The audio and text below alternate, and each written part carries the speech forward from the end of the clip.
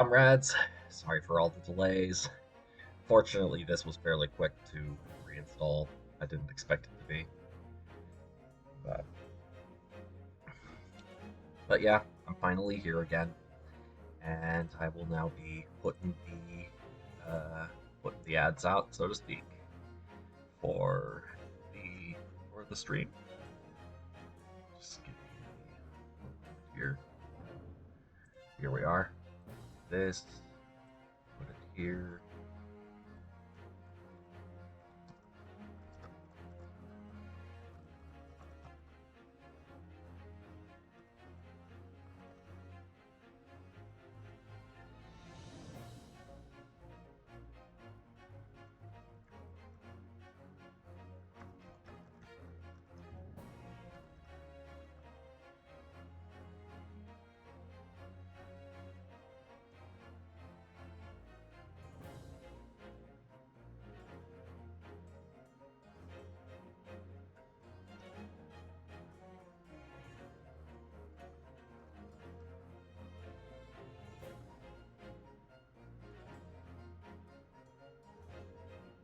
Okay, there's one place. Here.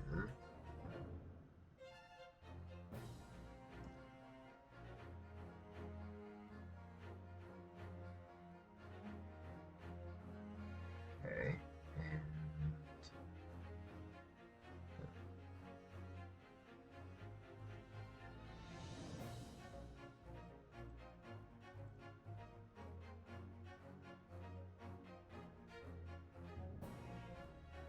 huh.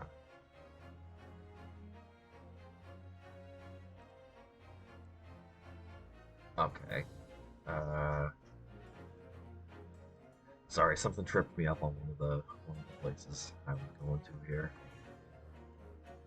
There. And here.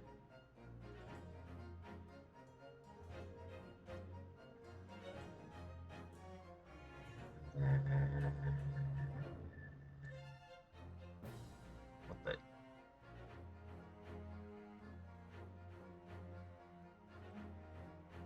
And then here. I believe that's everywhere. Yes. Okay. All right. And we're good.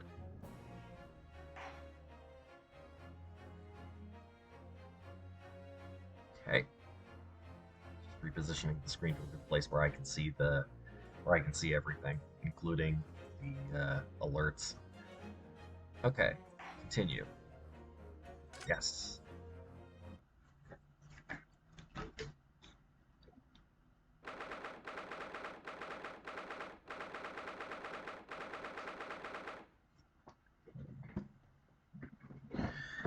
16th, 1:26 p.m. Windy Banks Pawnbrokery.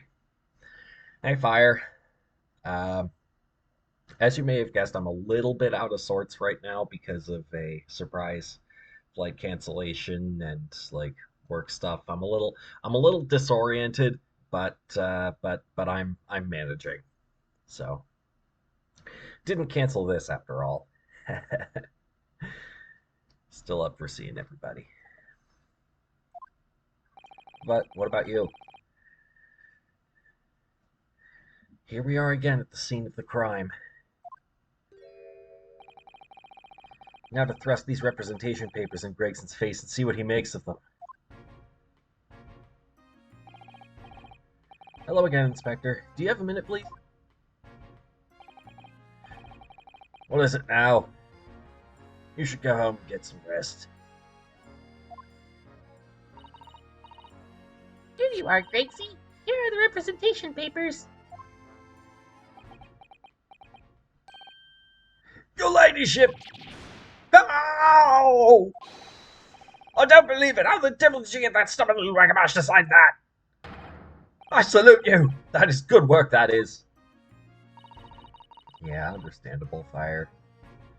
I can see you've been very busy here as well. How about some tea? It's a special blend designed to relieve fatigue.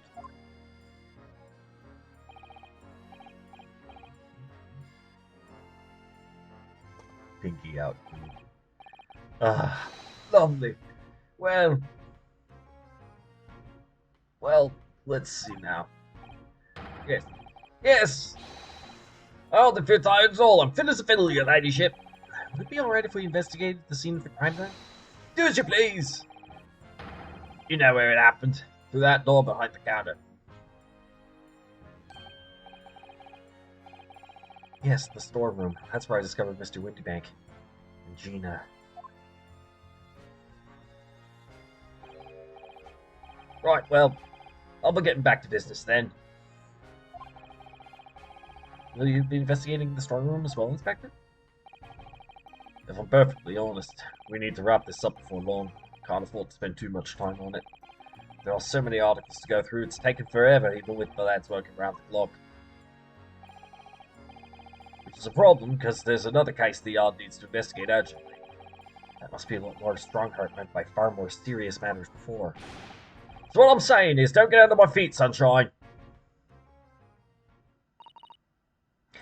Come then, let us not waste any time.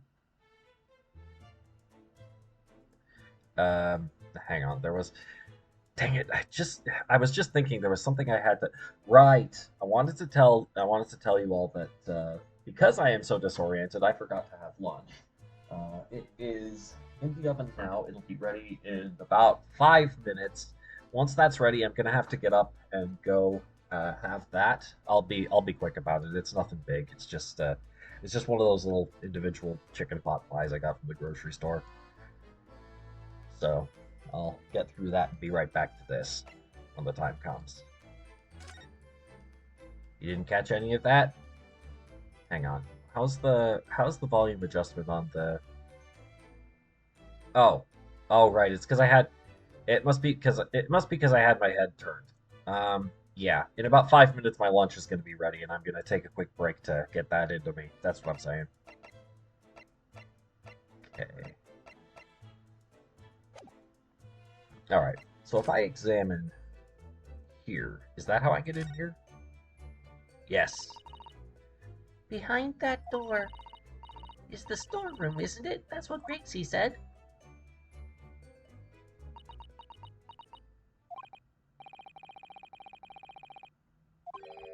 Yes, and that's where I saw that dreadful scene last night. Oh, right. There was something else I had to... What is it?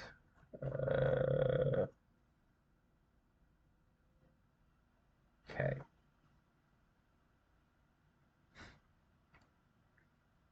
I did that. Okay.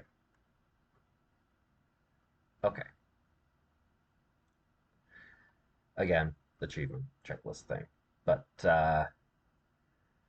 yeah, nothing's gonna come up in this part. We can play through this freely. Through the little window in the door.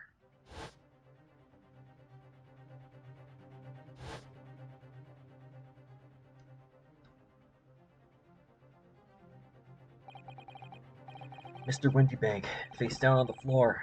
Gina beside him. As the accused legal representative, you have the right to examine the scene, Mr. Naruhodo. We must make a thorough investigation. Yes, of course. And we will. Behind that door, that's the real scene of the crime. It's the real scene of the crime. Don't worry. If there are clues in there, I'll find them.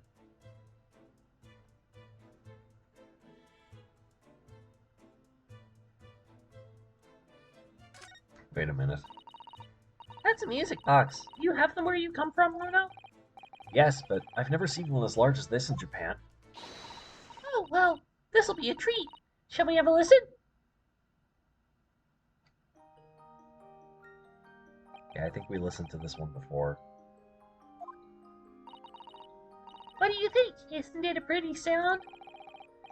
It's a beautiful sound, yes, but it's a little hard to enjoy when all the policemen in the room are giving you fierce looks. Never mind that. If any of them say anything, I'll tell Gracie to have a word. Iris Wilson, Superintendent of Scotland Yard. Alright, now can I move to the storeroom?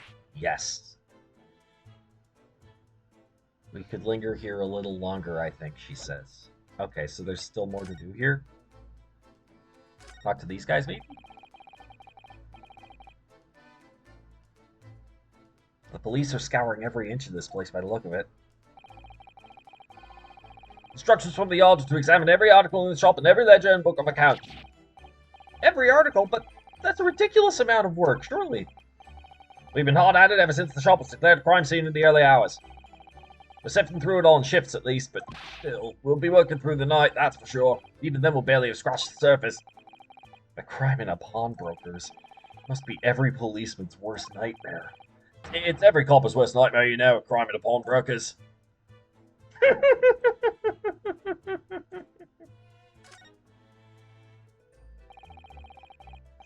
There's the article ledger here in Mr. Windybank's notes, and... What's this? It looks as though someone has left a little photographic print behind.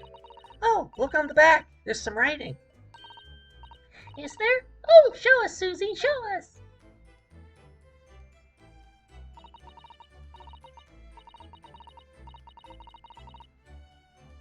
"15th February, 10:30 p.m. Article deposited, 1 gentleman's overcoat. Loan amount paid, £1. Redemption deadline, 15th April, 10:30 p.m. A gentleman's overcoat pawned for £1? Clearly it was a very fine coat. In fact, I think... Yes, this must be the ticket for the overcoat that Ginny redeemed yesterday. And is still wearing, which belonged to the Gilded. I would never have expected the redemption ticket to be handwritten on the back of a photograph, though. It seems Mr. Windybank just used whatever piece of paper he happened to have to hand. This photograph of a cat. Oh yeah, we saw this a section or two, a part or two ago, didn't we? Looks very familiar, doesn't it? I'm sure I've seen this exact same picture somewhere else recently. Oh, yes, you're right, very recently. It's the same as the one Ginny gave us earlier. Of course! I was forgetting that she gave us that print. What are you waiting for then, Mr. Naruhodo? Get it out! Alright, let the cogs turn.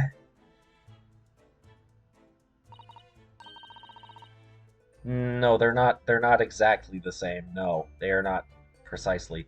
Take a close look at the facing direction of the cat. They are slightly different. I'm guessing they were meant for the machine that the stereo, whatever the stereoscope thing, at the other side of the pawn shop. I'm guessing that's what these are meant for, at least picture-wise.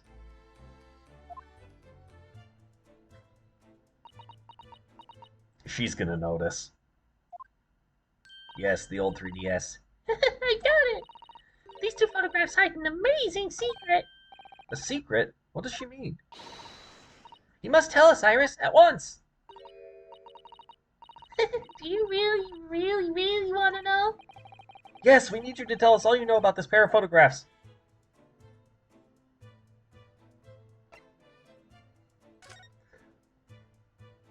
Also, yeah, the beeper's going off for my lunch, so I'll be back in a minute.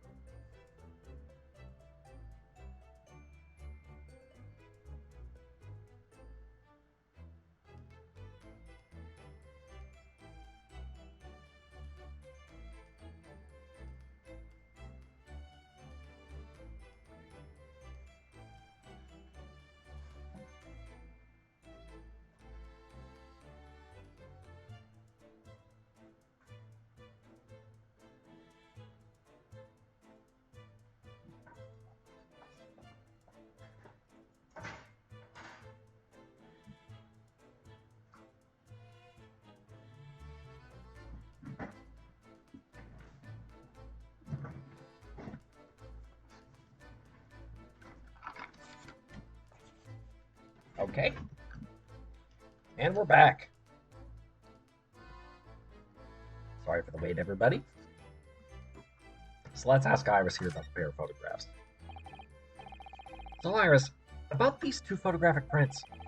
The one we found here on Mr. Windybank's counter and the one Gina gave us before.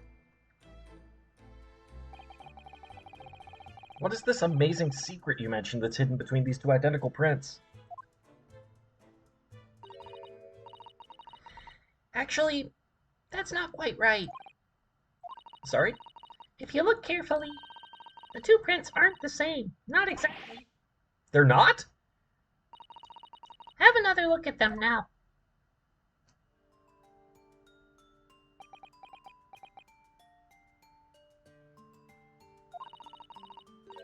Can you see that they're just slightly different from each other? I think so. It's very subtle, though.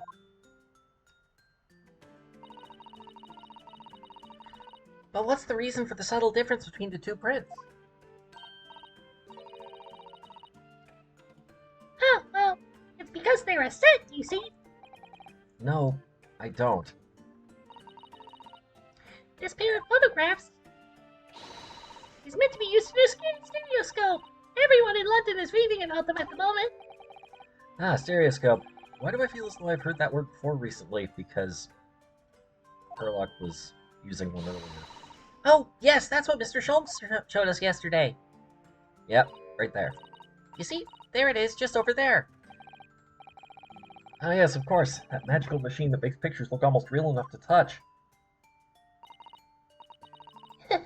Well, actually, it's quite possible to see the same depth in pictures even without one of those contraptions. What? Really? Do you know how a pair of flat photographic prints can appear to have any depth in the first place? No, I have no idea. Oh, wonderful! Then I'll be able to tell you. She's over the moon, bless her. Should we let her explain, though? We really need to carry on investigating the scene. I, for one, simply have to know.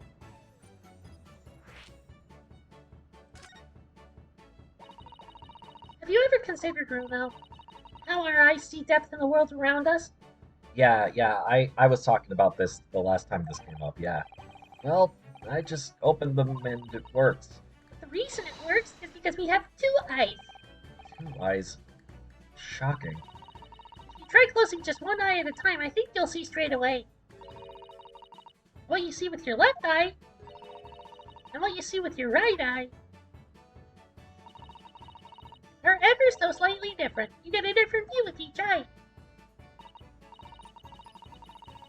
Yes, the position of objects seems to shift slightly. Exactly. And in your head, your brain uses that shift to estimate depth as it merges the two views into one. That's how we can sense depth in everything we see. Ah, my brain really is amazing, isn't it? It does so much without telling me. Ah, I think I see. So the pair of photographs consist of a left eye view and a right eye view. Is that right? Oh, well done, Susie. You're so quick. So if you can persuade your brain to merge the two pictures together in your head, you'd be able to see depth in these prints? Yes, Bruno. You're beginning to understand. The stereoscope's function is to act as your brain and allow you to do just that? Yes, but as long as you have two images, two eyes, and one brain, you can actually do it yourself without needing a stereoscope at all. You can? Really?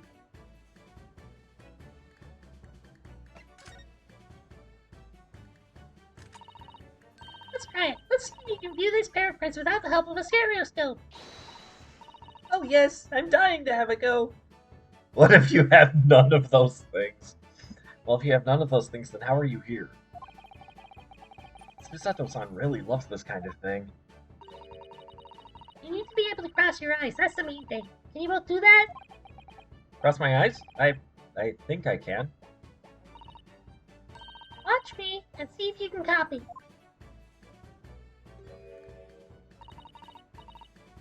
Make your eyes do this. Just look so... Alright, let me try. Are you ready, Mr. Naruhodo? There, how's that? Wonderful. Now it's your turn, Runo. The trick is to concentrate on looking at the bridge of your nose with both eyes at the same time. Not exactly an easy task when two people are staring at you cross-eyed. Alright, that's enough practice. Now let's try looking at the prints.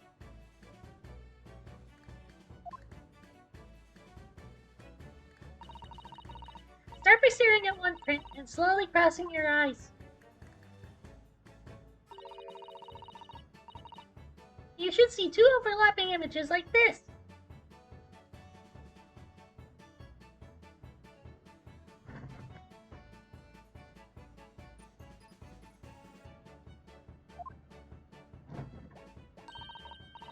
You try it now, Runo. I'm just gonna have to give it a try, I suppose.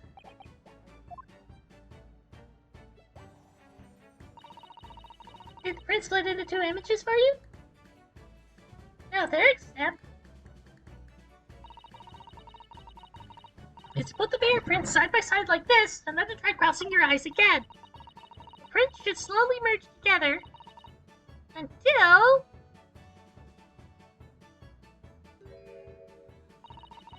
they form a new single image in the center. Oh yes! Mr. Naruhodo, it works! I can see it in the middle now! It looks so real! Oh, I could look at it all day! I wouldn't advise that. Your eyes might start to hurt. Your turn, Runo.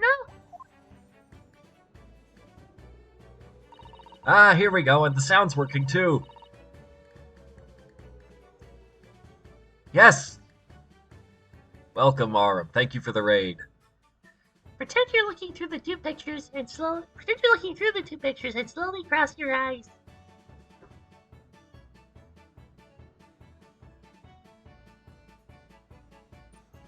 See, the problem with these things is that you also need to be the right distance away from the, You also need to be the right distance away from the pictures, and I can't figure that out from here. Keep adjusting the position of your eyes until the two images overlap exactly in the middle.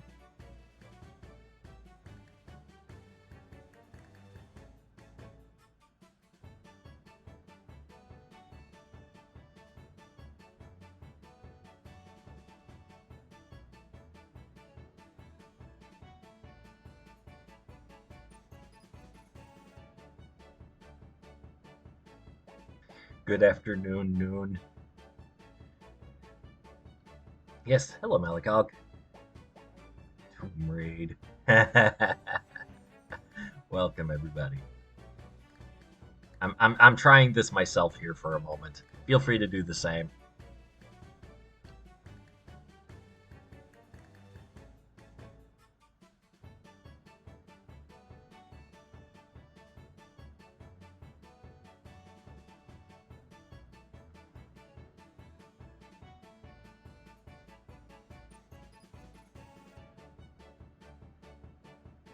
Yeah, my eyes are unhappy with me too. Like this, is it?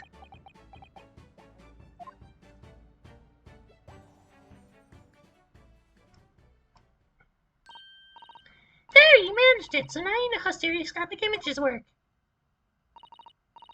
Well, I don't know who discovered it, but it really is quite extraordinary. But yeah, it's the same principle behind the 3DS.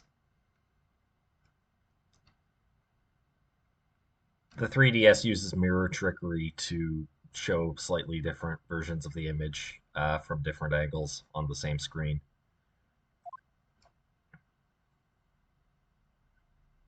So you don't need to go cross-eyed to do it. So what do you think of these stereoscopic prints then, Runo? They're certainly amazing, but it isn't easy to get the knack of viewing them properly. Now, some people find it easier than others. But that's why contraptions like this exist, for people who find it tricky. Oh, I recognize that. We saw one over there yesterday, didn't we? Yeah, right there. If I remember correctly, you press this little knob here.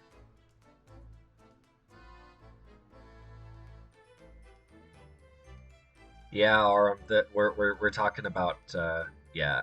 how that works, because we found two photographs that were meant to be viewed like that together. If I remember correctly, you press this little knob here, then set the pair of photographs in this stand at the back, and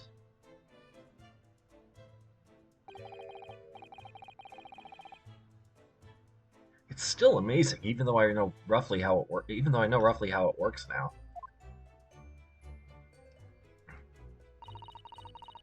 Well, London seems to agree with you. Stereoscopes are very popular at the moment. You can find one of these folding contraptions in lots of households in the capital currently. But if these little machines are so affordable, surely there's no need to go around staring cross-eyed at pictures like you hate them. But it's much more satisfying to be able to see the effect with your own eyes. Well, I think so in any case. Stereoscopic pictures. I'd never even heard of them until yesterday. We've certainly learned a lot about them, but I wonder if it's knowledge that I'll ever actually need. This is Ace Attorney. You are going to need this information in the trial somehow. I don't know how, but it's going to be important. The second white cat photograph has been entered into the court record. Oh, court record. There's something on this one that has never been examined. This bloodstain! Look, this dark red smear here appears to have been made by somebody's finger. Do you think it could be blood? Do you see any red mark? Do you see any red mark as blood, Iris? That's a bit morbid, I think. It looks like blood. But it's almost certainly blood, isn't it? 10-year-olds today.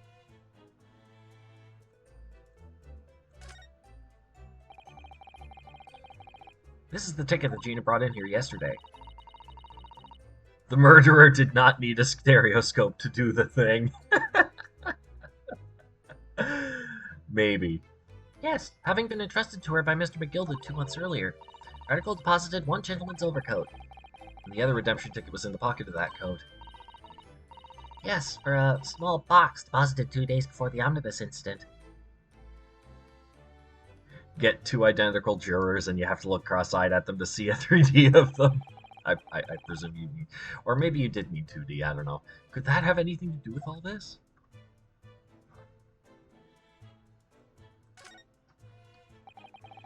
This is the second of the 2 photographic prints of the cat. It really does look like Wagahai.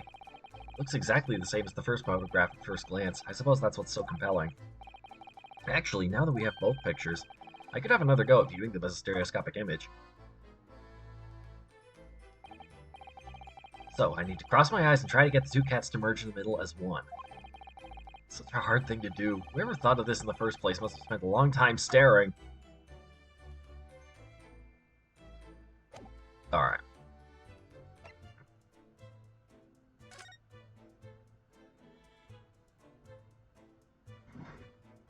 Okay. Just making sure there's nothing else to, that I need to see in the... Okay. Are we done here now?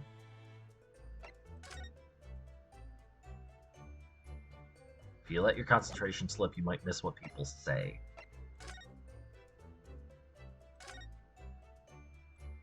What about this guy? This officer has been staring intently at the wall since before we came in here. Shh! Keep it down! Oh. Sorry. Some magic clue just here. Really? Then we must tell Grixie at once. As soon as I report it, that'll be it. I'll be stuck here even longer. Stuck here? What do you mean? I haven't been home in 2 days already. I need another constable to relieve me and take over my shift. They really have a tough time, the British police. That doesn't stop us investigating, though, does it? No, I suppose not. I'm fairly sure it was the calendar he was peering at. Ah, look here! There's a bullet in the calendar. Oh yes, a bullet hole. And I can see the bullet is still lodged in the wall. Presumably Mr. Windybank wasn't practicing with his revolver in his spare time. There's blood all over it, too. Ah, well... Mr. Sholmes likes to practice in his drawing room whenever he can. He's very patriotic like that. Sorry? It's all there in the Adventures of Herlock Sholmes, you know. Isn't that right, Iris? Did I write something like that? Partly in jest, perhaps. In jest? Well, he doesn't do it often. It is quite a dangerous pastime. He doesn't do it often? He shouldn't even do it once! Forget that for now, Runo. Let's examine this bullet. What's that around the bullet hole? Is it blood? A suspicious red stain on the calendar. Aha! I may well be able to help with that. What? There's nothing like the sight of blood to get the blood pumping, is there, Runo? I have a feeling I'm not as bloody-minded as you, Iris. I'm afraid the sight of blood makes my blood run cold. There you have it, you see? When it comes to blood, we're all different types. Yes, what a scientific observation. So you need this. Oh no, what is that scary-looking thing? Curly and I haven't actually come up with a name for it yet, but as soon as you see it in action, you'll understand what it does. Watch! Uh-oh.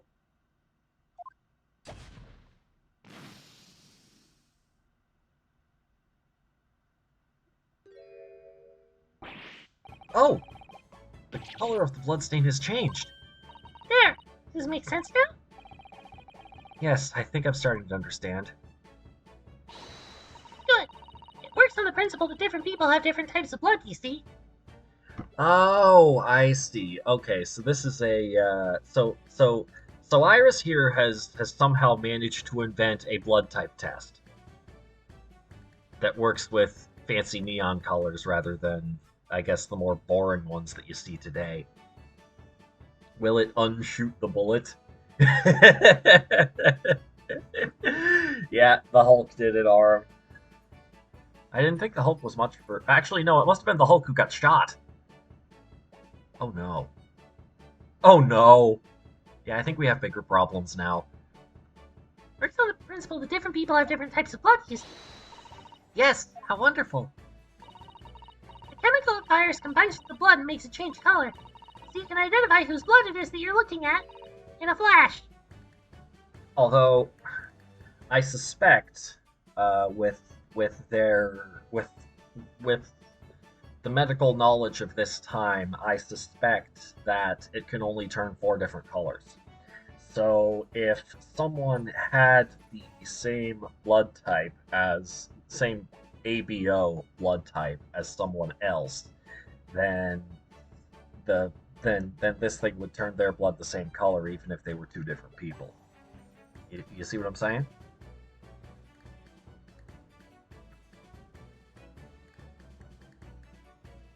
It's, I guess, possible, given that this is Ace Attorney and this is Iris Wilson we're talking about, that it may work not just on the ABO tags, but also on all of the other ones, not even just the rhesus factor either, but also the, I think it's like tens to hundreds of different blood tags that people don't consider in blood typing today because they don't typically cause rejection issues, right? So maybe she's working based on that, in which case it's still not perfect, but it would be much more discerning, you know? Well, we'll see where they go with this. Oh, what a fabulous invention, Iris. Isn't it? Isn't it? I bet Ginny would say it's bleeding great. So, whose blood are we looking at then? Well, all the chemical does is turn the blood to different colors, so... just find someone whose blood turns the same color, and you'll know who it belongs to, in a flash. It's more like 2 flashes, really, isn't it? 1 flash or 2. This could well turn out to be a very valuable clue.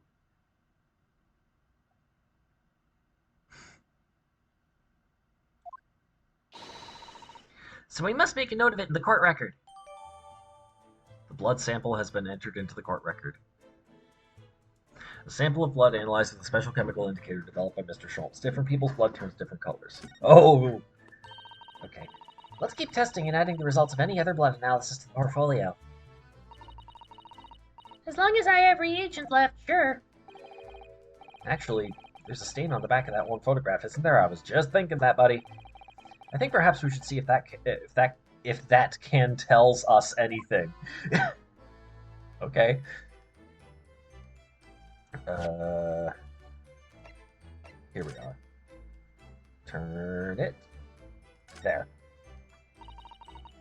Mr. Naruhodo, I don't know if you've noticed, but there's something rather troubling here. I have noticed. A red smear, you mean? Yes. Looks like blood, doesn't it? I wondered if Susato-san had picked up on that. Well, in that case... Yes, we need Iris. We should show this to her before we forget. White cat photograph number 2's information has been updated in the court record. Okay. How does this look now? Name unknown, location with the bank's main shop, color green. Okay. Oops, I clicked out of the window. There we go. Back.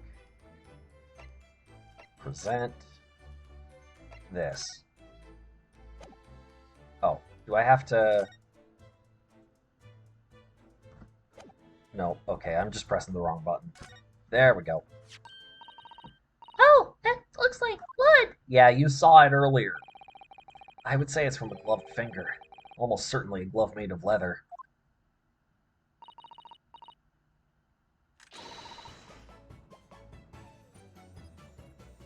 Well, don't worry, Runo. You can leave the rest to me. It might be a good idea to take a gun with you, too, to quickly draw blood from people you want to test to see if there's matches. Oh, boy. I thought for a moment that might be why Iris was pointing her gun at me earlier. Oh, God.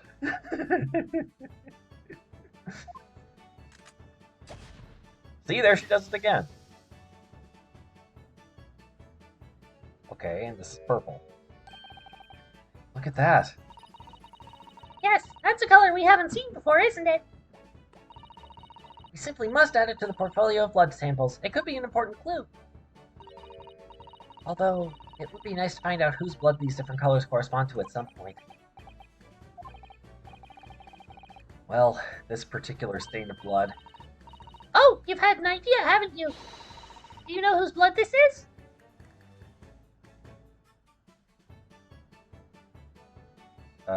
Leather glove.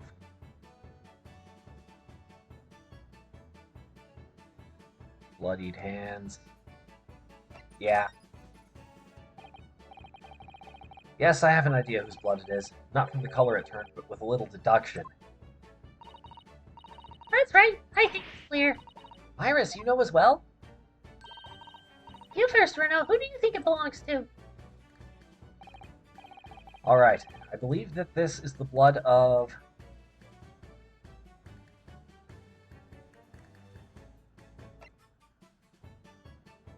Thrice-fired Mason. Because think about it. This ticket was put in by Gina while she had those leather gloves on that were covered in the blood of the guy from the previous case, who is this guy, right? It was this guy's blood on Gina's gloves when Gina was giving this thing to Windy Bank.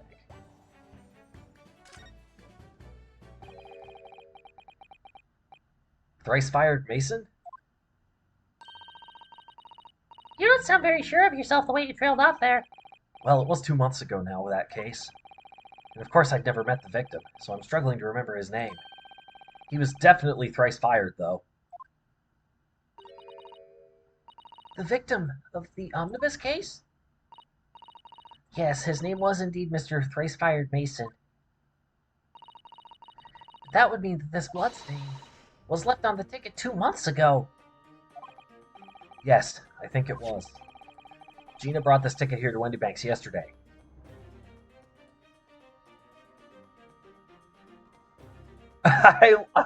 You know, I actually I like that little fake out they did where Ryunosuke sounds unsure of himself and you think you got the wrong answer, but then you didn't. And it's just because he forgot the guy's name. Nice. Well played, Capcom. Well played. Gina brought this ticket here to Windy Banks yesterday. I'm suggesting that the bloodstain was already on it at that time. So it's a smear of blood from the time that Mr. Mason was killed 2 months ago. Something else is coming back to me now. Mr. McGilded was also wearing leather gloves that night.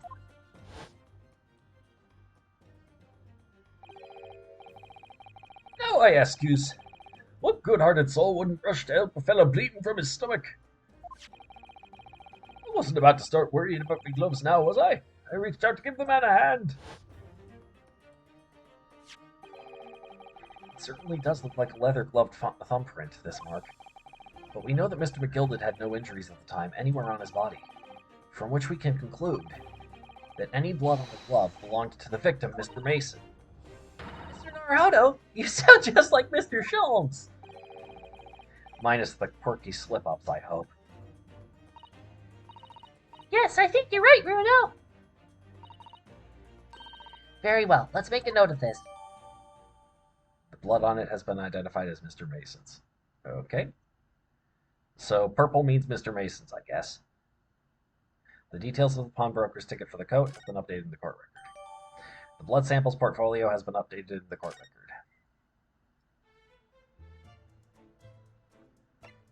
Alright, are we done?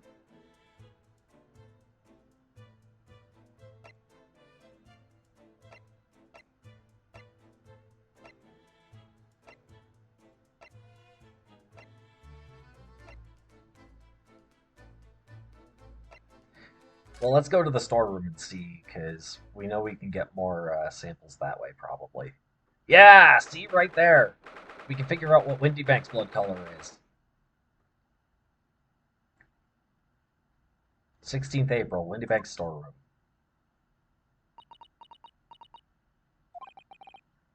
Poor Iris. She's clamped up completely. Iris is bound to find this difficult. After all, Mr. Windybank's life was taken in this very room only last night.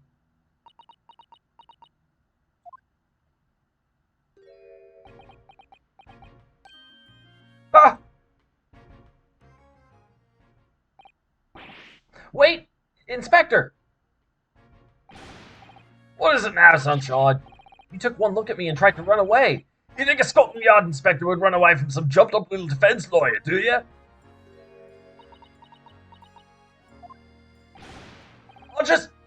Well, I've never seen her ladyship looking like that before. Thing. I didn't know what to say to her. So you weren't running away from me, you were running away from a 10-year-old.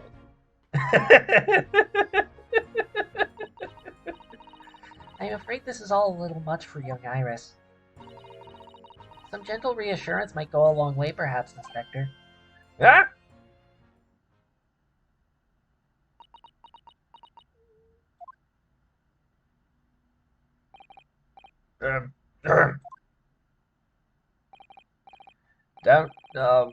Don't trouble yourself unduly, your ladyship.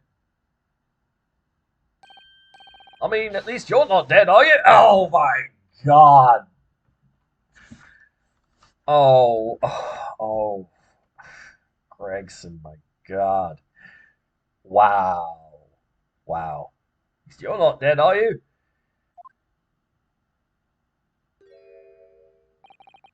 I don't think that went very well. Why? Look, I'm in the middle of an investigation here, Sunshine, and I told you not to get under my feet.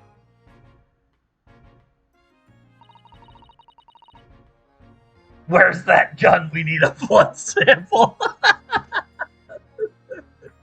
Yeah, that'll be a thing now. That's a thing now. Need more blood samples. And we have investigating to do ourselves. Yes. I'd like to hear more of what the socially inept inspector has to say. Oh, girlie. And inquire into how Mr. Sholmes' operation is going. That's right, we need to know what Sholmes' blood color is, too. Because he was here. He got shot.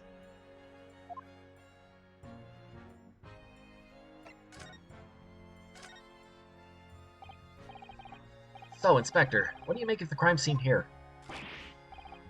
Oh, you've got eyes, haven't you? Use them. Here's what it looks like. Nothing more, nothing less. Iris, could you lend me a hand?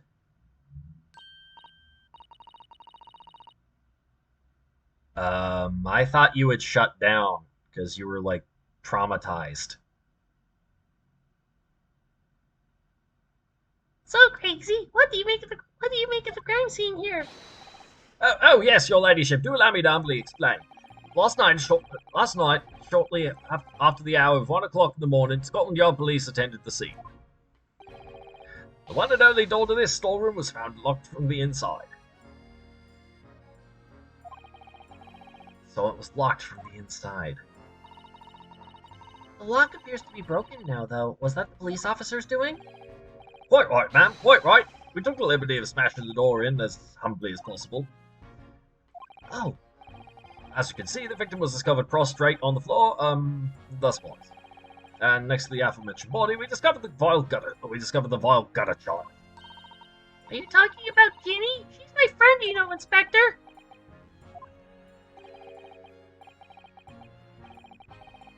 Miss Lestrade, the hapless girl, was curled up on the floor, dead to the world. She's still alive, you know. Yes, when I saw her, she appeared to be unconscious. I'm afraid to say, she had the gun that was used in her hand. No! Presumably, it's the gun that's still down there on the floor now. Oh, was there blood in the... In her pocket, we found the key to the door as well. What? The key to this storeroom? And you say the storeroom had been locked from the inside, Inspector? Correct. All of which leaves her ladyship's friend in something of a sticky situation, I'm afraid.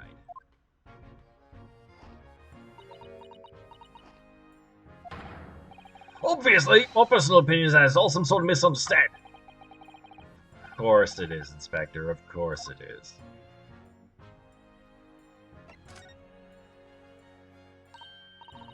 Rexy, do you know anything about Hurley? Is the operation finished? Is Hurley alright? Is he?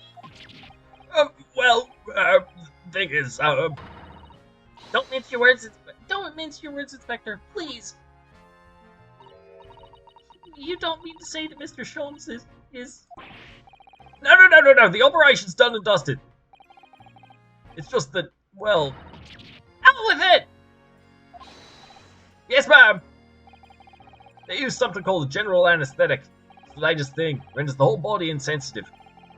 Whole body? Anesthetized? Is that even possible? Means the operation can be completed while the patient is fast asleep. They're getting things backwards here. Local anesthetic was invented after general anesthetic.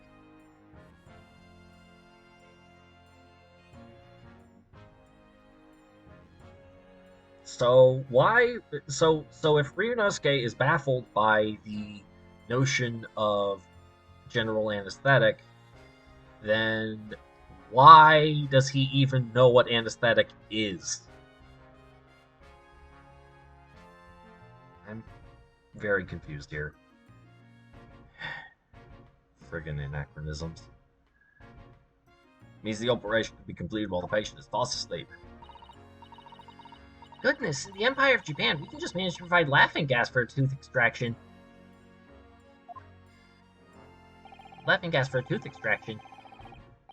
Trouble is, the latest thing isn't always the greatest thing, if you follow what we did. Sleeping is indeed a different drug, yes. They couldn't get the medication to work at first, so it took hours for it to nod off. So I hear. Now that the op's finished, they can't get him to wake up, apparently. Oh my! No one knows if it's the anesthetic still in the system or if the bloke's just plain exhausted. Yeah, this is why you never mix uppers and downers. This is... Ugh. They very well could have killed him by trying to give him general anesthetic with that much coffee in his system. They could very easily have killed him. What the hell were the doctors thinking? I am quite serious here, folks.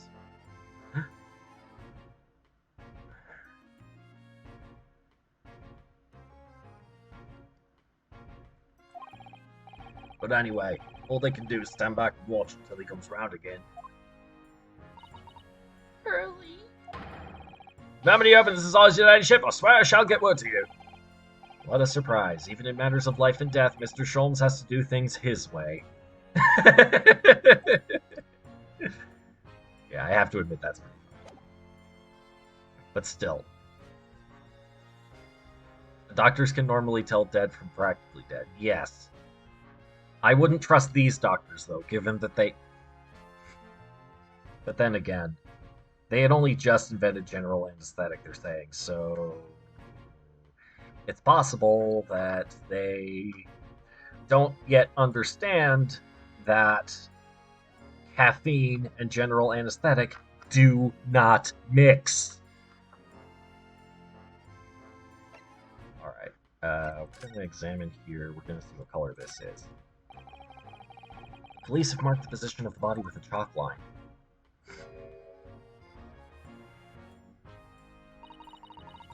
Poor Mr. Windybank. He was a nice old man.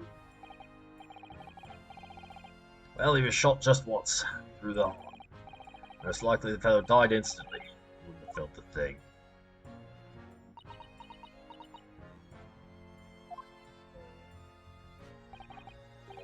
You believe that is red.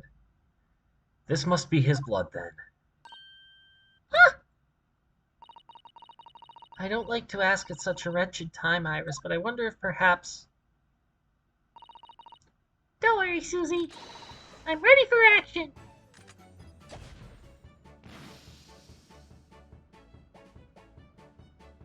It's blue. Okay. So now we know the color the chemical turns when it reacts with Mr. Windybank's blood. It doesn't match our analysis of the bloodstain we found in the main shop. No, but let's add this sample to the others we've already collected anyway. The blood samples portfolio has been updated in the court record. This is a revolver. A real one! And quite possibly the murder weapon used to take Mr. Windybank's life. What's the matter, Susie? You and Runo look like you're about to faint. Well, it's just that I've rarely seen a gun in the flesh. And I've had issues with guns in the past. But anyway, we saw Mr. Windybank with this yesterday, didn't we? Oh, god damn it! Yeah, no, we're skipping through this. It must be the same gun. Last night, when I looked through the spy hole in the door to the storeroom here, that was the same gun I saw in Gina's hand.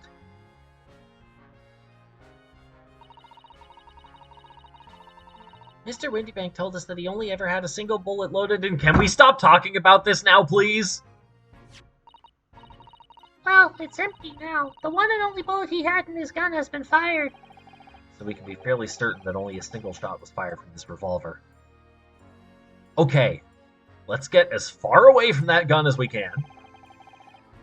Out of all the articles in this storeroom, this is the only thing that shows any sign of being ransacked. Ah! What is it, Iris? That's the box file that my manuscript was being kept in. Oh! Iris' unpublished story, The Hound of the Baskervilles. Surely that's not what all this...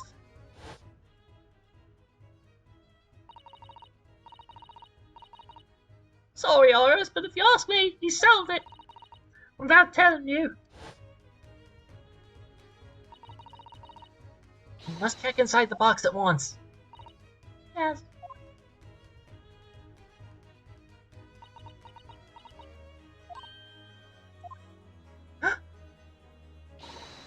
It was there! Iris's story was there! Really? It was? Well, that's good news, isn't it, Iris? Yes. I mean, of course I believed Hurley when he said he deposited it here, but still, it's a relief to actually see it. Really? Because that's not a very well hidden frown.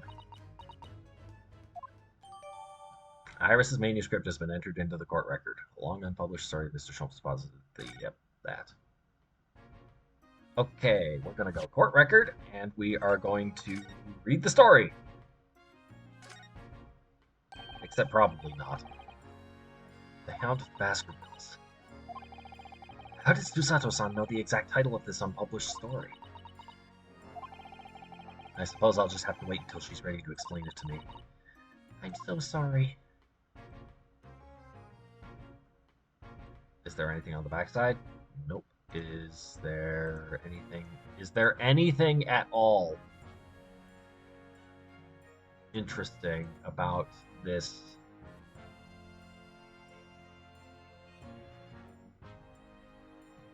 Pile of papers. Wait.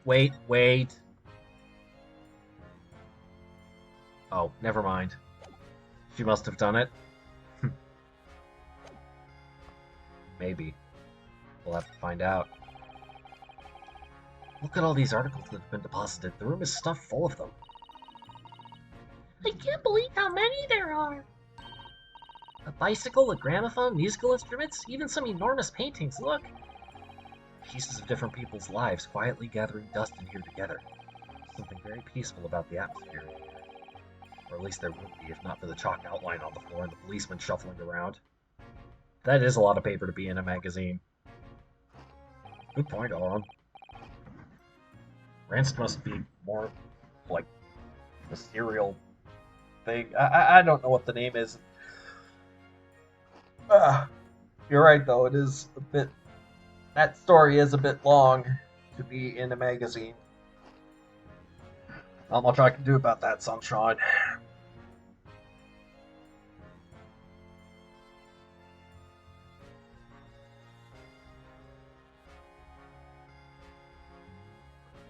I think we're done here.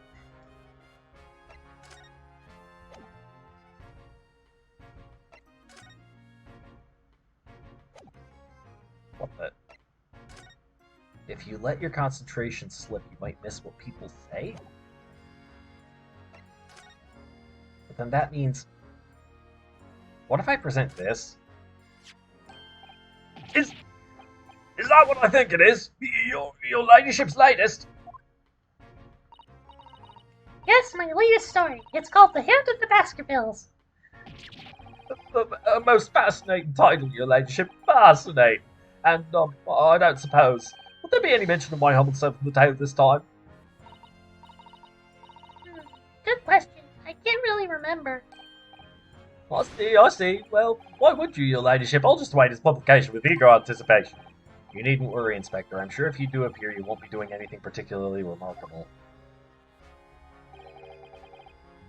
You're looking to be arrested, Sunshine. I didn't mean it like that. Even if I did, you wouldn't have bitten her ladyship's head off, would you? That's not it. Representation. Here's blood samples.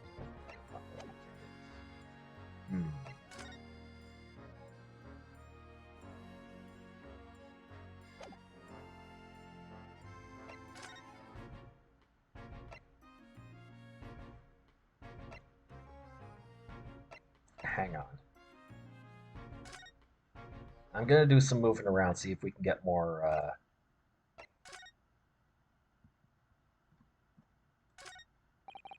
Oops. That's not what I meant to do.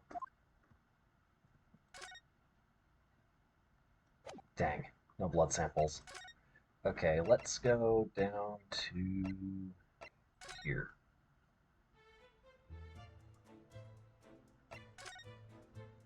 No.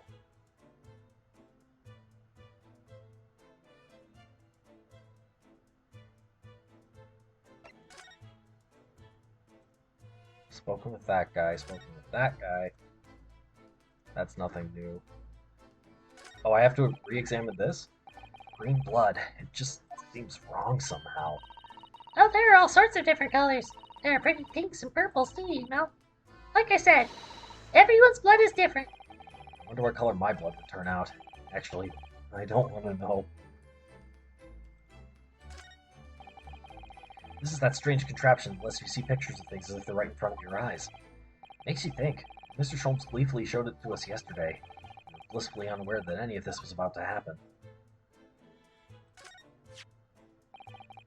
I'm fairly sure this contraption was here yesterday as well. Here we are, though I'm not confident I can get it closed again. Oh yes, that's a folding stereoscope. Really? This is a stereoscope? Mr. Sholmes showed us a picture yesterday that you were supposed to be able to see in 3 dimensions. But for that he used the great big contraption over there. Oh, well, that's for use in public houses and places like that. It contains a carousel with all sorts of pictures inside. But this little thing is a much simpler design for use at home. There are special shops selling prints you can use in them. I have a little collection myself. I wonder if I could make money out of these in Japan. It'd be keeping my toilet sparkling clean anyway.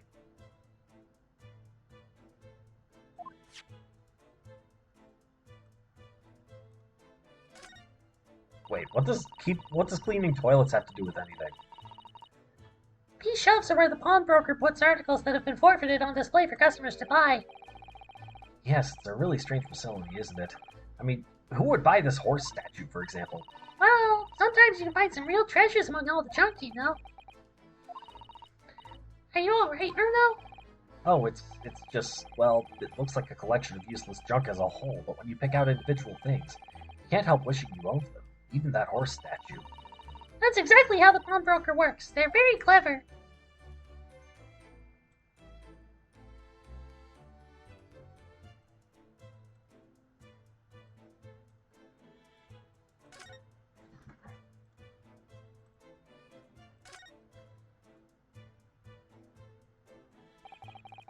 That ledger that's open on the counter there really is enormous, isn't it? Must be an awful lot of work to keep track of all these hundreds of items in pawn.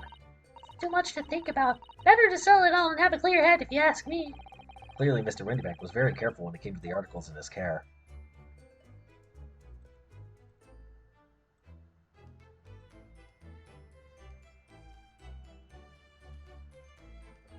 Alright, I think we're... Oh, wait a minute. Oh, never mind. Okay, can we converse with you anymore? Nope. Okay. She's really suggesting that there's more to do in this room, but... Do I need to repeat these? I'm seeing here, showing good eyes. We've already seen this.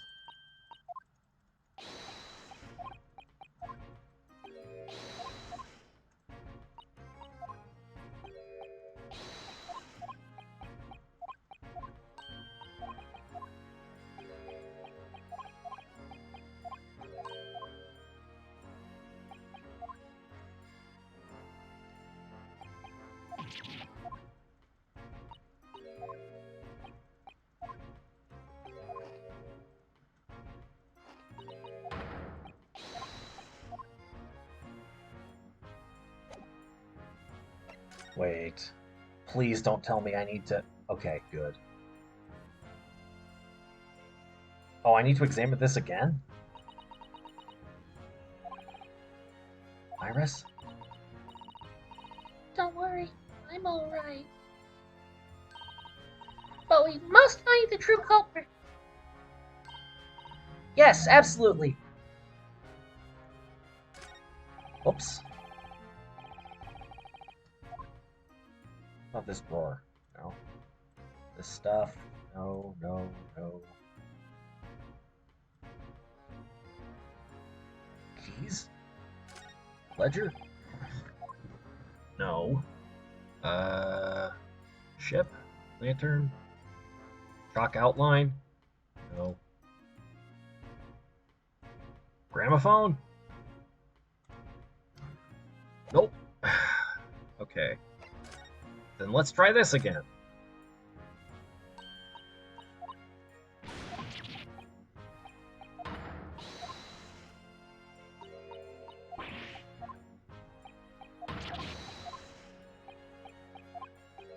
Oh, right. That's right. I can think of something else that needs to be done here. But it's not going to be anything that I can do here.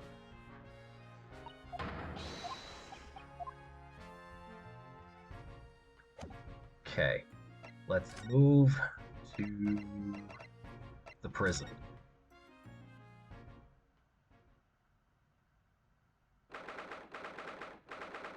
16th April, local prison, cell 13. Gina doesn't appear to be here. I believe she must be in questioning at the moment. Oh, but wait a minute. What is it, Iris? Well, if you examine the scene here carefully, there's another possibility, isn't there? Ginny could have slipped the key from the jailer when he wasn't looking and escaped. Oh my! Why would she do something like that? It would only make her situation worse. Calm down, Bruno. I was only joking, of course. It's totally something she'd try, but probably not in her current state. Oh, you had me worried there. I thought it was a great deduction. Yes, it must be your way with words, Iris. You're so wonderfully persuasive. Perhaps you don't fully understand the weight your words carry. Oh dear, I'm sorry. I suppose a light-hearted great detective is a contradiction in terms. Well, in the same situation, I'm sure Mr. Sholmes would just have thrown his head back and guffawed. I'm not entirely sure that's helpful, Mr. Naruhodo. Well, anyway, it looks like we won't be able to talk to Gina for a while. We should try to make progress with our investigation in the meantime.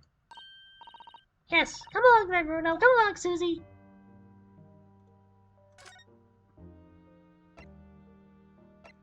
Okay. She's saying there's something more to do here. Am I supposed to show?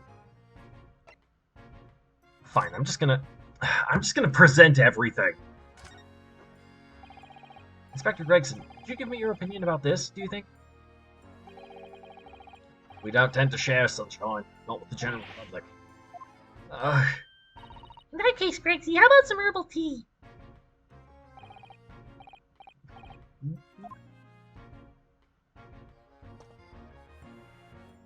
Alright, see you in a bit, Fire.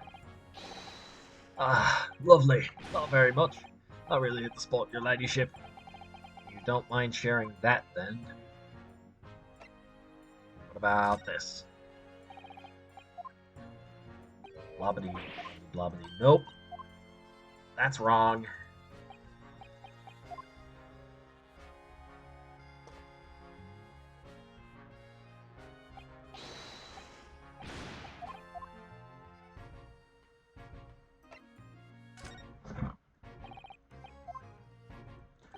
Also wrong.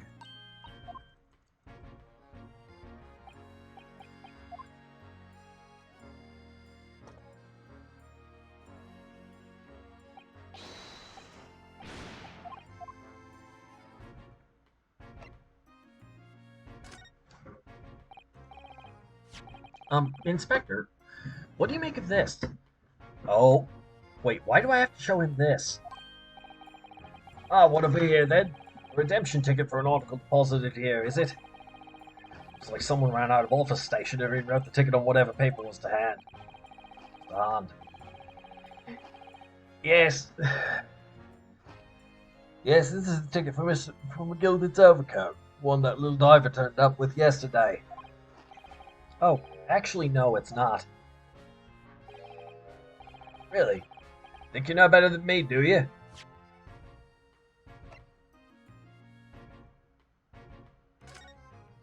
This is one small box, 10 shillings. Oh yeah, this is this one. Mr. Wingbank appears to have used the back of this photograph to write out a redemption ticket. He's written it very neatly, but still, perhaps he ran out of paper, so had to use anything he had to hand. It's hard to know what's the front and what's the reverse side now.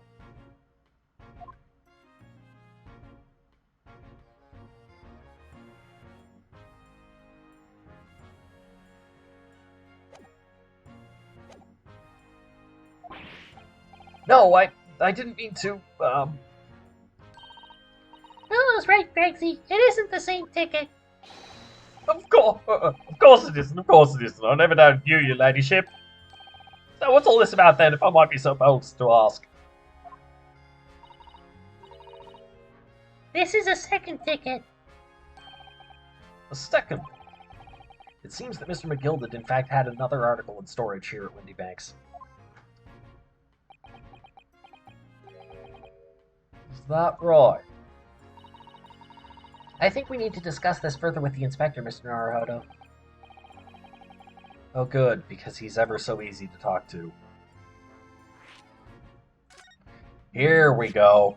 Now we're making progress again. This ticket was in one of the pockets of Mr. McGilded's overcoat. You mean to tell me? Yes, there was more than just the music box disc, it seems. I should have insisted on the lads taking it back to the yard and examining it properly. Well, according to the details on this ticket, Mr. McGilded deposited another article here with Mr. Windybank. Yes, I can see it written here. Small box, was it? Do you have any idea where it is, Gregsy? Any idea at all? It's another article belonging to Mr. McGilded. It could be an important clue. Well, yes, I suppose it could be... Please, stop looking at me with those big turquoise eyes all full of hope and expectation. It's too much pressure. I'll lose me marbles, I will. I'll go barking.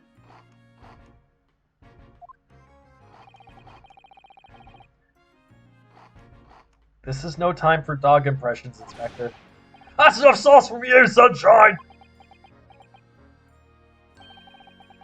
There is one thing that springs to mind. According to this ticket, the redemption deadline's already passed, hasn't it? Oh yes, of course. Articles are only held for 2 months. So the small box will no longer be in here then. That's right. It's been forfeited. Which means it could be on the shelves in the front of the shop where the forfeited items are offered for sale. Yes, the shelves at the front. We must search them at once. You're wasting your time. Oh. There are dozens of little boxes out there. Hundreds even. Can't possibly know which one might have been the Gilded's. That information's not written in the ledger. Well,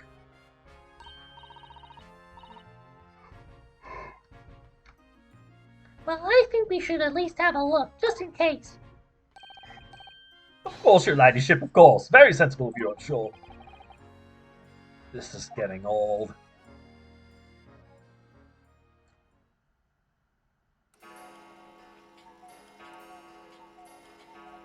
Okay, now what? Ah! I really jumped out of my skin there. How could Mr. Windybank set such a wicked trap? I doubt he set out to scare anyone. Is that really the time? I think perhaps we should pay Gina another visit soon. Oh? Her trial is tomorrow. We must establish whether or not you'll be defending her. I think we should ask her one more time. She may have changed her mind. Well, she did sign the representation papers. Don't you remember, Runo? You told her she could rip up the representation papers if she didn't want you to be her lawyer. Really? Did I say that? Yes? You did. Oh, yeah, I did say that. The deadline for submitting the paperwork is fast approaching. In that case, we better hurry back to the prison and talk to Gina again.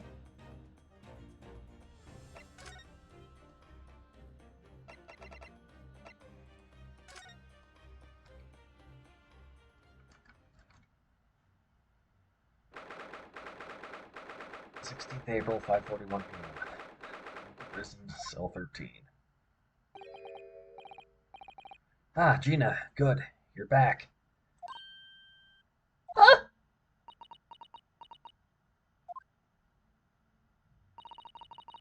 The police must have finished questioning her then. Oh, how was it, Ginny? Was it awful?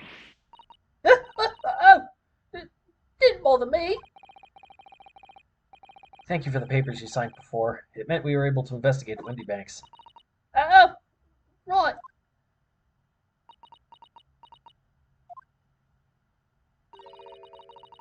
Don't you want to know how we got on?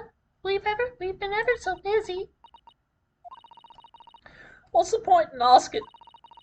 Don't change what everyone's saying, that I did it. That's not...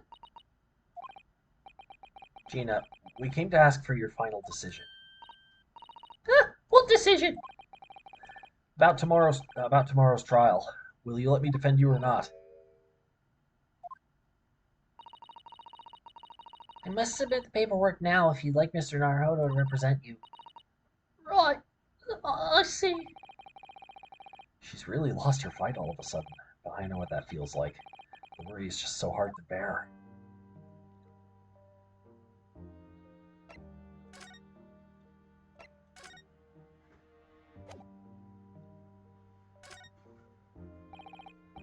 Here, Gina, look at this. Not all. I wasn't saying you could have it. Oh, weren't you? Oh, yeah. Okay. So we presented.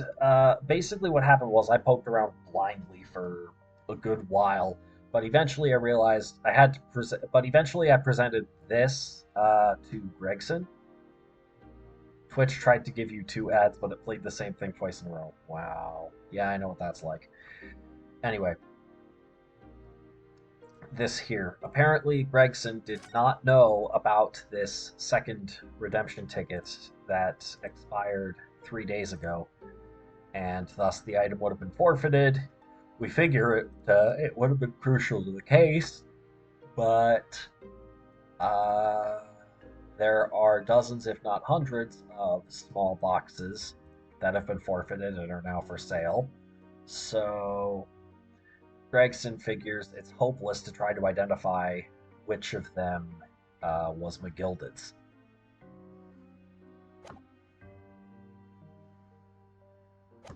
And then the clock rang, so we're here to talk with Gina again, and confirm that she'll let us represent her in court.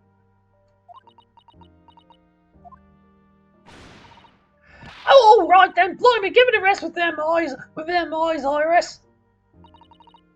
So go on then, fill us in. Who done it? Unfortunately, we don't know that yet. You don't say. We don't know yet, Gina, but Mr. Naruhodo and all of us know that you are innocent of this crime. While we haven't yet managed to work out who the real culprit is, there are a number of interesting facts that we have managed to establish. Yeah? Like what? Well, for example, the reason for you being there in the first place. I think I know now why you broke into Windy Bank that night. It looks like I'm going to have to take some evidence that clearly reveals the reason and thrust it in Gina's face. Or I could present it to her calmly, I suppose.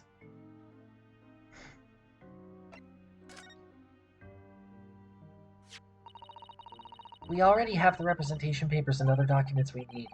All we have to do is hand them to the court clerk. That is, if you'll allow me to represent you in court tomorrow.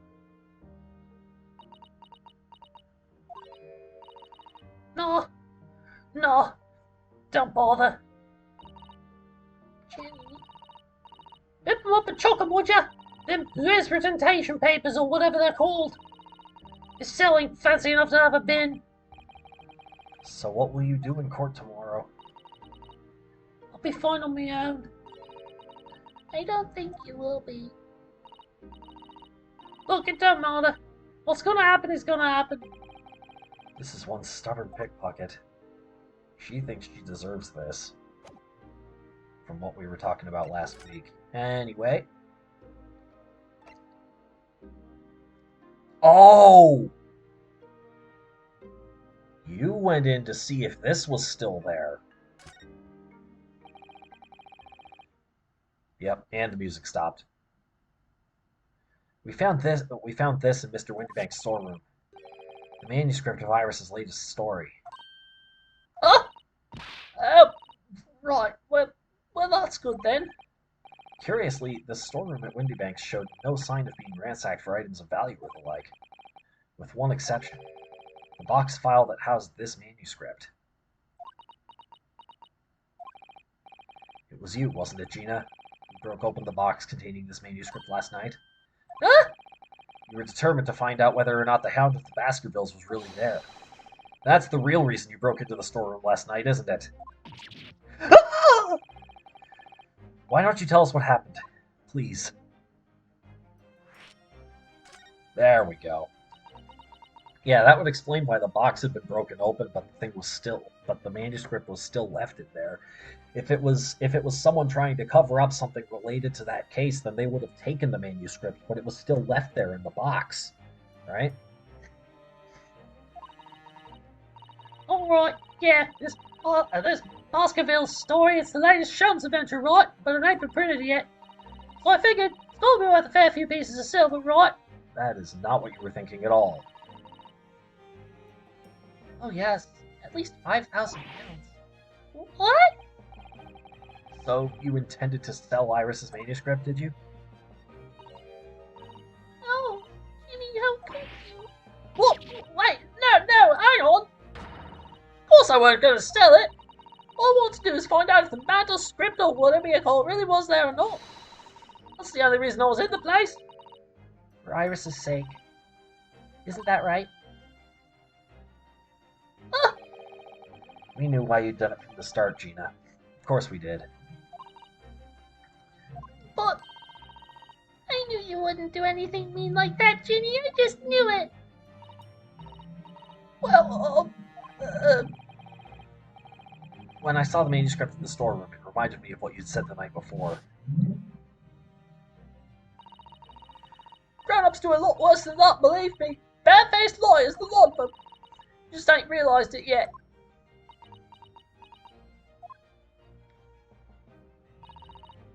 I'm telling you, that mantle script ain't at Windy Banks. You'd soon see if you had a look. If I'm honest, I have wondered if Hurley's telling me the truth sometimes.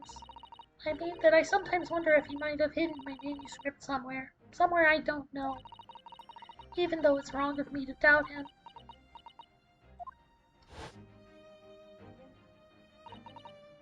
Oh, Jenny, that was so sweet of you. Alright. I'll tell you why I did it. Just stop looking at me like that, Iris.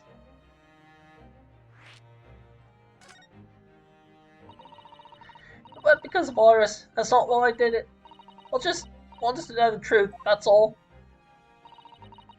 You wanted to know if Mr. Sholmes was being honest? If he'd really deposited the manuscript at Windy Banks? It's like I told you the night before. I never had a father.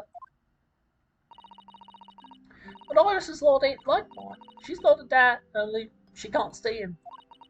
About that. And I reckon that's got to be harder.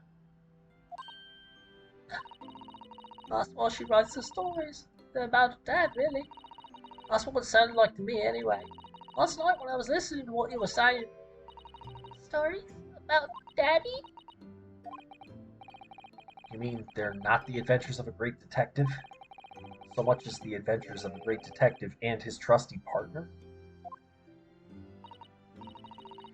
That's how I see it, yeah. You're so thoughtful and so kind, Jimmy. Yes, and we never thought any differently, did we? Look, give it a rest, will ya? I hate all this chummy nonsense, do you? I hate it.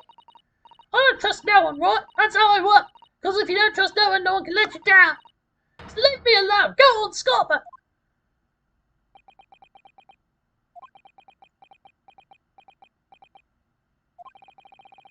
I hadn't noticed until now, but it's unmistakable. Right there on both sleeves of that overcoat. Are some very suspicious red stains.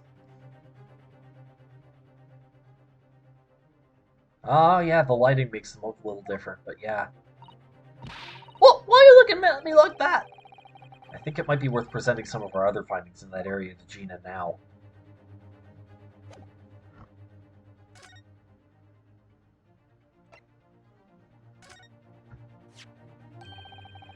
Do you see this pawnbroker's ticket, Gina? It's the one you took to Windy Banks, isn't it? The one for that black overcoat that you're wearing now.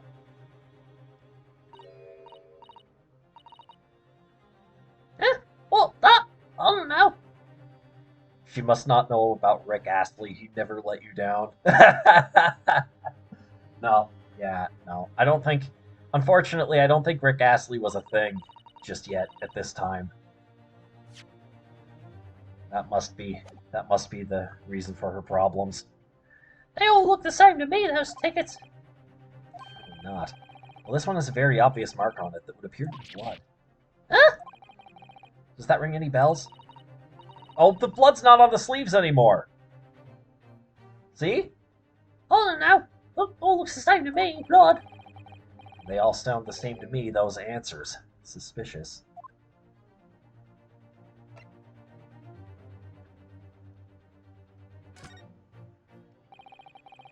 Those stains on the sleeves of your new coat, Gina. They're blood, aren't they? Not that I know whose blood yet. What? Blood, Mr. Naruhodo? See, look, you don't appear to have any obvious wounds yourself, though. See, look, there's no blood on the sleeves anymore. So could it be blood that spattered from Mr. Windybank when he was shot last night? Let's not beat around bush here. This trusty friend of mine will get results much faster than anything else. Take it easy, Iris. Don't move, Ginny. I'm gonna shoot.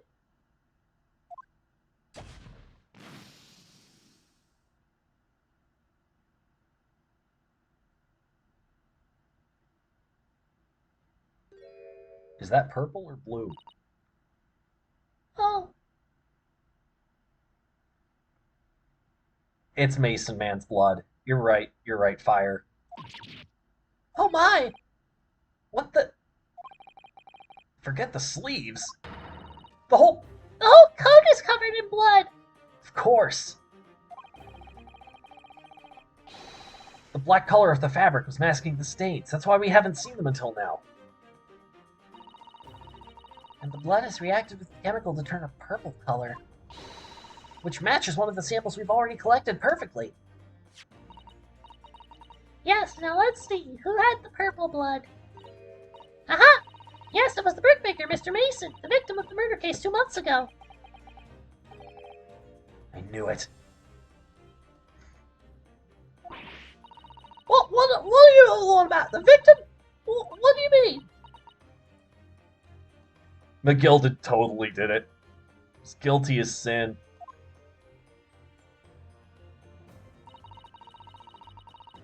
It's a rather uncomfortable situation, Mr. Naruhodo, but I think this makes things quite clear. It means the Omnibus case is finally solved. The truth about who really murdered the brickmaker, Mr. Mason, is revealed. Ginny, it was you that killed Mason Man. Oh, would someone explain what's going on? Stop telling off a story!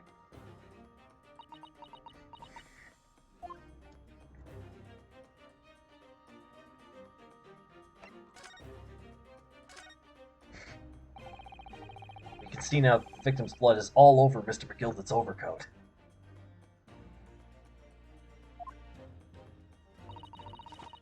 But in the trial 2 months ago, the defendant said this in his testimony.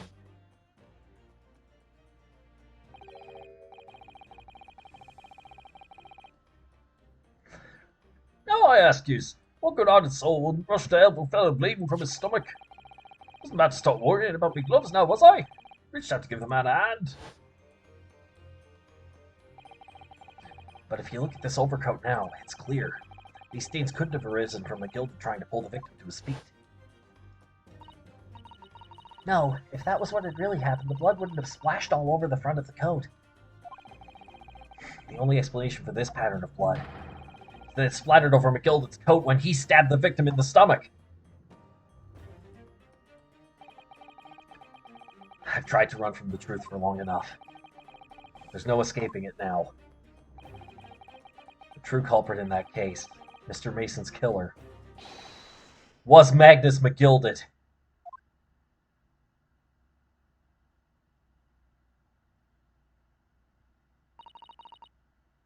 Mr. Naruhodo, that horrible case is solved at last. I helped the man walk free from that trial. He used all that twisted testimony and all that sham evidence to prove his innocence. How could I have let that happen?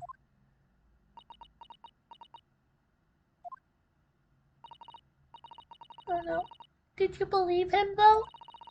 Did you believe Mr. McGilded was innocent?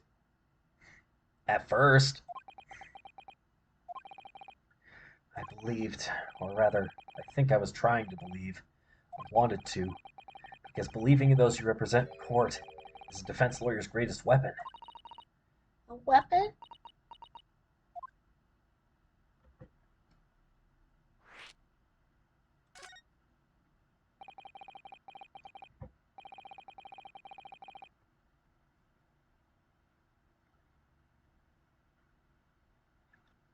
Before we came to Great Britain, a great friend of mine taught me a valuable lesson. You mean Kazuma-sama? Listen, Ryunosuke, we lawyers are only human. We can't know for sure what is the truth and what is the lie. Which is why we must resort to our primary weapon. An unwavering belief in our clients. That's all we really have. Unwavering belief? Only when we truly believe what our clients tell us can we fight with everything we have for their cause. In any battle, there can be no victory without faith. So I believe you, unwaveringly.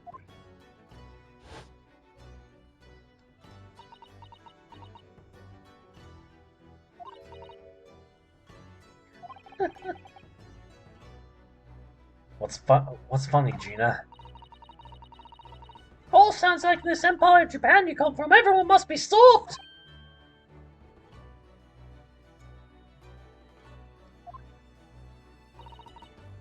Oh, come on. Look at the mess it's got you into believing in that bog trotter.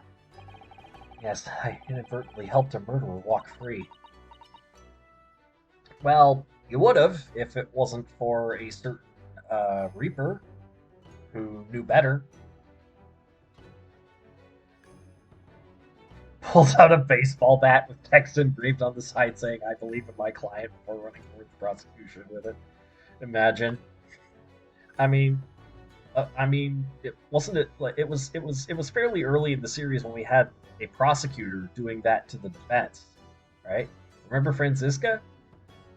Only it wasn't a bat; it was a whip. Well, at least you've learned your lesson now, eh? Believing in people's never worth it. Someone always stabs you in the back at the end. As soon as you let down your guard, you've had it. Take a leaf out of my book. Believe no one, get hurt by no one. Gina, may I ask you something? What? I'd just like to make absolutely sure. Also, Godot Man threw coffee at people. Yes. Yes, that's right, Fire. Yes. What would you like us to do with these representation papers for tomorrow's trial? Or at Phoenix. Yeah, Godot only threw coffee at Phoenix because he hated Phoenix. Because he thought Phoenix had killed Mia.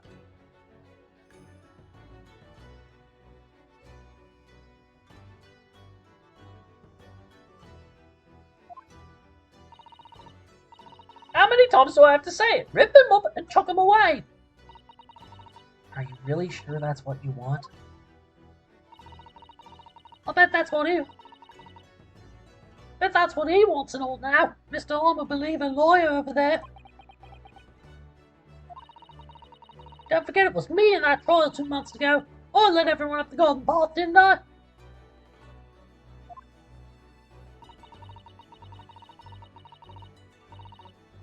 And you're telling me you can believe in me after that? Not likely. Well, Mr. Naruhodo? A lawyer's primary weapon is an unwavering belief in his clients. Ultimately, it comes down to whether or not I feel I can trust Gina after everything that's happened. Aw, poor Iris.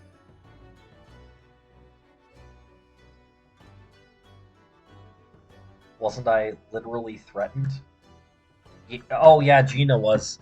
Gina was acting under coercion. Pretty strong coercion. From a guy who tried to bribe me with a small fortune before the case had even started.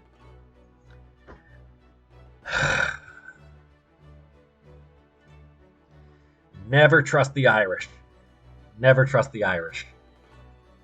But I don't think she's Irish. I think she's just Cockney. So yeah. Gina, let me say it again. Yeah, I figure I can't trust her probably. Like either like twists the narration into forcing you to trust her anyway, or results in a non-standard game over. Yeah, and you burned down the omnibus, didn't you? Please allow me to represent you in tomorrow's trial. Are you on bait? Not at all. You've not once admitted to committing the crime, have you? What's more, I believe that you're telling me the truth. Seriously, Mr. Narrow Odo? Didn't you hear all of what I said before? I'm a born liar. Fibs just trip off me tongue. I'm a diver, don't forget. I pulled the wool over your eyes 2 months ago and got you in all sorts of trouble. Why don't you ever trust me now? I just don't get it. Again, because you were coerced by a confirmed murderer. Well, you didn't lie about... You got me there, Fire. You got me there. You got me there. A crazed arsonist you may be, but at least you're honest about it.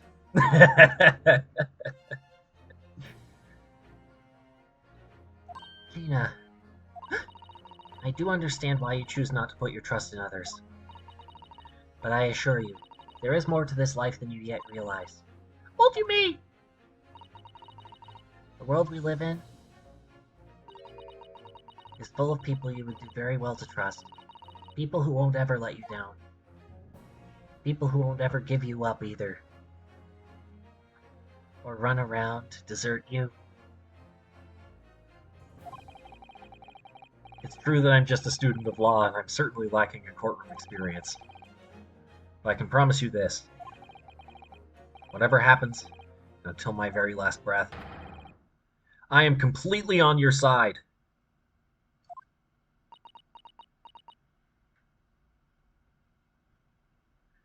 No promises about not making you cry, though. She's probably about to. What do you expect me to say to that? There it is.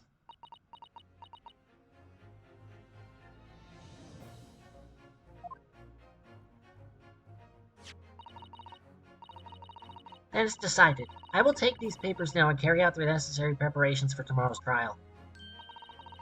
It would be a shame to throw them away now after it's been penned with your name so beautifully. Do what you like, you Eastern Lord. I don't know what you are. I don't get you. I don't get you.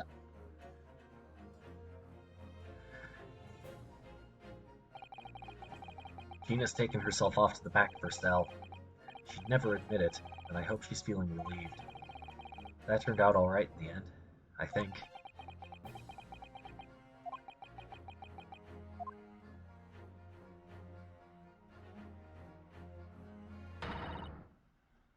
Whoever's hiding there, show yourself at once!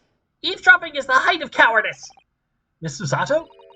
Somebody is there in the shadows. I can sense it. Somebody who wasn't there before. What? Is it Sholmes?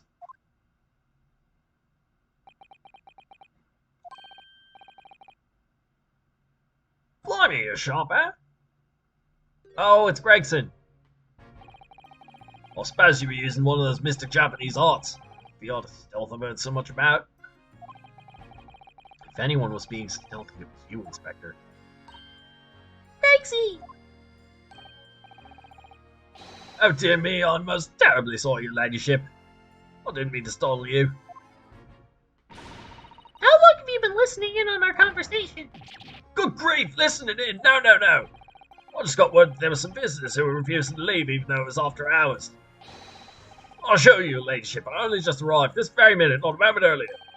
That's all it is, nothing untoward, nothing at all. After hours? Is it that late already? So then I'll humbly excuse myself now, your ladyship. Ta-ta, toodaloo, cheerio, all the best, bye, bye, bye. It's a lot of farewells, and not one of them appropriate for her ladyship. Oh, but I wanted to have a chat. I'm not terribly sorry, but time is pressing at the minute. Oh, I see. That's a shame. If I don't get this emergency at the Supreme Court dealt with the sharpish Lord Strongheart, will, well, stab you? Because right now it sounds like the most likely thing is stab you. Or shoot you. I don't know if he has a gun though. I think he had something sharp to stab people with though. Emergency? Lord Strongheart? Nothing, forget I said anything. Anyway, I'm off.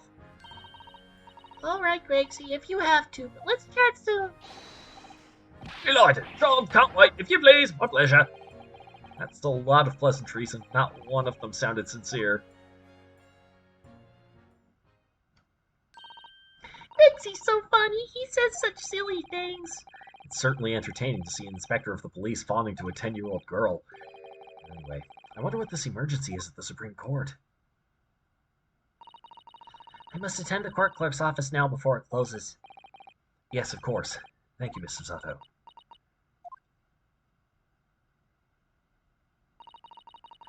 Kindly escort Iris home now, Mr. Naruhodo. I shall meet you there later. Feed the inspector to the Great Machine?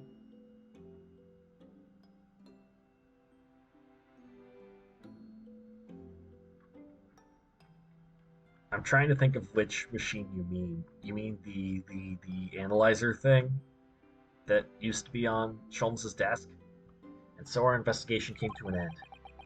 Susato-san went to file the necessary papers for my defense of Gina the following day. And then it hit me. I could no longer suppress the wretched feeling that had been gnawing away at my insides. Tomorrow, Susato-san would be leaving Britain and making her way back to Japan.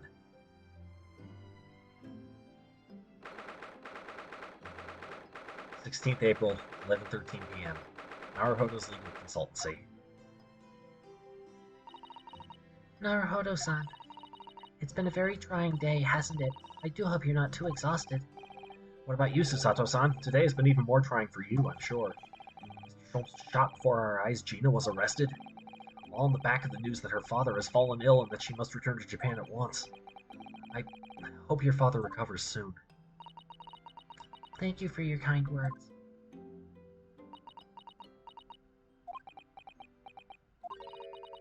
I wonder why it is that so many thoughts rage in my head like a storm, and yet I seem unable to find the words to express any of them. I know exactly what you mean. Anyway, I have one final task to complete as your judicial assistant. Once that is done, I shall make preparations for my departure tomorrow. One final task?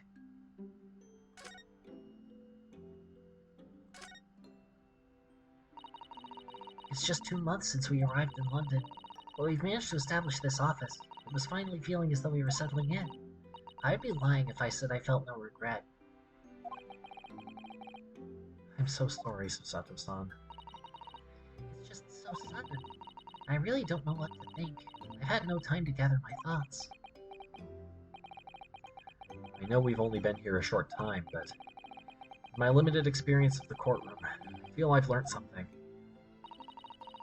And what would that be?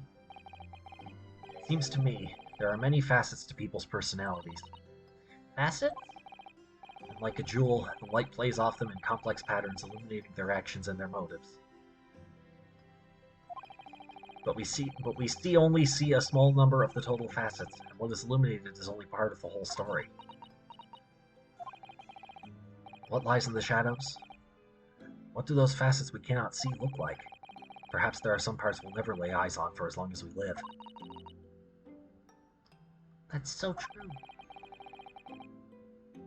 Sometimes I feel as though I'm blind to so much, but I keep hoping that one day it'll all become clear, that all the facets will be illuminated and I'll finally understand how everything fits together. Naruhodo-san. I suppose what matters is that we keep our eyes open and keep moving forward, even if the way sometimes seems dark. It's amazing to think it's been just 2 months. You've grown so much. Sorry? I've what? Oh no, it was nothing. Unimportant. Do you know what time you will leave London in the morning? Yes, I picked up my ticket earlier. I shall be leaving here at 4 a.m. I see. Well, I'll escort you to the station. Absolutely not! Sorry? I'm sure you realize why I couldn't possibly let you do that. You have a very important day ahead of you tomorrow. Gina's trial. Yes, I know, but Every word you utter will have the potential to determine Gina's fate. You must get as much rest as possible. Even though, like me, I'm sure you'll find it hard to sleep. But please, for me, do try.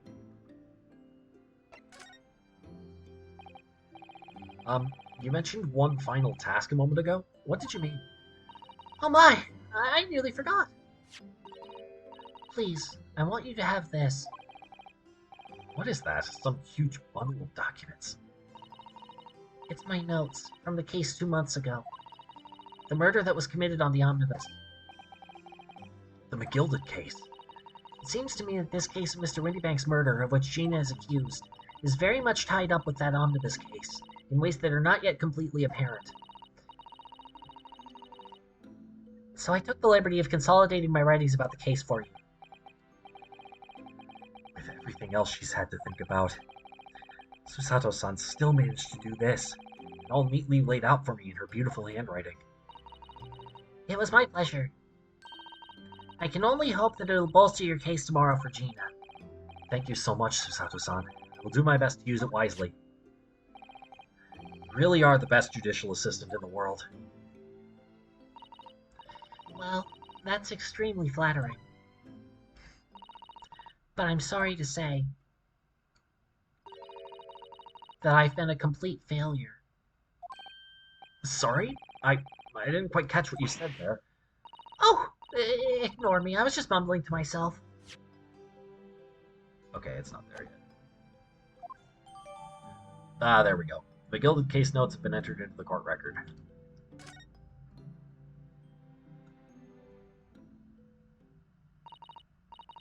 Well, it's getting rather late. Case summary. Victim found deceased on the last scheduled omnibus of the day after establishment to the abdomen. Name Mason Milverton, male. Occupation brickmaker, domicile East End of London. Trial summary. Defendant Magnus McGilded. Prosecution attorney Lord Baroque Van Zeeks. Defense attorney Ryunosuke Naruhodo. Conviction was assured with 3 eyewitness testimonies. However, a surprise 4th witness's testimony resulted in acquittal due to insufficient evidence. Okay. Well, it's getting rather late. I think you should go to bed now, Naruhodo-san. I must finish packing up my things in my room. You were a failure because you didn't tell me anything about the Hound of the Baskervilles thing, or you know that you know something about Strongheart that I don't, or any number of things could be here. I hope we find out within this. We probably won't. That's probably something to find out for in part 2, the way this is structured, but we'll see how it goes. I must finish packing up my things in my room. Susato-san, I wish you the very best of luck tomorrow. Good night. Wait! There's something I need to say. Hiya!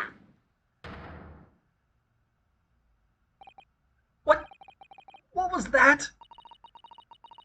A secret technique of mine, the Susato shutdown. Shutdown?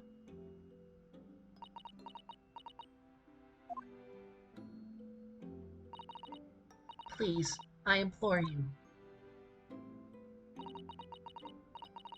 If we have to voice our goodbyes. Is it me or did things get blurry here all of a sudden? I won't be able to hold back my tears.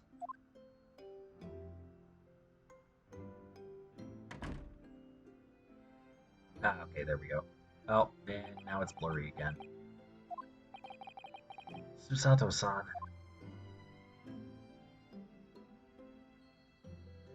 Yeah, possibly. It truly had been a trying day. On our feet for hours, getting Gina to open up to us, and learning the truth about that nemesis of a case. Physically and mentally, I was exhausted.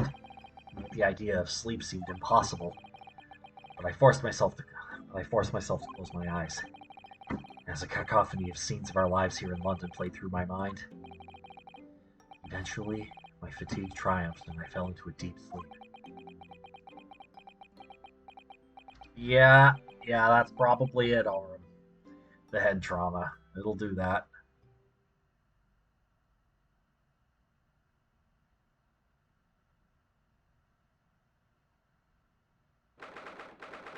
April 17th, small hours. St. Sinners Hospital, Ward 3. Before we continue here, I just wanted to comment that I'm remembering in one of the older games when you had a client who um, you found out midway through the case was guilty and had actually done it. But then you're kind of put in the spot because someone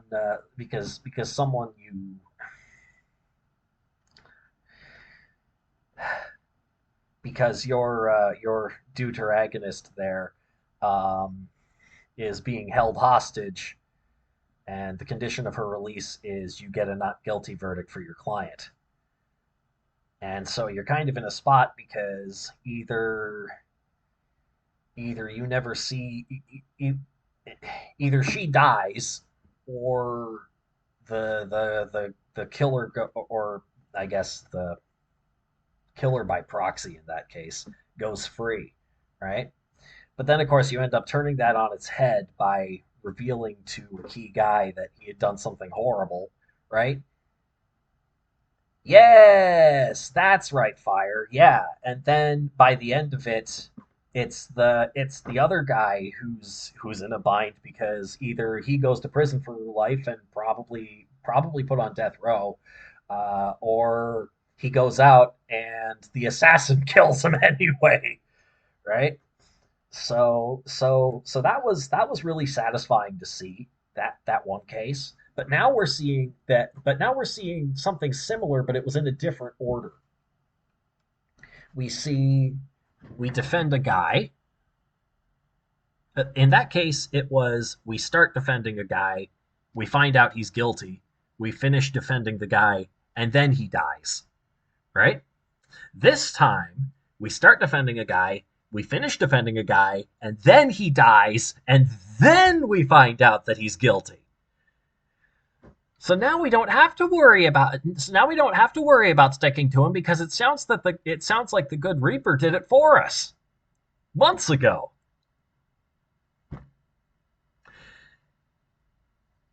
Maybe I've been too hard on the. Maybe we've been too hard on the Count. I think on Lord Baroque Van Zeeks. You think so? I think so. Of course, I'm going to take that all back if it turns out that he killed the poet. But we'll find out.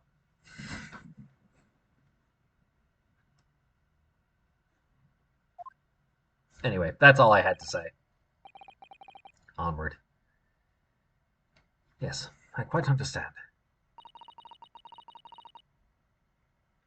That is a great weight off my mind.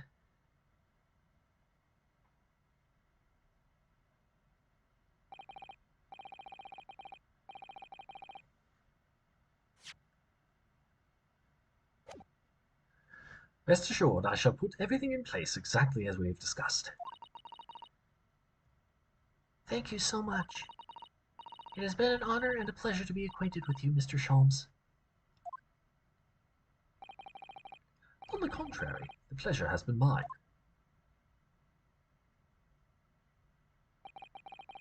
I bid you farewell, and Godspeed. Oh, it's Susato. My dear madam.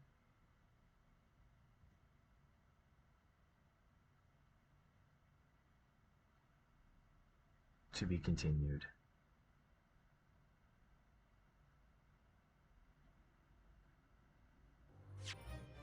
Save current progress, yes. Save it here. All right. Let's get to the meat of it.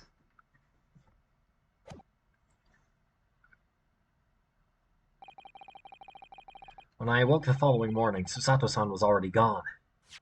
Hang on, I'm just going to review the... Yes, I quite understand. That is a great weight off my mind. Rest assured I shall put everything in place exactly as we have discussed. Okay. Okay. So is this to keep Susato's connection to the Baskerville thing covered up? Because he doesn't think Iris would be able to take it, or No, Iris already knew about... I am so confused. I don't know how this is gonna play out. I have no ideas. Outside the window, the rain came down in sheets. And so began an even longer day than the last, one that I would remember for the rest of my days. 17th April, 9:32 a.m. The Old Bailey, defendant's antechamber. Good morning, Gina. I'm determined to prove your innocence today. I'm sure we can do it. So where's your friend then? Sorry? You know, her in the fancy dress. Susato, however you say it, I don't know. Miss Susato had to leave early this morning. She was already gone by the time I woke up. You alright with that, are you? Forget about me if you like. Go and see her off. It's fine. It's not as though Miss Susato and I won't meet again one day. Even so. But you, Gina, you only get one chance. This trial today is all we have. Good morning, you two. I knew it was her. How are you feeling, Ginny? Did you manage to sleep? Oh, look at hi. Iris, what are you doing here? What do you mean? When a friend is in need, we show our support. Hang on, I'm gonna check something.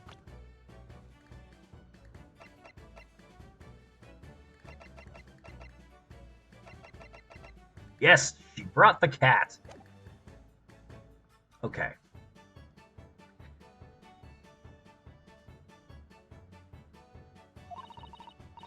Isn't that right, Whitey?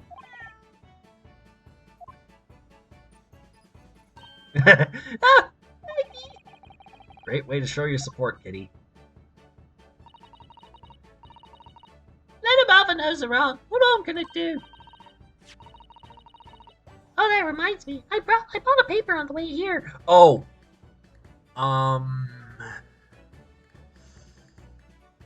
What was it? Right. That coloration of cat. That's only ever female, isn't it? And yet they're calling Wagahai he.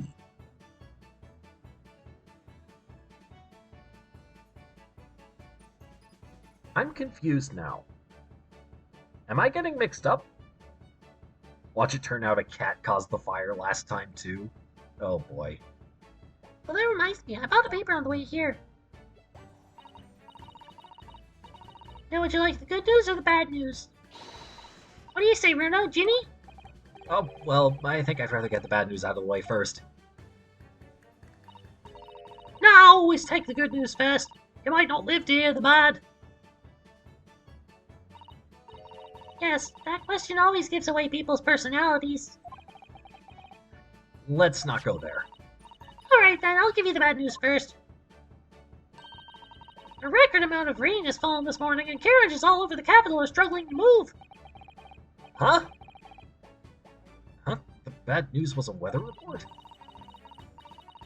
So I hope that Susie made her train to Dover and that the train isn't delayed on its way to the port. Actually, watch it turn out that the cat has been responsible for all of the Reaper deaths all along. Yeah, that's right, Aurum. It is just extremely unlikely. Yeah, that's right. So I hope that Susie made her train to Dover and that the train is delayed on its way to the port. Gosh, Yes. Alright then, so what's the good news? Well, the rain is forecast to subside this afternoon, so even if the train is delayed, it should be able to make up the time later. Well, that is good news, isn't it? I couldn't give him monkeys, really. Only all good news canceled out the bad. And look, this trial has made the headlines too. Pawnbroker perishes in big purse plunder. See? How do you like that? Well, let them say what they want. See if I care. I can't. I can't because you're covering your face. Don't worry, Bruno will soon show everyone this headline is nonsense. I will? And then in tomorrow's papers, the headlines will be "Discharged driver is dauntless do-gooder." Isn't that right, Bruno? Oh, yes, let's hope so. Of course they will. I have absolute faith in you. How was that? I was trying to sound like Susie. Did it work? Did it? It's like she was still here. This morning's paper purchased by Iris. Gina's case features prominently.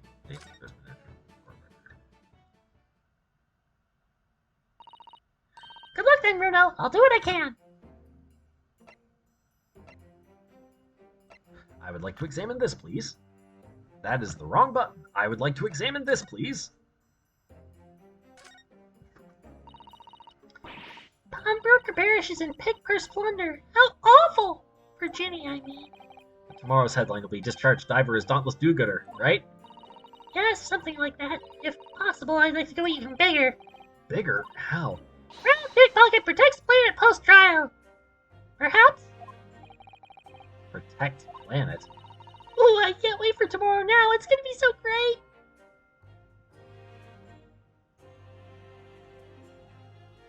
It's usually on the other side of the important thing. What's this? There's a sensational story lower down the front page as well. Look! Ministry Bull? Classified secrets may have been leaked overseas from Ministry of Justice.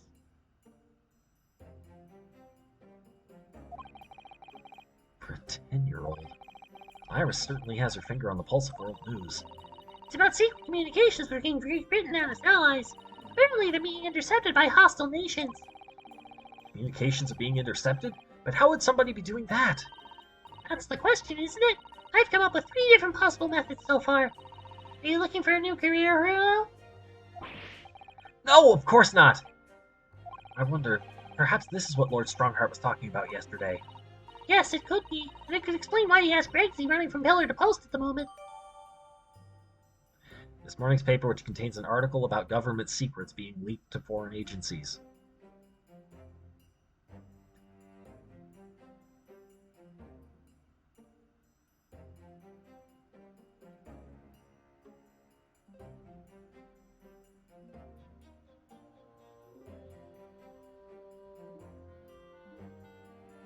Okay, I am absolutely positive that Susato and or Strongheart have something to do with this.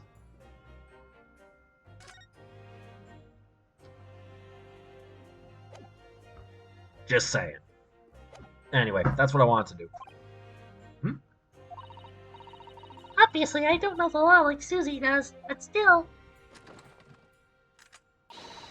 I'll be by your side the whole time, giving you moral support and encouragement.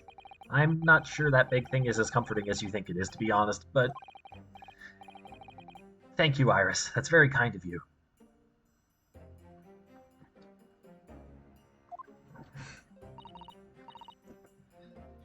Oh, yeah. Iris. Yes, Ginny? Well, I was wondering is all about shelves. Did they fix them up alright? Yes. The operation was a great success.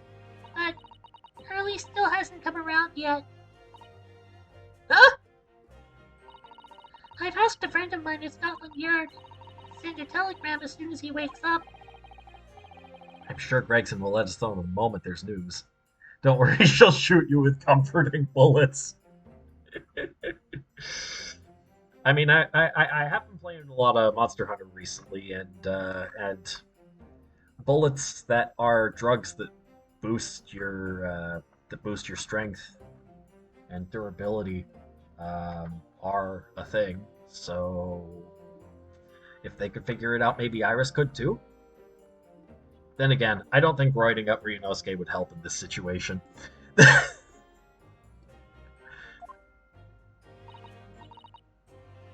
Oh, right.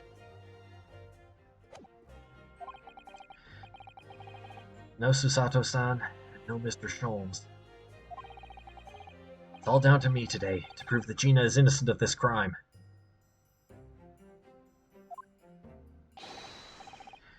Miss Gina Lestrade, Counsel for the Defense! Trial's about to begin!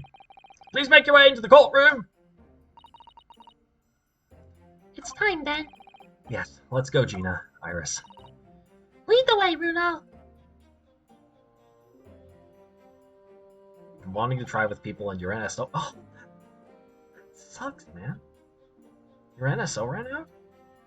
Huh. I'm wondering. Okay.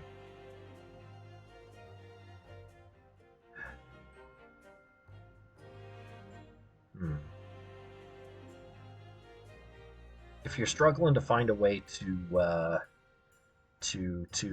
get back in on that, then I may. I have some conversations to have with people at my end.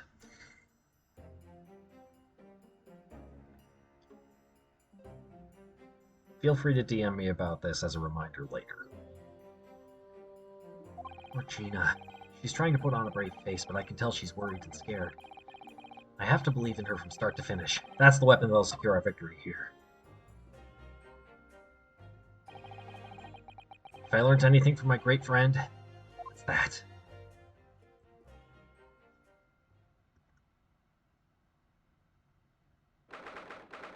"17th April, 10 a.m. The Old Bailey courtroom." Okay. Oh, it's the guy. It's Moon Man. In the name of Her Majesty the Queen, I hereby declare this court to be in session. This trial shall determine the guilt or innocence of Miss Gina Lestrade. That was the thing then. Okay. Okay. Fair enough, Fire. Fair enough. One moment, though.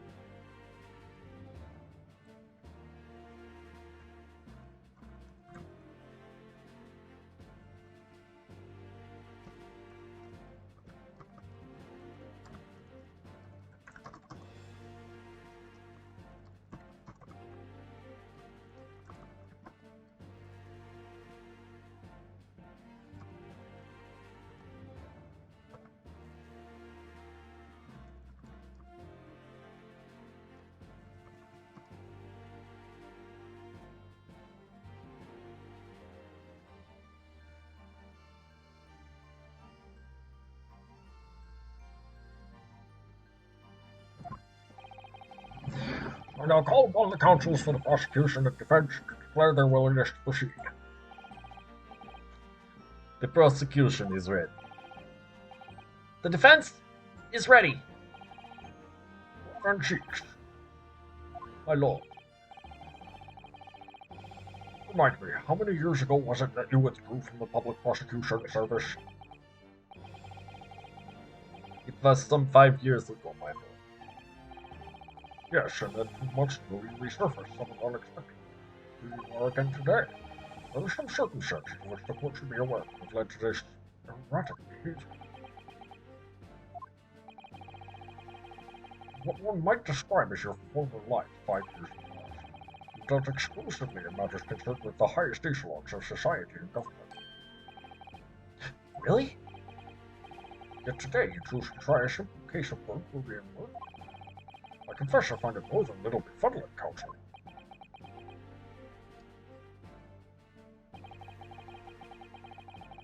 There are 2 types of person I cannot deny. Firstly, those wealthy scoundrels who hide behind a mask of philanthropy and cheat the public at large. You mean it's Mr. McGillen who you defended against the Reaper 2 months ago? Yes, I just about managed to work that out. Thank you. Magnus McGilvin. If I'd known what a monster he was, I never would have defended him. And secondly, even more loathsome, those wily scoundrels who masquerade as allies only to effect total betrayal in the final hour. Masquerade as allies only to effect total betrayal. In other words, the confident tricksters from those tiny islands in the far... From those tiny islands in the Far East, the Nipponese.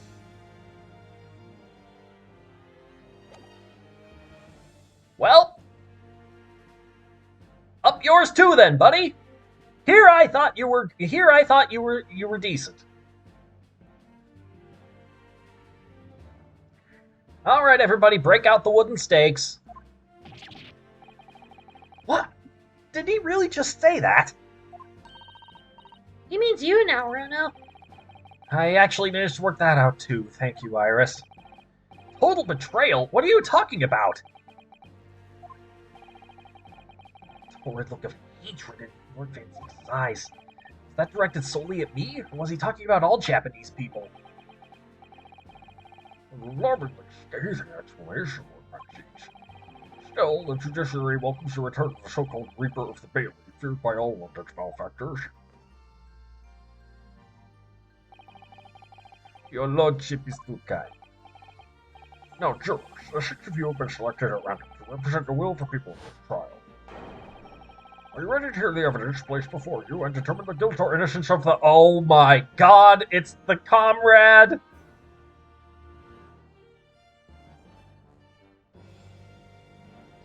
Honestly, considering how you've been treated by some others in the game, I'd honestly say he's still treating you kind of reasonably well by comparison.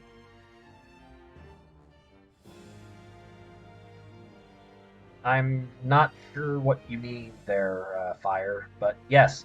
You remember this guy? I remember this guy. Do you remember this guy?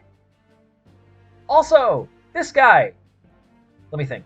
We've seen you before. We've definitely seen you before. We've seen you before. I don't think we've seen you before. We've seen you in the first case that I did here, and this guy we've seen in the papers.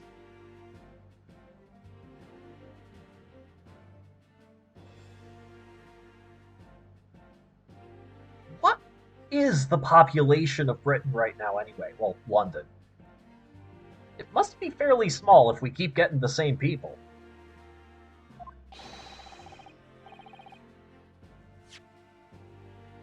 Oh, right. The 6 of you have been selected and represent the will of the people in this trial. Are you ready to hear the evidence placed before you and determine the guilt or innocence of the defendant? Former lieutenant in the British Army here, don't you know? Chaps like me were born ready. Clean crockery, clean cutlery, and a clean conscience. His lordship's motto is very appropriate here, I think. Oh, that's what that is. Everything will be stereoscopic in the future. Absolutely, absolutely everything. And I'm ready for it. I don't understand it. No, I'm not going to do this. I'm not going to do the Schwarzenegger voice for this guy again. I don't understand it. I could have left it in there. It's not possible. But could I have?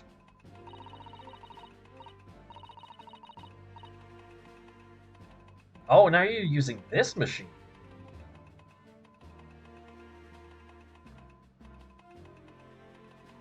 It's like 80 and most of them get murdered every morning.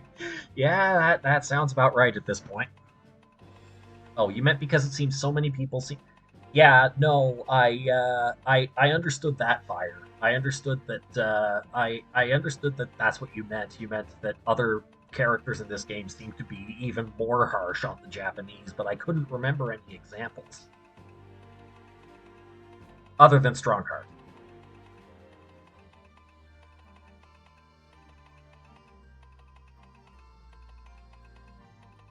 That's all I meant, Fire. I just wasn't sure who you were. I just wasn't sure what your comparison point was there. Women indispensable in society. Stop. Female-centric future awaits. Stop.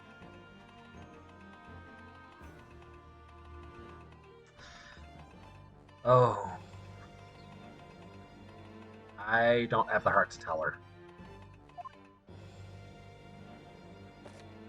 And there's the terrorist! Or the revolutionary.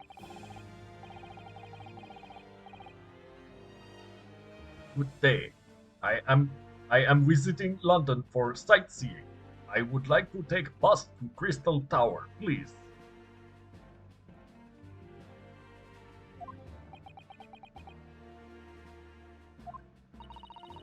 Is something wrong, Runo? Oh, not exactly. It's just... I'm fairly sure I recognize these jurors. Almost all of them, in fact. Can you pet the mouse? Really? Funny coincidences like that do happen from time to time, don't they? Can you pet the mouse? Honestly? I think it'd be better... Yeah. Yeah. You can pet the mouse.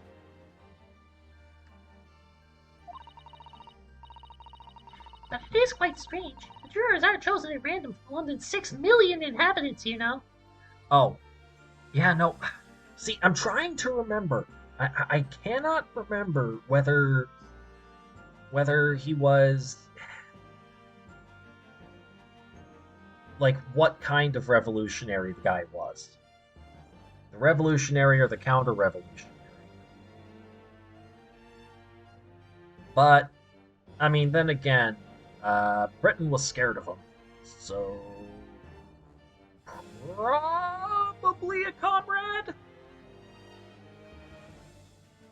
Man. Never can figure these things out.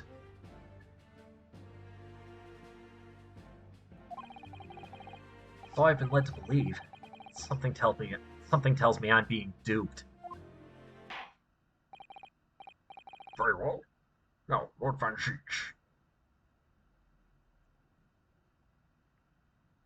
Being duped by Strongheart?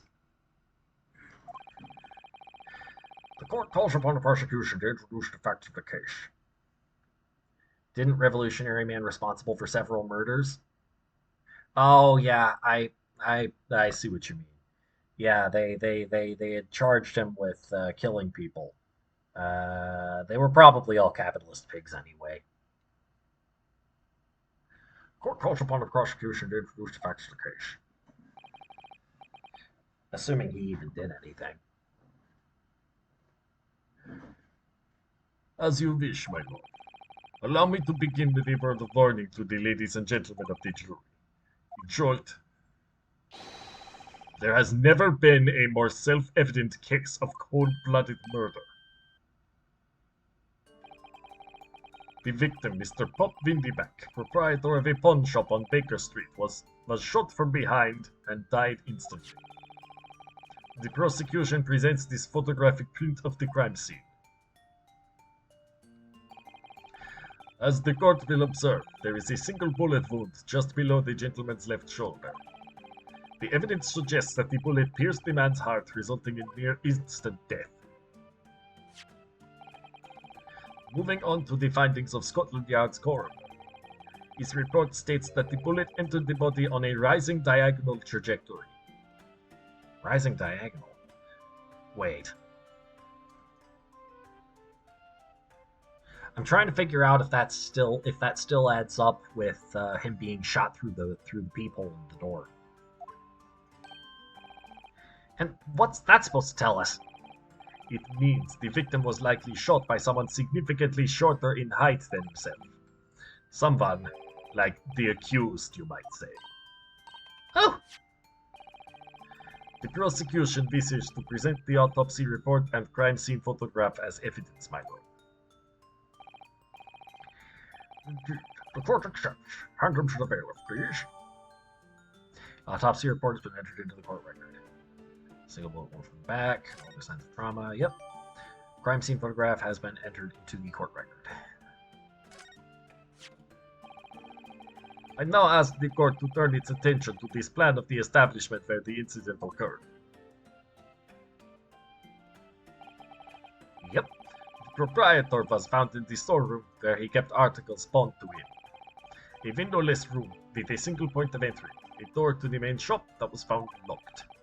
In this sealed chamber, There were only two persons present. The victim, Mr. Windybank, and the accused. It may further interest the court to know that when the accused was discovered at the scene,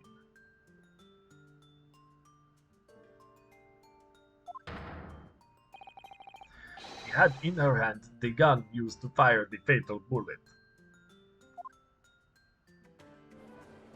Have they matched the gun to the bullet? Well, that's that then, isn't it? Nothing more to say. That grubby little girl a pickpocket anyway? She's one of those filthy drops that lives in the slums at the East End. Oh, well, it was only a matter of time before she got blood on her hands then. What are the jurors waiting for? The guilt's guilty as hell! We can't jump to conclusions here. We mustn't assume her guilt because of what she has to do to survive.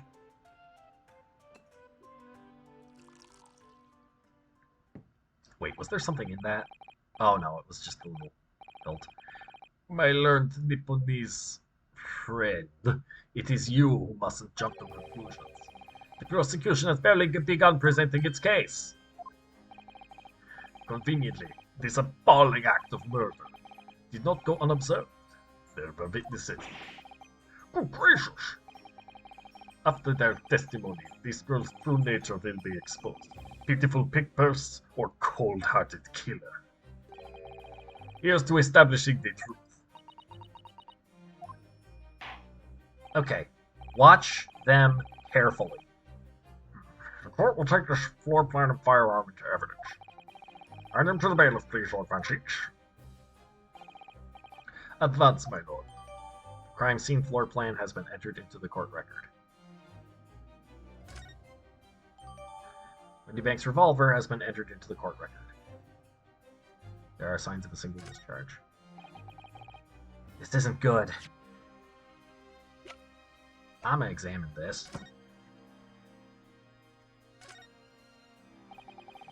This is Mr. Windybank's gun. The cylinder is completely empty. Mr. Windybank always used to keep this gun to hand to his shop counter. Yes, but only ever with a single bullet loaded, I understand. That's right, to keep all the pawned articles that were in his care safe. But as one bullet was fired that night, the poor man lost his life. Was he protecting his shop, I wonder? Trying to keep the articles safe?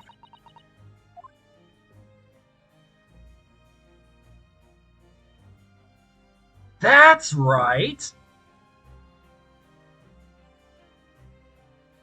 Yes! Yeah. They don't have ballistics testing yet, unfortunately. But I would bet that the one shot that was fired from this gun was not the one that went through Mr. Windybank. It's the one that we saw embedded in the calendar by the door.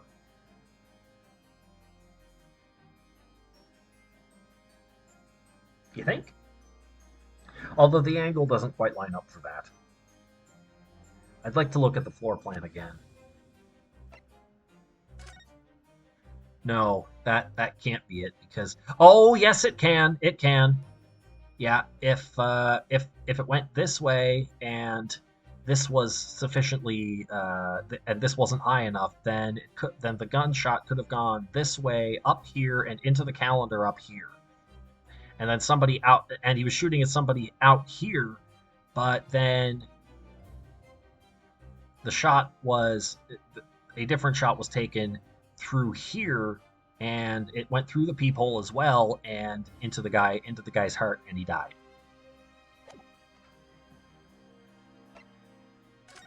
And wait, is there more to see on this gun?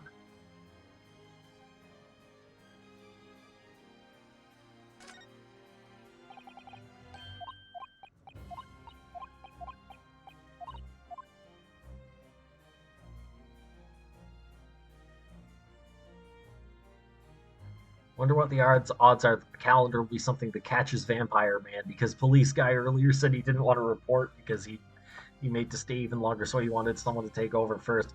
Yeah, but they already pulled something like that in the last case. Are they going to do that again? I mean,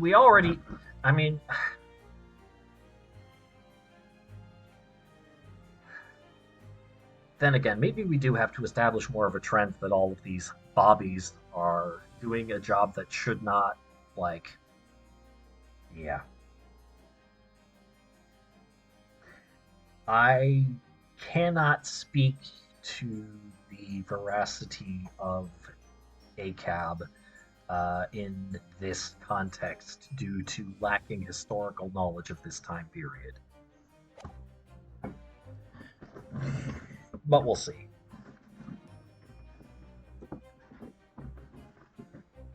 This isn't good. I feel like the mood in here has turned very gloomy all of a sudden, Bruno. I think that's because it has. Oh, you're casting it off already, huh? Let us begin. Bring forth the witnesses to the foul murder of Mr. Pop Windybank on 16th April of this year.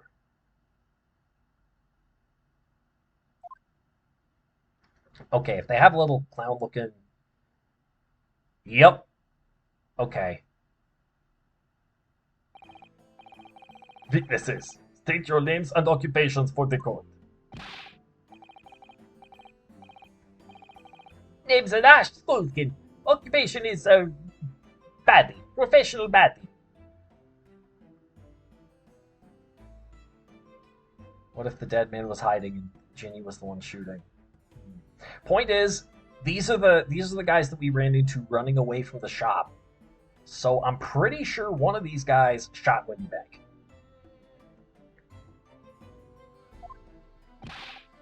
Name's Ringo Skulkin. Occupation's same as him. Tobias Gregson, Scotland Yard Inspector. That's right. We're what they call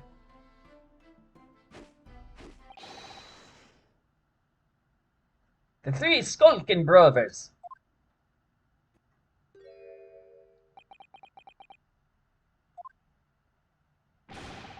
What are you looking at me like that for? Don't let me in with you lot. Oh, blimey, that's cold. Don't you know what we're going through?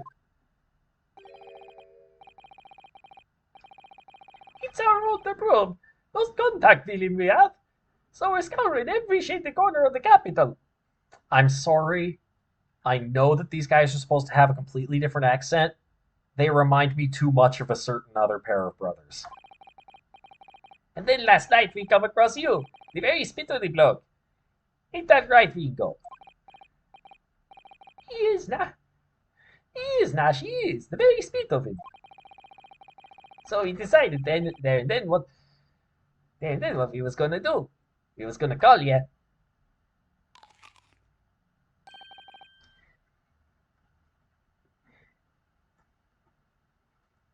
Big Broom Sulky. Come on, leave it out, you two. Sulky Skulkin. That's before he's run out of chips. Brother, Inspector Sulky Gregson. Begging your pardon, my lord, but the name's Tobias. What I would like to know, Inspector, is what you are doing in the witness stand. The Skulkin brothers are currently under arrest, my lord, on suspicion of theft. Thieves, are they, these three? No, my lord, begging your pardon, but please don't lump me in with this lot. 2 nights ago, these 2 brothers illegally entered an establishment with intent to burgle. What's really funny is you inexplicably had the image of Waluigi being a witness that's brought up, and I don't know why. Nice. And in the course of their nefarious activities, they became embroiled in a far more sinister crime. By Jove, you mean to say, what an extraordinary coincidence. Indeed, my lord. While attempting to burglarize the pawnbroker, they witnessed its proprietor's murder.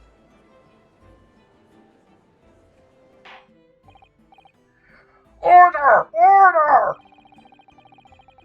The various trespasses of these brothers is not the subject of today's proceedings, though they will naturally face trial in the very near future. With your lordship's permission, I'd like to remain in the stand to keep these gentlemen straight and narrow. Of course, Inspector. Skeptical as I am about the color of these witnesses, I will permit them to take the stand. Mr. and Mr. Skulk, you will now testify before the court. Describe the events of the night in question and what exactly you saw. Happy to. Because a skulkin's never skulking. Get out of it. Witness testimony. Illegal entry. He was walking down Baker Street in the small hours, and the gaff's door was ajar. See?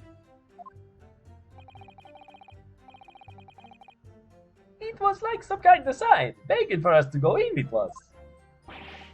But once we got inside, God blimey lummy, we heard a gunshot from the back room. We went to see what was what, but the door was locked from the inside.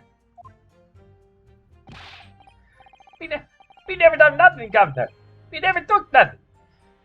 We just left after that, nice and quiet.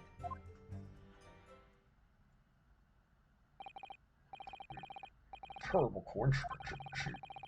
Precise moment these miscreants enter the property, and even more sinister crimes afoot. The witness's testimony is consistent with the crime scene in every detail. The door providing access to the storeroom from the main shop was indeed locked from the inside. Within, only the victim and the accused were found.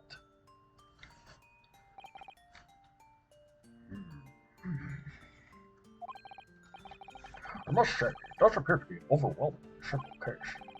Still, the defense may cross-examine the witnesses now, of course. Counsel, if you please. Counsel? Yes! What's the matter, Runo? Sorry, I was just stunned into silence for a minute by the blatant lies being told by that pair in the stand. I know that it's all nonsense because I saw it with my own eyes. I'll just have to expose their testimony for the pack of lies it is.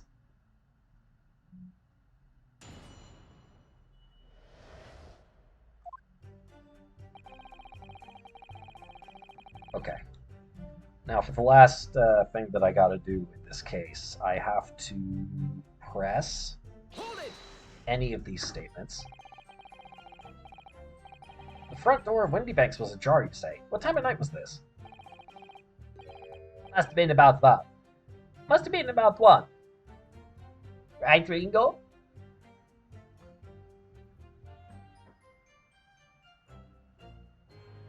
Excuse me. Mr. Ringo Skulkin, do you have something to add? Eh? What? Something that was said just now appears to have got you thinking. Oh, well. Yeah. I was just thinking about me brother Sulky. Oh, the one you've lost touch with? Yeah. Blimey, he could be a saint sometimes, that one. Always used to give me a share of his grub when we had anything to eat. He sounds like a very kind man. Get out of it! These chips are mine, I'm not sharing.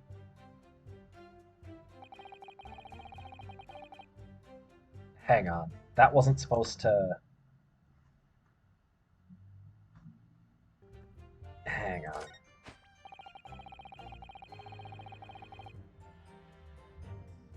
Oh! Okay. Okay, got it.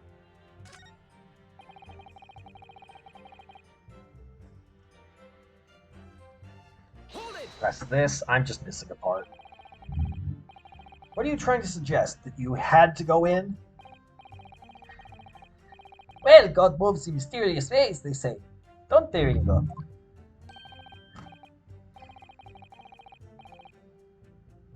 They do, Nash, they do. Must be some sort of providence, I reckon. Excuse me. There. This should seal it in. Mr. Nash Skulkin, do you have something to add?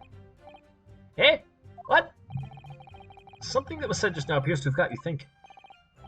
Oh, well, yeah.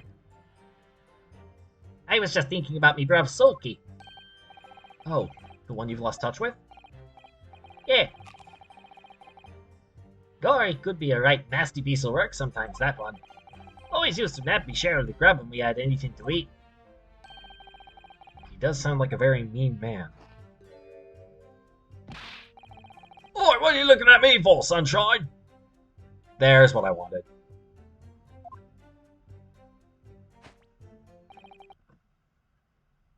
For having pursued, yeah. Huh? Shown to hear their memories of Big Bruv Sulky in episode 5. Yeah. Sige, at decide, Cornflake. Okay.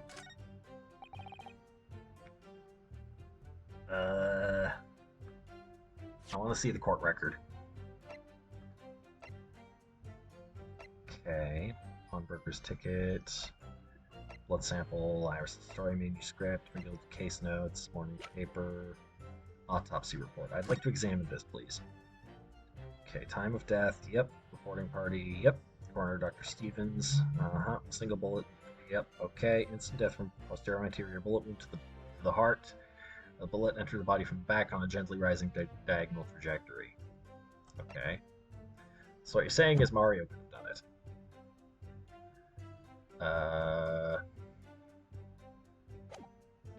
Okay.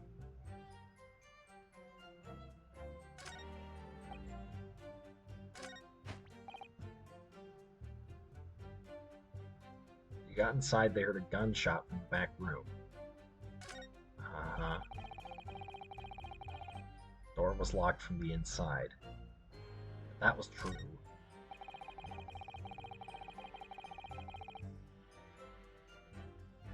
Hold it! You didn't do or take anything. Is that your story? Well, it was bedlam soon as, weren't it? It was, Nash, it was. Didn't even have time to pull me dukes out me Lucy lockets. So with no time to take your hands out of your pockets, you just left nice and quietly, you say? That's right, Governor. Nothing we ain't more than violence. These loving dibblers we are, not bludgers.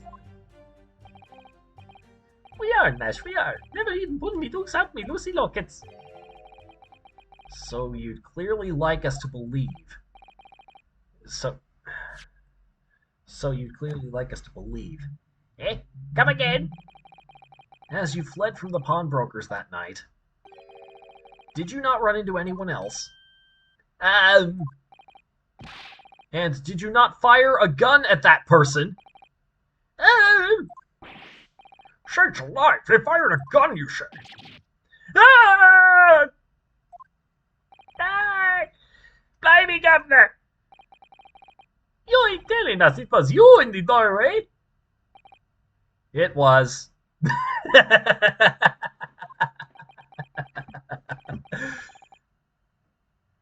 the bleeding Nora! Didn't you mention that before? You were armed with a gun, and as you fled the scene, you fired that gun at London's greatest detective, Herlock Sholmes. They shot the great Mr. Sholmes? I didn't hear that, actually. There was a rumor he'd been rushed to hospital. Great Sholmes? That's beyond the pale! On the night in question, this pair were arrested by the police within minutes of the discovery of the crime scene. Their suspicious countenance rapidly gave them away. And when searched, a firearm was indeed found in their possession. Furthermore, the barrel shows signs of a shot having been fired from it. The prosecution invites his lordship to examine the firearm recovered from these brothers. Yes, indeed. Remnants of powder around the muzzle, as you say, Coach.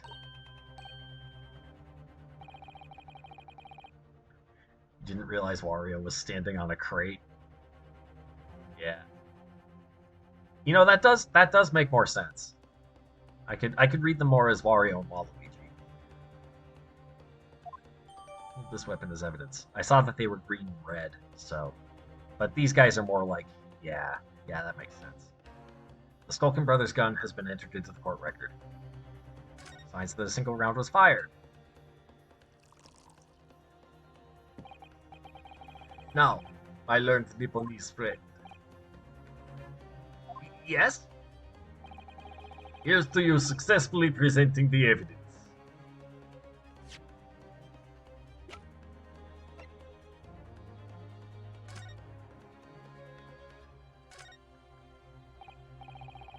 So there's ammunition still loaded in 5 of this revolver's 6 cylinders. Yes, which tells us that only a single shot has been fired from it. Exactly. The bullet that hit Hurley, in fact, isn't it? Yes, it happened almost as soon as we walked in through Windybank's door. I'll make those brothers pay.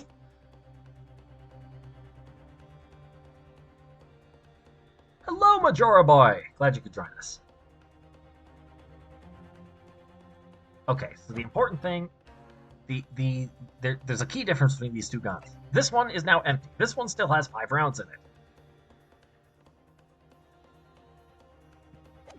Okay, let's keep going. For yes, there are the telltale signs of spent powder on this gun, and a single bullet missing from the cylinder. But the prosecution demands evidence that it was fired at the scene of the crime under scrutiny in this trial. Objection! Well, I don't need evidence! Because I was there! Objection! However, the rest of us in this courtroom were not. If the defense fails to provide evidence in support of its rash claim, we shall have no choice but to toast your incompetence and move on. Evidence that these two fired that gun before they left Windybanks that night. Oh, I have it. The court demands that all claims are affirmed with clear proof. What evidence shows that these witnesses unloaded a firearm at a pawnbroker's shop that night?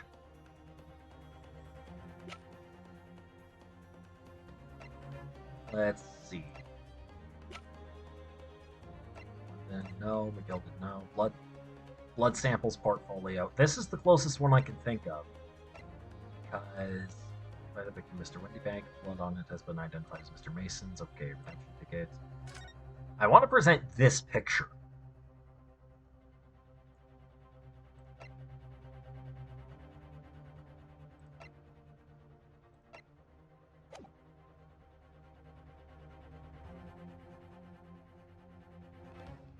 Take that! The evidence is in this portfolio. What on earth have you there, counsel? During the course of our investigations, we discovered a number of bloodstains.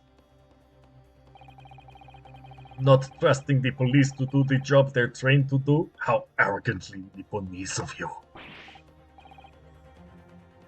We have 3 bullets to account for. It may be that the one. It may be that the green blood is Sholmes' blood.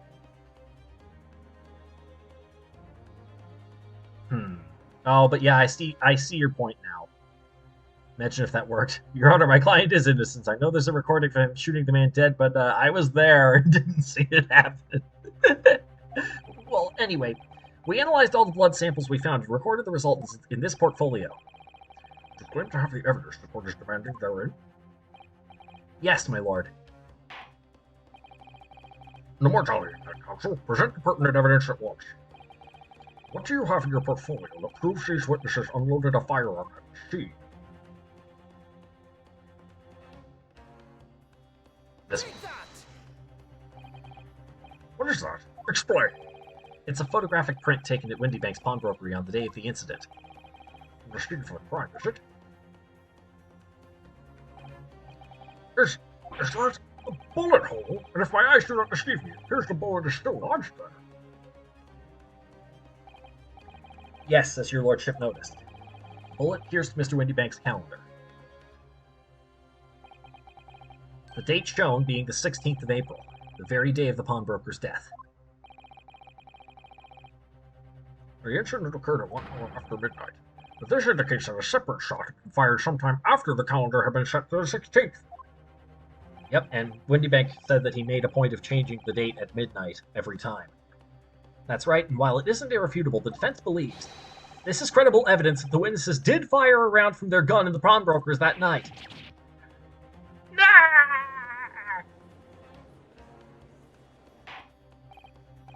Order! How does the prosecution stand, Lord Francis?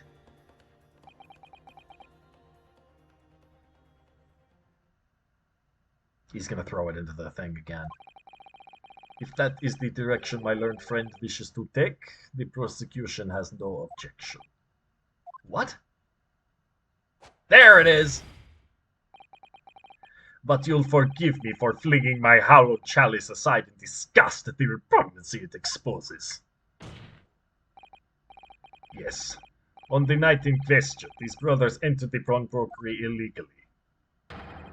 And like the bold baddies they claim to be, opened fire on the new arrivals before fleeing back onto the street.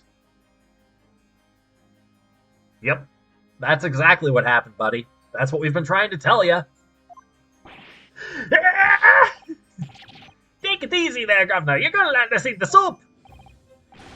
We had a deal. You weren't gonna get into them details. Tell him, Sulky. Set the bloke straight. I'm nothing to add. Nothing to add. So he knew, did he? Van Zeeks knew their testimony would almost certainly expose the extent of their crimes. It would seem now that I owe my learned Nipponese friend a word of gratitude. What do you mean? What I mean is that you have helpfully confirmed an important fact. What fact do you refer to, Van Zeeks? As has been established, at the point of their arrest, a single shot had been fired from the brother's gun. We just ruled out my little theory about shooting him from through the window. Nice. However, if that shot found its target in Mr. Schultz, then clearly these witnesses cannot be accused of the fatal shooting of the proprietor and victim. Ah!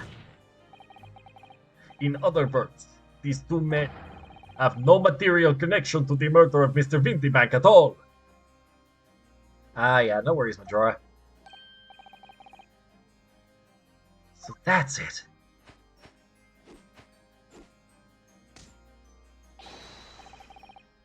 That's it! We didn't have nothing to do with it. We didn't, Dash, we didn't. That's what I reckon.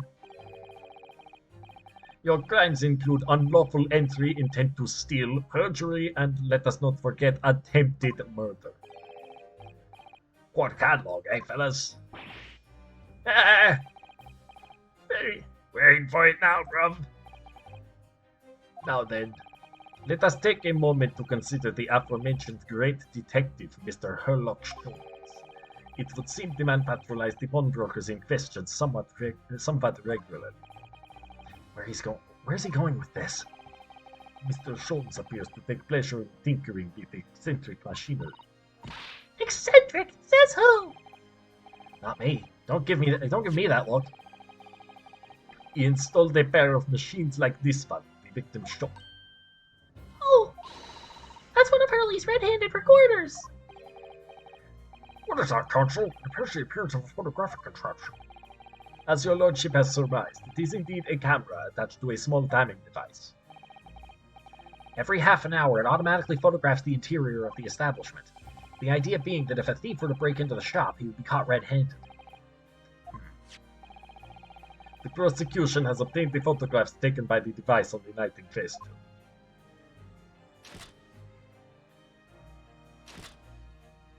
Yeah, 8:30 p.m., 9 p.m., 9:30 p.m. As the court will observe, copious identical prints are produced in a quite desultory fashion. Rather prodigal, I feel. In fact, there are 2 such devices in the victim's shop, my lord. If I may refer the court to the plan of the premises, their respective positions are here and here.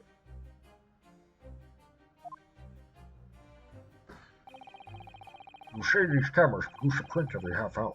I'm afraid I fail to see how that would help if the anticipated thief conducted his activities in one of the many 30-minute intervals.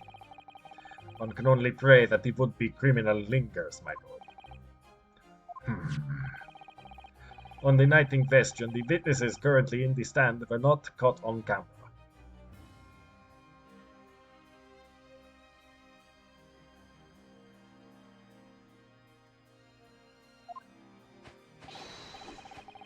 That's a bit of friar talk, eh, bro? Lady Luck loves a skulking. Witnesses, at what time did the trespassing begin? Must have been just after 1. Right, bro? Must have been, Ash, must have been. Yeah, just gone 1. In which case, minutes before these brothers entered the establishment. What scene might we expect to see within the shop? Let us examine the evidence. Good lord! This is more damning than anything else you've shown up to this point, buddy. Why didn't you come out with this to begin with? It's the defendant. Miss Gina Lestrade.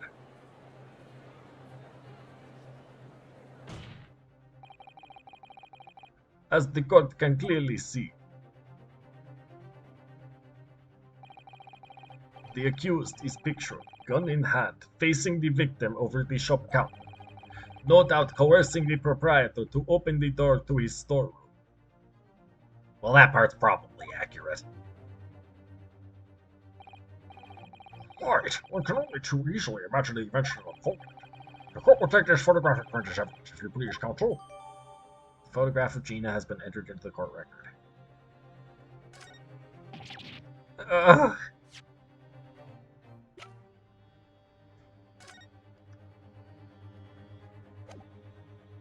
Just making sure I'm not missing anything on these pieces of evidence. Yeah, we're good.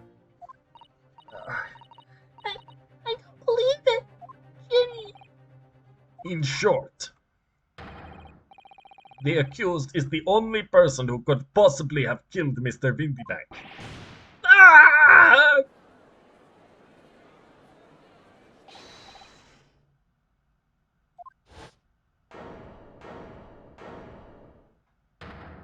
I say, my lord. Wonder if I might put in a word at this point. Go ahead, Mr. Foreman. Took a bally bullet to the knee in the Battle of Maiwand 1880, don't you know? Decorated for it and all that, but forced to retire from service that day. Of course, a medal can never outshine the exploits of chaps like us on the battlefield. Yes, Mr. Foreman, and what exactly is your report? Carried on the battle after retirement, you see. The battle of daily life, like. And here I am now, leading this small squadron. 6 men, all good and true. I'm pretty sure at least one of them would not be happy with you calling her a man. Specifically number 5. And we'll all go down together, you mark my words. One for all and all for one. There's no point, I just wanted to brag. Yeah. The ladies and gentlemen of the jury have reached agreement, have they? Is that what we are to understand? Well, Mr. Foreman, is that correct? In a manner of speaking, yes. That is the Garrideb Squadron's position, sir. What? No, it's too soon to make a judgment here. Status report for the court, men. On the double. His lordship insists on promptitude at all times, and that goes for making decisions, too. I think you'll find the truth is as clear as day now. I could reach out and touch it. I wouldn't have left it in there, I just wouldn't. But in all honesty, I can't actually remember. Situation clear. Stop. No room for doubt. Stop. Truth now undeniable. Stop. I am very sorry for brothers. They are unlucky.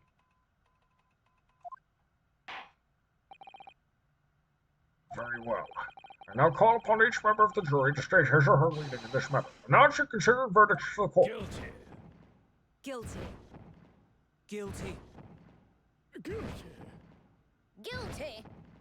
Guilty. The guy even sounds. Guilty! It does indeed appear that the jury is unanimous in its leading already. That photograph. It must be the definitive evidence that Gregson mentioned. But Genie didn't shoot him. No, of course not. My lord, the defense wishes to assert its right to a summation examination. Very well. The court grants permission. So, you refuse to admit defeat again. How unsurprising. Dude, you've seen for yourself how this can be important, and you can be right. You could be right, but you could also be wrong. And you've thought 100% that you were right before, and you turned out to be wrong. Your judgment is not infallible. How have you not figured that out yet?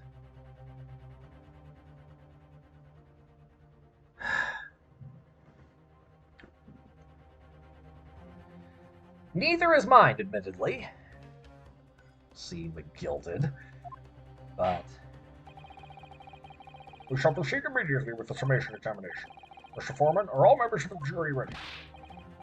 Absolutely, sir. Always ready for action, my chaps. Very good. yeah, basically fire. 100% loss rate against the new guy. Yep. Ladies and gentlemen of the jury, you will each explain on what grounds you have determined the defendant to be guilty. Let's go. Judicial findings. Jurors' contentions. All the evidence clearly points the finger of guilt at this young pickpocketian. As a housemaid, I should like to see all guilty eyesores promptly and rigorously eliminated. I think you'll find that if you look at the photograph in stereo, the truth will just pop out. If I've left it in there, I should think there'll be repercussions by now. Mind made up. Stop. Global radio transmission of verdict to follow. Stop. In motherland we say, never judge by clothes, judge by head. I am convinced brothers are innocent.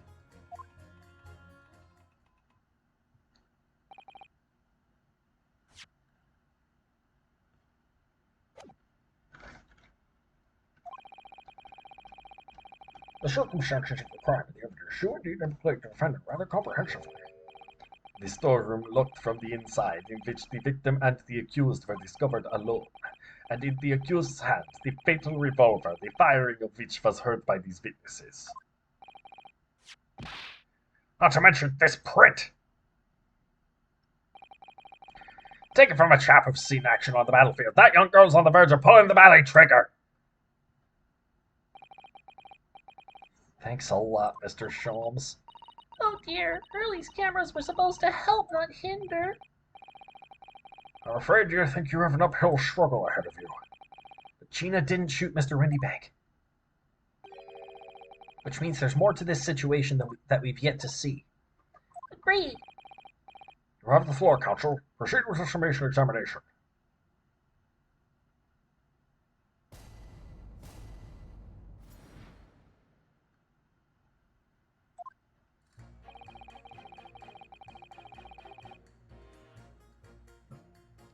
All the evidence clearly points the finger of guilt.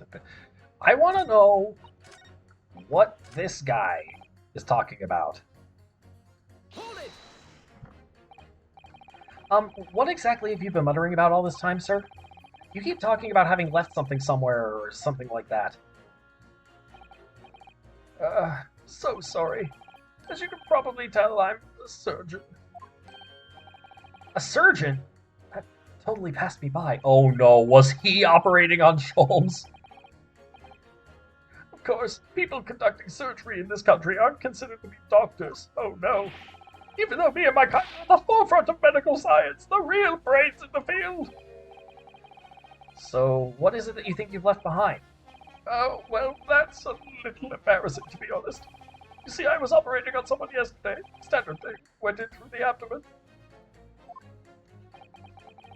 But when I finished the procedure, I couldn't find my scalpel anywhere. What? Did he? Surely not. Exactly. Surely not, you say to yourself, don't you? Worrying, isn't it? That's what's been troubling me this whole time. You left the scalpel in the patient. Yeah, he might be dead. He might be dead by a rogue scalpel in his vitals. Could I really have left my scalpel inside the fellow's belly? No, of course I couldn't. So, there you have it. Like I said, a little embarrassing, really. That's one way of putting it. The other is manslaughter. That's exactly my concern. And seeing as this case appears to be all but sewn up, I need to focus on trying to remember exactly what I've sewn up elsewhere. Now, I'm sure I made sure everything was back as it should be. Well, as sure as you can be without being sure. I'm sure you need to be more sure.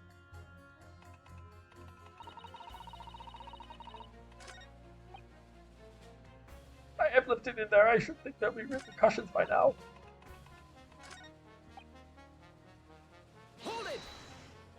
I want to know why. Please tell me you're not Velen Bolshevik. The Russian revolutionary. Revolutionary?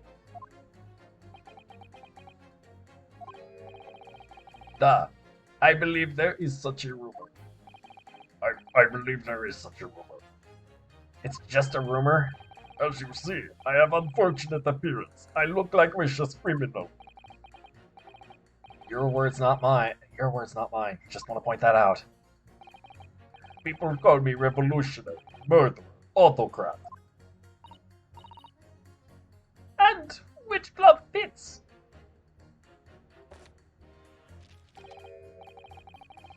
Good day, I am visiting London for sightseeing. I would like to take bus to Crystal Tower, please. I'm trying to see if we can read the cover of that.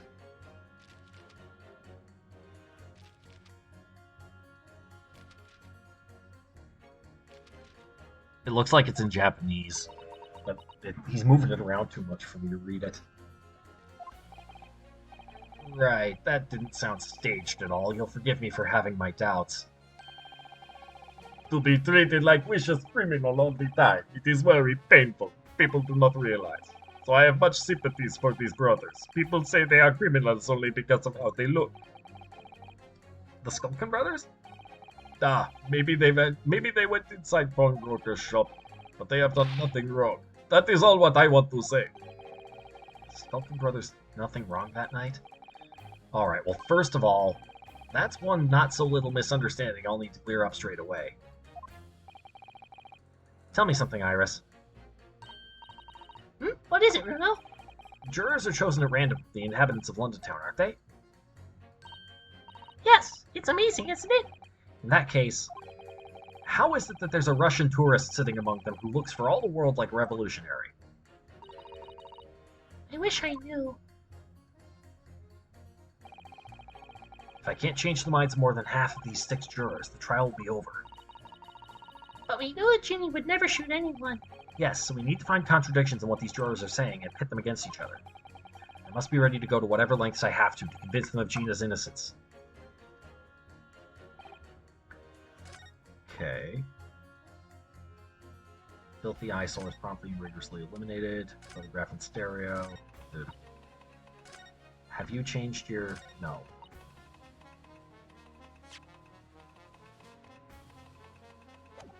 Okay. I'm going to press all of them and see if any of the statements change. Hold it! Because I'm not seeing anything obvious. You're Mr. Natsume's landlord, Mr. Garadev, aren't you? We really must stop meeting like this.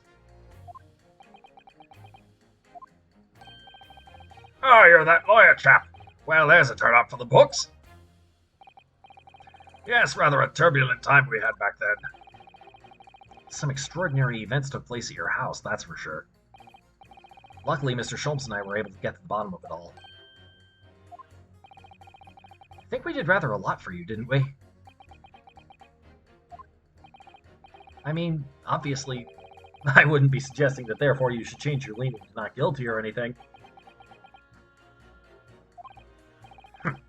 Can't be denied, I suppose. The curse of the Garadeb house was the talk of the town after that business. Lodgers moved out, and I couldn't get a bally soul to take up the tenancies. Oh, Haven't had the heart to break the news to Jody yet. Bad enough that the old girl's clapped up. Yes, can't be denied you did do rather a lot. But not for us, that's for gosh certain. I suppose not.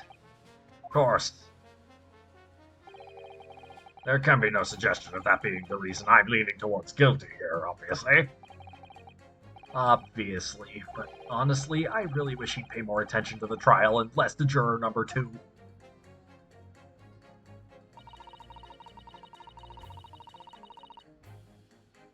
Hold it! Polishing the bench, I see. Again. The maid's work is never done. Not a blemish must remain. What exactly do you mean by filthy eyesores? On my way to market for his lordship, I have to pass through the East End. The place is full of beggars, pickpursers, and crossmen, the scum of the earth. A little harsh, perhaps. Let me be plain. If it were up to me, all those back slums would be made spick and span or eradicated. At least we have people like the great detective working to achieve these important goals. Alright, thanks for watching, Majora Boy. Have a good night. I'll be on probably for another half hour or so. You're referring to Mr. Herlock Sholmes? That's right. I like to keep abreast of his exploits by reading Rance magazine in between my duties. He does wonders cleaning up London's streets. In my opinion, he should be declared an honorary maid of the capital. Mr. Sholmes? A maid? It's really quite unbelievable. Guts a scum having the audacity to shoot our very greatest detective. Minor detail, it was the 2 brothers in the stand who shot Mr. Sholmes, not the defendant. A minor detail indeed. They're all gutter scum as far as I'm concerned. Well, it just might be an idea to get our facts straight anyway. Yes, all right. I shall amend my statement. Those brothers are the scum of the earth. They should swing for shooting the great detective. You against Orshevik.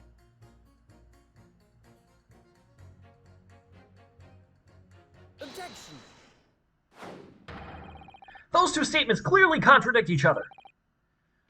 Good lord, counsel, explain yourself. Oh my statement contradictory. Contradiction in... Juror number 6, you've got the wrong end of the stick. I do not have stick, I have mouse.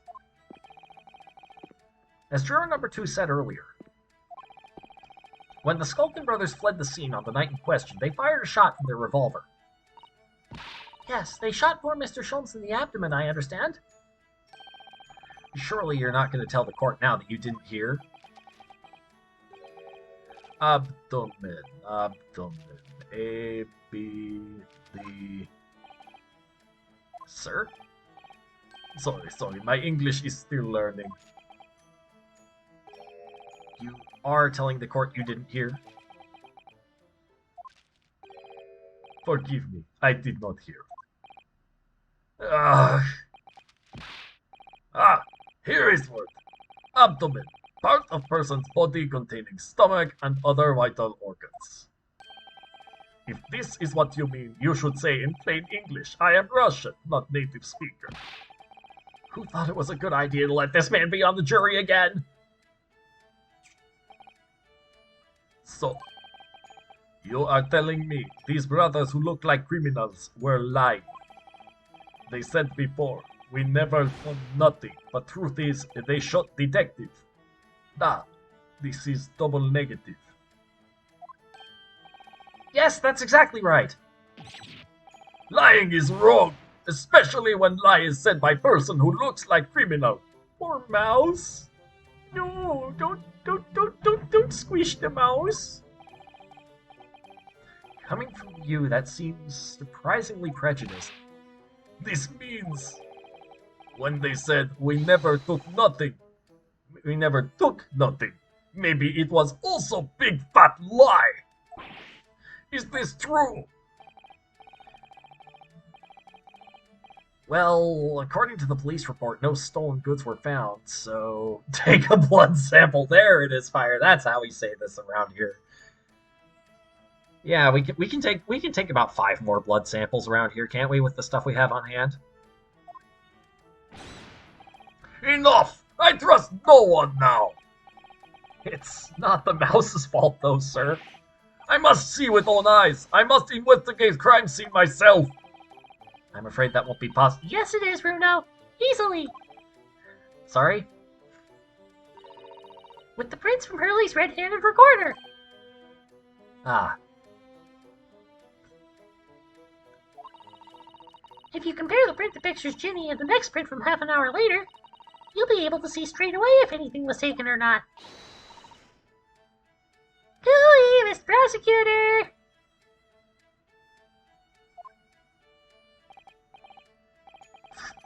Calling on the prosecution in the middle of a summation examination of all times. The print showing the accused threatening the victim after she broke into the shop is this one. Following this, the victim and the accused moved into the store. Meanwhile, the Skulkin brothers entered the shop and summarily heard the fatal gunshot ring out. it's the 131 that we're interested in. Sadly, none of these events were captured on film. This is the print produced by the camera half an hour later, after the brothers' flight. This is what we want to see, yeah. Can we get a side-by-side of this and the other one? So this was taken after Hurley was shot then. As far as I can tell, nothing has been taken. What about the other camera? That does seem to be the case. Can't notice anything that's obviously missing in the second print. So the brothers who look like criminals told only one lie. They shot man, but they stole nothing. It would seem so, yes. Good. No, not good. You were right. I did not understood situation. Now I know brothers have lied. I think it is very important to continue with trial. Okay.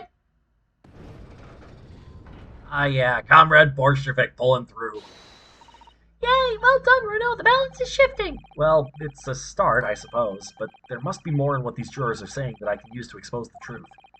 If I can do that, we just might turn the situation to our favor still. Thank you, Counsel. Continue with the summation examination. And kindly hand that new photographic print to the bailiff to be filed as evidence. Post-shooting photograph has been entered into the court record. Another print in the court record. I wonder if we can make use of that. In lake of lies are many dead fish. Must find truth. Therefore, I say not guilty verdict.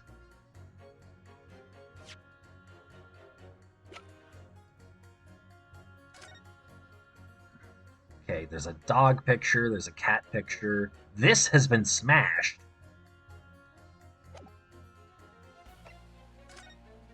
That's it. That's the difference. This thing has been smashed.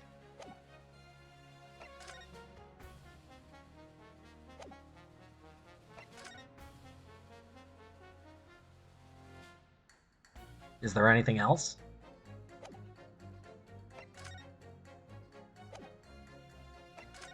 Ups, wrong thing. Yeah. This was broken. That's the big difference. Okay, keep that in mind.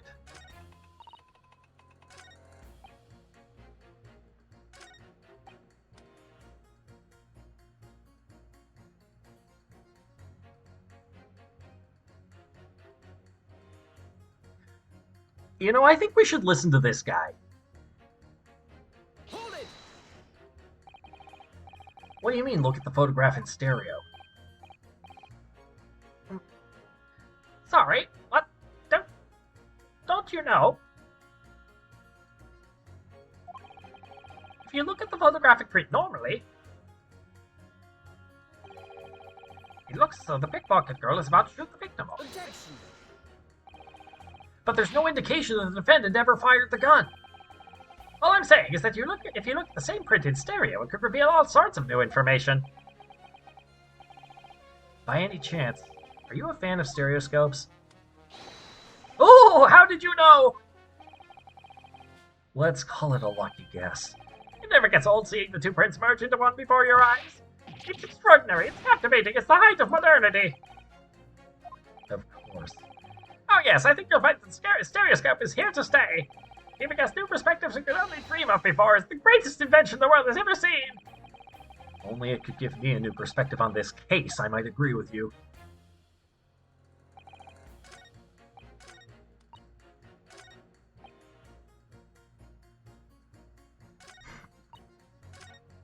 Let's see.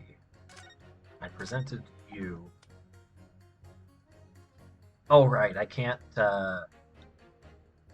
That's right, I can only press and... Yeah, that's right. Hold it! Alright. We'll press you. Sorry, radio transmission? What do you mean? Are you from the Far East? Stop! Yes, from the Empire of Japan. From the Empire of Japan. All communication with Far Eastern nations used to take place by mail. Royal Mail steamers take more than a month to complete the journey. Ah, but now we have the electric telegram, so we can send messages using electrical signals. Thousands of miles of cables have been laid along the ocean beds connecting the entire world. How did they do that with technology from this time?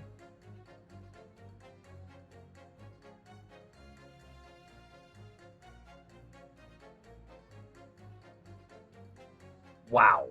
Okay. Thousands of miles of cable on the ocean bed? My head hurt just thinking about it. You are well informed, young lady. But cables will soon become a thing of the past. Stop. And just when I was starting to catch up. Radio transmission is the future. Stop. Messages carried over airwaves to four corners of globe. Stop. Four corners of globe? What? They invented time travel first, then just borrowed technology from the future. Imagine. Excitement growing. Stop. Atmosphere electric. Stop. Right. Try not to wear out your fingers. Era of wireless telegraphy. Stop. Driving technological revolution. Stop. And people say inventions like the stereoscope are the height of technology. What utter piffle! I can't understand it. I really can't. They're just silly toys. I was waiting for you to say something, buddy. Excuse me. Here we go. Juror number 3. I'm sorry to interrupt when you're obviously fuming, but... What? Oh, hey, Heck. Do you perhaps have something to say about juror number 5's last remark? As if I couldn't guess. Oh, you bet I do! Say that again! Go on! I dare you! Goodness, are you talking to me? I think he just might be, yes. You think stereoscopes are just toys, do you? Huh? Absolutely. I mean, really, I'm a machine to view photographs in 3 dimensions. Why on earth would you not just use your eyes to look at the world around you? It's all 3-dimensional. What a great way to appease the man. No, I'm sorry. Stereoscopes are of no practical use at all. You just don't know! Pardon? I think you'll find that viewing a photograph through a stereoscope can unlock all sorts of possibilities. I'm obviously going to have to demonstrate. What sort of possibilities? Well, take a crime scene, for example. If you had a pair of photographs from a crime scene that you could view through a stereoscope, it could reveal hidden clues you've never even noticed before. What? Have you got any, Bruno? Any prints we could look at with the stereoscope? Absolutely. How about this print here? It should do the trick, I think. All right.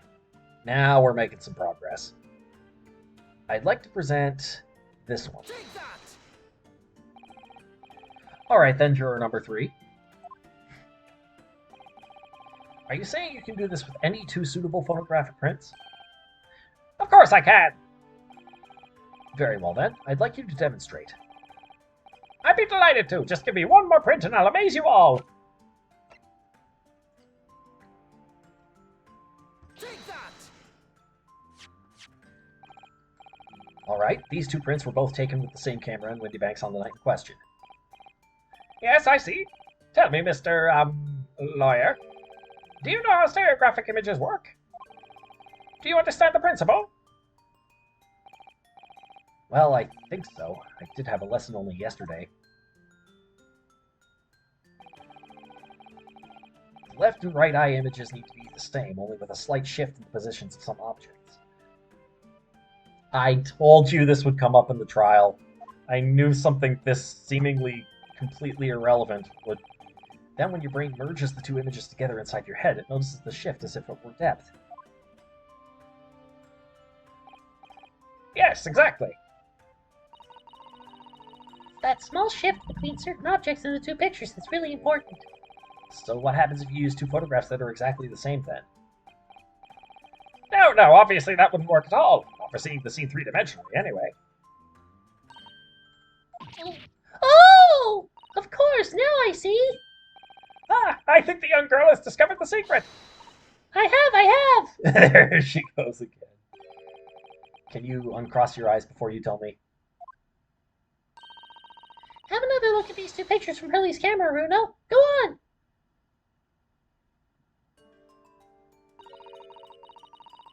Can you see that there's a really obvious difference between them? Of course there is. There are two people in the first and no people in the second. Well, yes, you can see that straight away. But now, try looking at the pictures in 3 dimensions. Alright, I'll give it a go. So to start with, you have to cross your eyes and then try to make the two pictures overlap exactly. Let's see if by crossing my eyes I can make the quill pens from each picture overlap in the middle.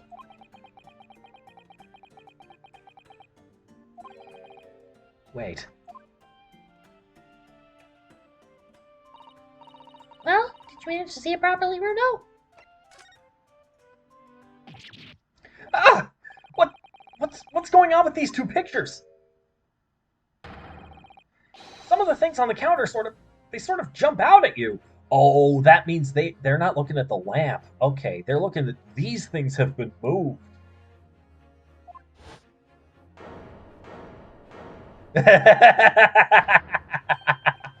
Yes, that's it, you see. That's the other amazing power of stereoscopes. Other amazing power? Is someone going to explain this black magic, eh? Why the deuce do some of the things on the counter seem to jump out at you like that, I think you'll find that if you consider the basic principle of the stereoscope, you'll answer your own question. Basic principles of the stereoscope. As I said before, if you try to look at two identical pictures using a stereoscope, it won't work at all. It's the slight shift in the positions of certain objects that lets you see pictures three-dimensionally. In other words, even though at first glance it seems the objects on the counter haven't moved at all between the two pictures. Oh yeah, you can see that things have moved a little bit now that you look.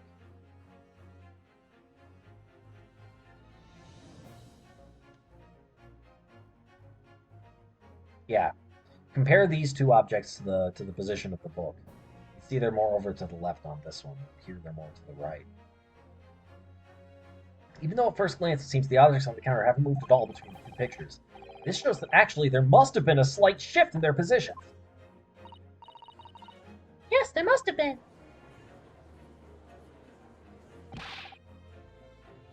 Now hold fire there, sir!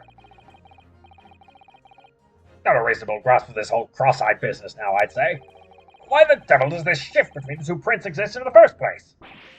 Well, what's the answer, fellow? Come on, you're the cross-eyed master. What? Me? I haven't the first idea. You know, Runo, it's quite simple. It is? Just think it through step by step. The first photograph was taken at 1 a.m. Then, 30 minutes later, the second photograph was taken. But the position of some items on the counter appears to have shifted slightly in the interim. So that means... That means that sometime in the half-hour interval, someone must have tampered with the things on the counter. Zokers! Someone tampered! New information! Stop! New, not mentioned in testimony so far. Stop! Yes, we've had to go around in circles a little here, it seems. But I'm starting to see what I should be aiming at in this summation examination now. Ladies and gentlemen, the question now is clear. We know the items on the countertop were moved, but by whom? Are you suggesting you might know? Of course. I can tell you right now who was responsible for the almost imperceptible shift in the items on the counter.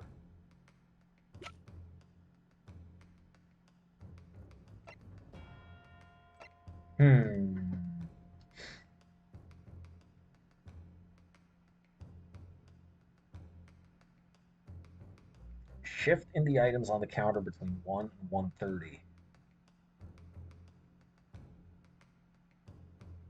Was it these guys?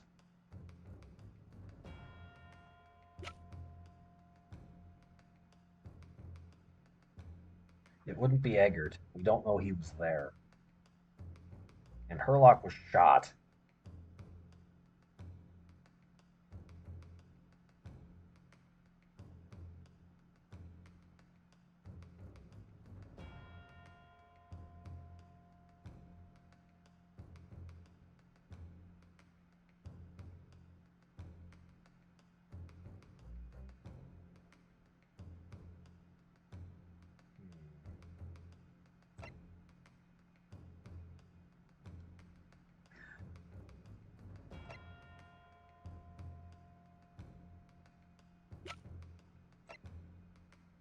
Must have been Vampire Man.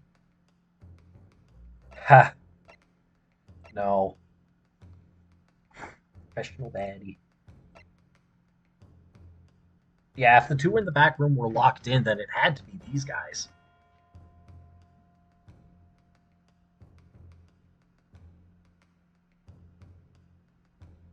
Take that!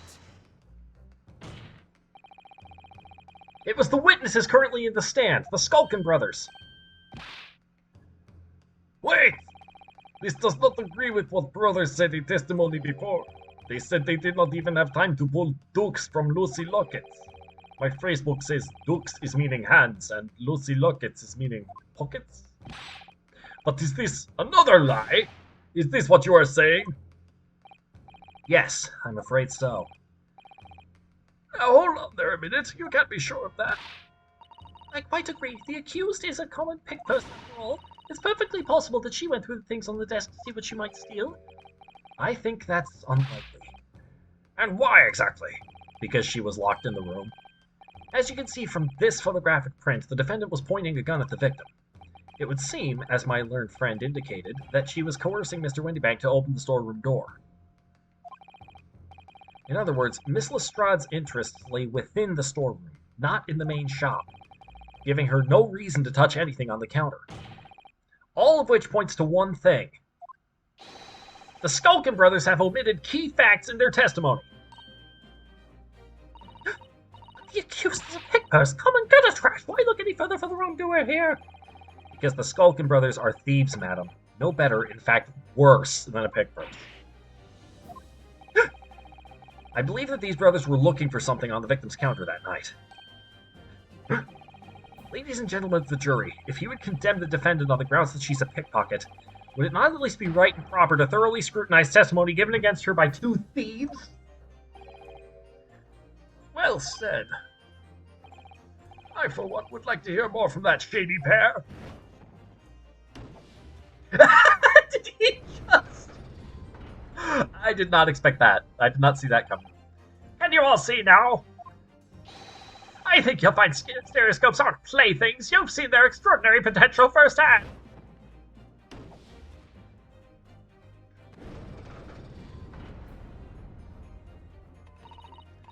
Wholeheartedly agree. Stop. Must purchase after trial. Stop. Will return home via Regent Street. Stop.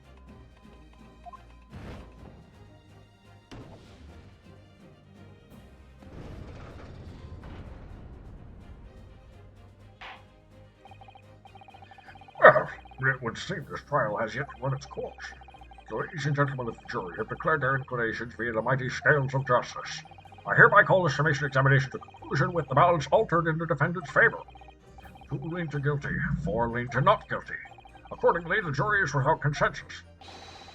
And I order this trial to continue. Yep. Yay,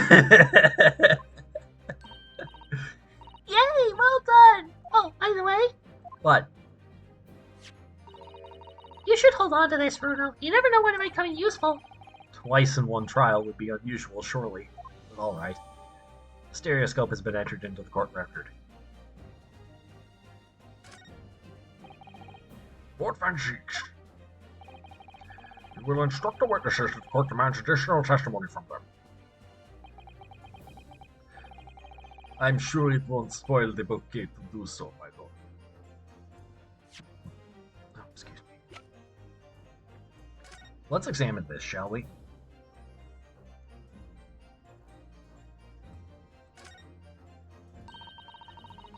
You have to pop your 2 prints in here to start with, you see. And then when you look through the eyepieces, you can see the image in 3 dimensions. The important thing to get right is the position of the 2 prints. I don't know who came up with the idea of a stereoscope, but it's really quite fascinating.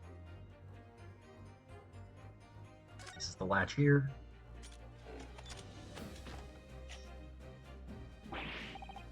Oh, look at that! It's totally changed shape just from one little button press. Well, that is what the button's for, Bruno. You're just like Hurley. You boys love pressing buttons, don't you? Especially if you don't know what they do. Us boys?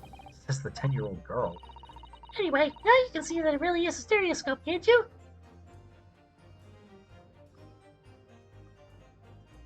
Looking to see if there's anything that I can do with this.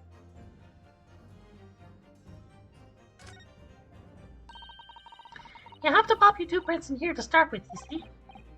And when you look through the eyepieces, you can see the image in 3 dimensions. Position of 2 prints. Yeah, we've seen that already. Okay. Yes. Yes, indeed, Fire. Pressing buttons is fun. Okay, I think... Yeah, I don't think there's anything else I can do with this thing just yet. There's nothing hidden inside the stereoscope. Little really bits? No. Never mind. Okay, we have it. Let's keep going.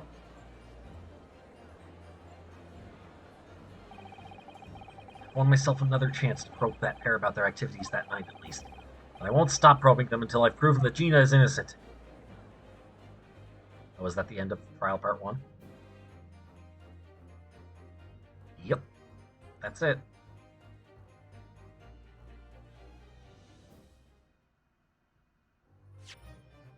Save current progress. Yes. Yes. From my clock, we have a little bit more time, but we probably won't be able to finish part 2 of the trial here.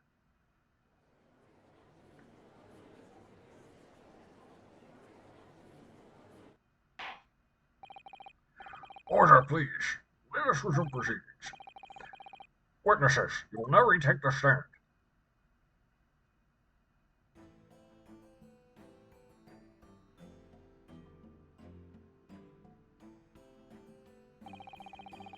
I presume you heard the defense counsel's summation examination. Oh, yeah. Yeah, Governor. I did, Gov. I did. Mr. and Mr. Skulkin. God, blimey. This is gonna be hard work. Earlier in this trial, you gave the following testimony about your actions after you entered Windy Banks. Well, it was bedlam soon as, weren't it? It was, Nash, it was. Didn't even have time to pull me dukes out me Lucy Lockets. However, that was a lie. You brothers, God, blimey. on the night in question, you rifled through the items on the victim's counter. We never done nothing of the sort. How'd you figure that out?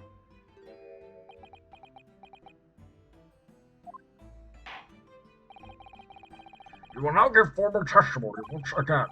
You will tell the court precisely what happened on the night in question, and this time you will tell the truth. Each lie that passes your lips serves to increase the severity of your punishment. And that, gentlemen, may deal a crushing blow to your chances of ever seeing the light of day again. Ah! A thought worth pondering, perhaps. Say no more, Gav. Say no more, Gav. We hear ya. We'll blab, we'll squeak, we'll peach.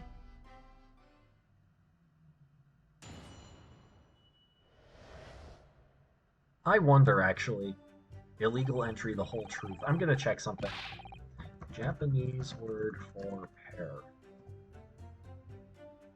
Ah, I thought so. Okay. Because I know Ringo is the Japanese word for apple. I figured Nash had to be a pun on pear because the guy keeps holding the pear up, right? Yeah, pear is nashi. So yeah, they're pear and apple. All right, we did knock a few things over, but we weren't rifling for nothing. It was when we heard the gunshot, see. Made us both jump and all that stuff went flying. I mean, it didn't have to give me a fright. We was thinking they should have come out the door and get us next.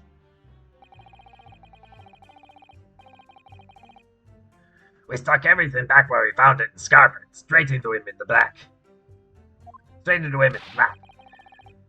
We couldn't have shut the pawnbroker, see? We never even had a chance, did we?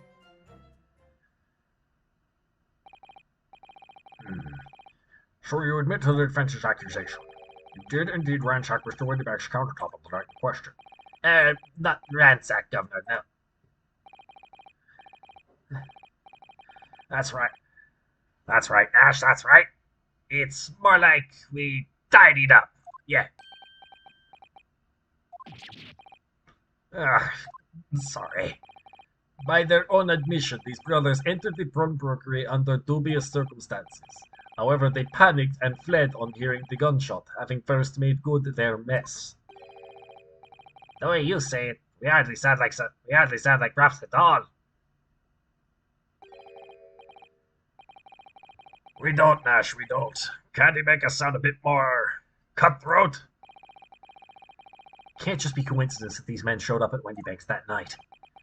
There's more to their testimony than meets the eye. I'm sure of it.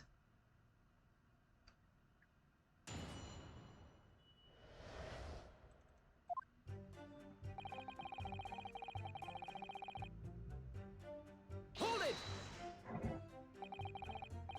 If that's the case, then why didn't you testify to that effect in the first place? Well, you know, we ain't exactly squeaky clean, are we? We ain't, Nash, we ain't. If we admitted to something like that, people would think we was up to no good. Well said, Ringo, me old China. We only land ourselves in even more trouble. In fact, now, as a result of lying in your previous testimony, that's exactly what you've done. Landed yourselves in even more trouble. That's rotten luck. Says the rotten apple eater. Witnesses, explain your actions to the court. Why did you ransack the victim's counter? We never ransacked that. Right, Nash, right. More like we tidied the place up.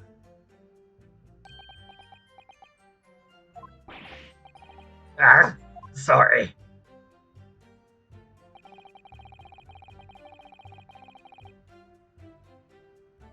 Hold it! So what you're saying is, the sound of the gunshot shocked you so much you knocked all those things off the counter? Well, it shocked one of us that much, yeah? This bag of nerves needs to learn to keep his shirt on. Look, it was loud, all right. I mean, dead granny would have woken up at that bang. Big Bravhurst screamed like a blood-blooming baby and fell over on the counter. He knocked over a load of books, a candlestick, and some skull whatnot. I got tangled in some marionette, what knocked over a picture frame, what knocked them scales on the floor. You've really mastered working quietly, then. What a racket. Me granny would have been scared back into her grave at a clatter like that. So in short, the gunshot took you by surprise. And then some. It was quiet as a mouse, and then all of a sudden, bam! Excuse me. What's got your goat this time, Gregsy? Inspector Gregson, do you have something to add? Like I keep saying, I don't appreciate being lumped in with these scoundrels. No, something to add about their testimony. You seemed to react just now at what Mr. Skulkin said. Did it make you think of something? It's probably nothing, of course. I wouldn't even bother to mention it, only. Well, fact is, cases don't get solved if you ignore the little details. How about you just tell us what's on your mind? As you know, we brought these fellas into the yard for questioning last night. The statement they gave told a slightly different story to what they're saying now.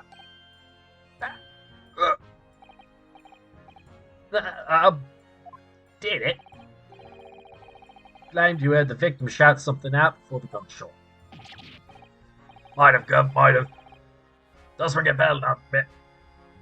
Now you mention it. Granted, it's only a minor detail, but still. Can't help feeling like perhaps you've been a bit sloppy with the testimony here, eh, fellas? If I discover the witness's testimony has been any more sloppy than it is hitherto proven to be, I shall be forced to bring the very harshest punishment to bear against it. Easy, easy. We'll get it right this time. That's it. Yep, it's all coming back to me now. Then speak. Supplement your testimony with whatever details have miraculously returned to your questionable minds. Sirs. Right you are, Gov.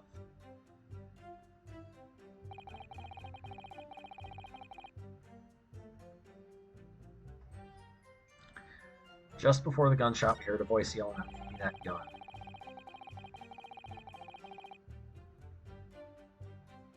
Wait a minute.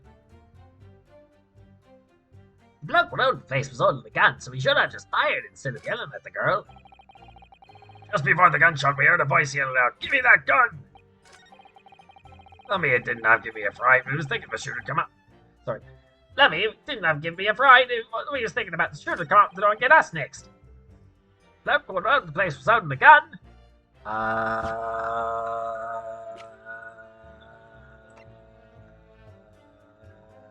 Objection. Excuse me? You're saying that on the night in question, the victim, Mr. Windybank, was wielding a gun. Is that correct? That's it, Gov. You got the picture. He has, Nash, he has, no question. And yet the photographic evidence from the time of the incident clearly shows that Mr. Windybank was not in possession of a firearm of any description. Objection. You're surprised. Does the defense really intend to highlight evidence that compromises the position of the accused even more?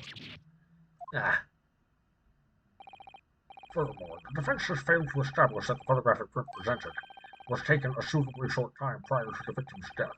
The chronology is severely lacking, counsel. Yeah, that's right. Too right, Nash, too right. The old geezer could have been about to turn the tables on the girl, eh? Hardly likely. No, I'm afraid this won't stand as conclusive evidence. Ugh. Continue with the cross-examination, counsel, and heed my earlier warning, witnesses. Skulkin's never skulk.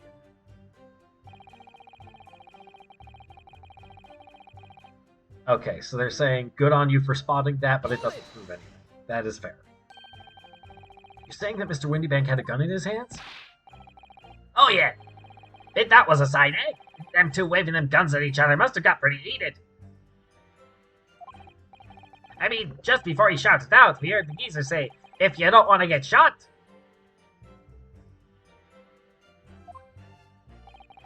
Didn't really sound like he meant it, mind. More of an empty threat, you could say. Mr. Windybank was known to keep a revolver on his shop counter at all times. People say that to protect the articles in his keeping, he'd readily put a bullet in someone's head if required. That someone being himself, of course. Good grief! Extraordinary devotion indeed. Marvelous misguided. Well, he certainly sounded like he was ready to pull the trigger the other night. Only the person he was going to shoot made him do it. Cooked his goose proper. Any wish he'd squeeze the trigger instead of wasting time shouting, "Give me that gun!" It was directly after those words that you heard the gunshot? It was more or less at the same time, Gavin. Give me that gun! Bam! Kind of thing. Yes, man is dead and they're still making that joke. Yes, a career in acting very tragically missed. Then we heard the sound of someone hitting the deck. Before everyone went dead quiet. After that, we done a slapdash job tidying the place up.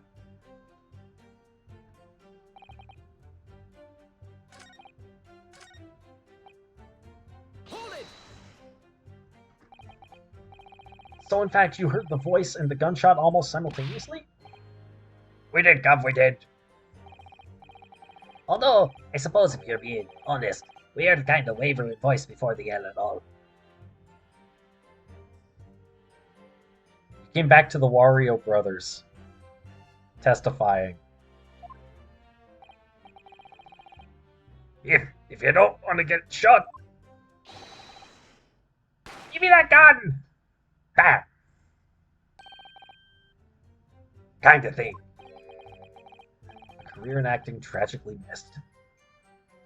You've already seen that part. And where were the voices coming from? Could you tell? Of course we could. From the other side of that door behind the counter, it was. From the storeroom where the victim was found dead. Ah, thank you, Heck. And the voice you heard, it was that the victim, Mr. Windybank. On me granny's life. Of course it was.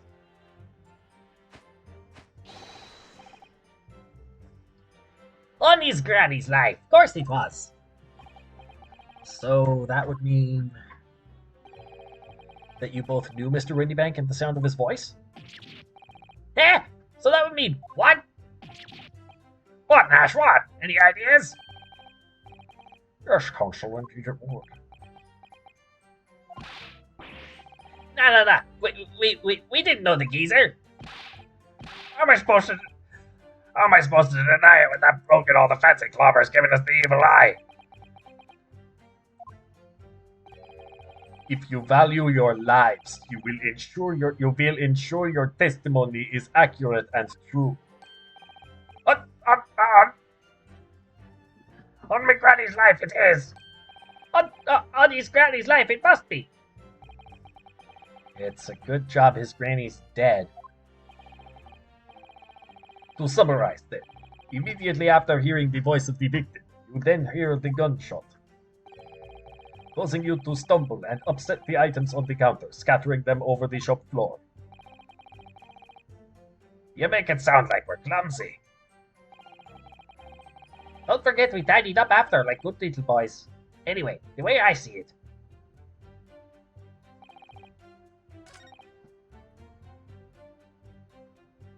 Hold it! So you didn't try to open the storeroom door then? Not on your life. It went deathly quiet after that. It did. Put the wind right up me. But anyway, the door was locked, wasn't it? No way that was opening. Yes, of course. It was locked from the inside, or so we might believe. It was, Gov, it was. From the inside. Right, so we had no way of knowing what was going on in there, did we? Unless there was some other way to get a view of the inside of the storeroom. Like through the keyhole or a spy hole, perhaps. Don't ring no bells. Don't like no lights. We had to cut and run before we noticed anything like that.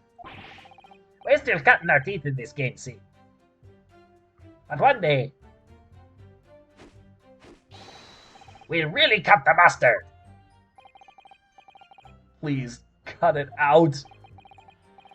But as we know, behind that door was the victim's lifeless body, with the accused not 2 feet away. Yes, unfortunately. Gina was in there unconscious with the gun in her hand. To confirm, would it be correct to say that neither of you set foot inside the storeroom? That's right. That's right, Gov, that's right. Couldn't have even if we wanted to. Stuck everything back where he found it. Scarper straight into him with the black. Hold it! Yes, whereupon you fired a shot from your own gun at Mr. Herlock Sholmes. Oh, yeah, we was a bit hasty there. We was, Nash, we was. Truth be told, I was already shaking like a leaf when you lot turned up. If you're shaking like a leaf, don't put a loaded gun in your hand. Good advice, miss. Good advice. But conversations happen when facing each other, especially if they're both holding guns. Oh, I think I see your point. Truth be told, my mind went totally blank. Before your mind goes totally blank, make sure you don't have a loaded gun in your hand. Mental note made, miss. After that, we legged it down the street. But apparently we looked dodgy to the coppers or something, so they clapped the darbies on us like winking. And after you'd been handcuffed, the police found this revolver in your possession, correct? Well, yeah. But listen, that proves it, doesn't it? Eh? We couldn't have shot the pawnbroker, see? We never even had a chance, did we? Hold it! And why should we believe that? Eh? What? Well, because it's true, ain't it?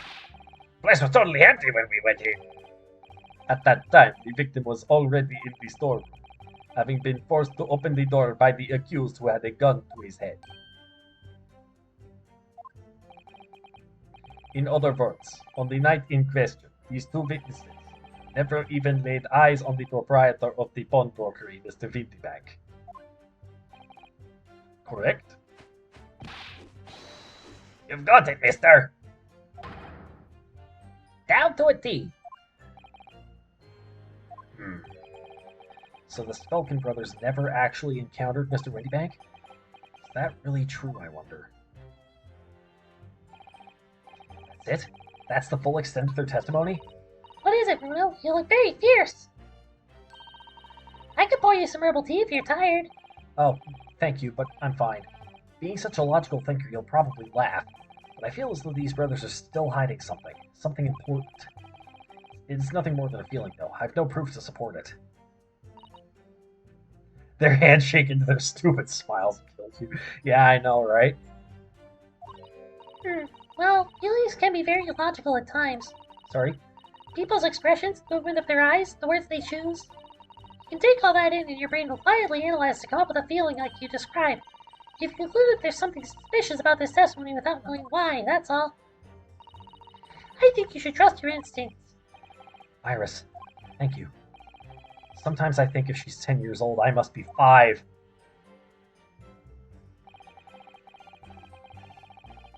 Hold it! Does this change now?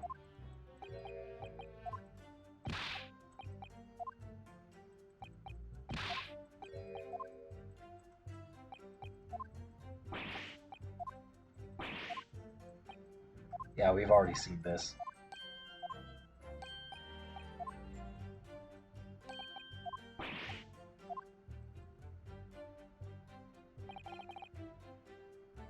Hold it!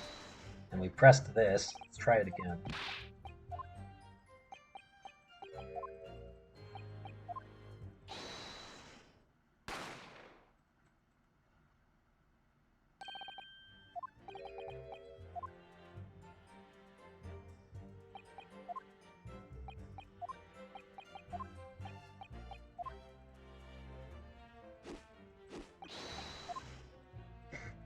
Just trying to see if I missed any statements to press.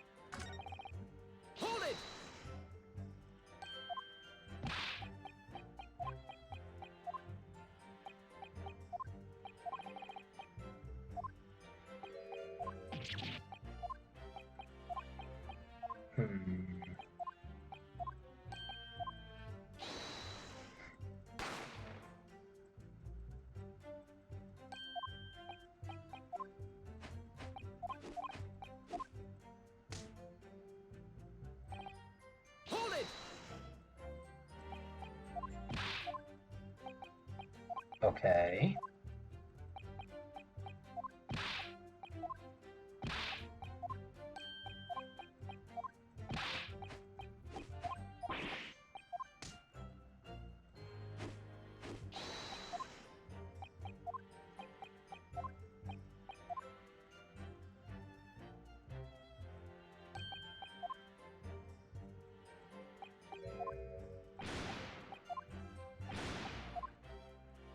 Okay. Then this is the last one that, wait. Hold it! Yeah, I've pressed everything that I can.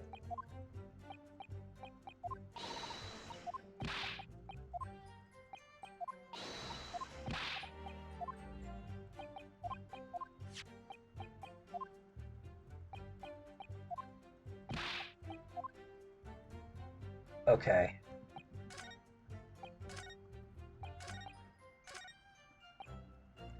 Just before the gunshot, you heard a voice yelling out, give me that gun. Bloke would own the place was holding the gun, so he should have just fired instead of yelling at the girl.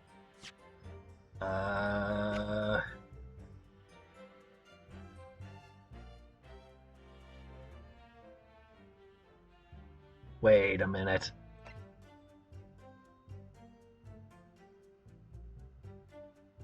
How do they... Rear storeroom. How do I present that there is a door? Right, okay, that's there.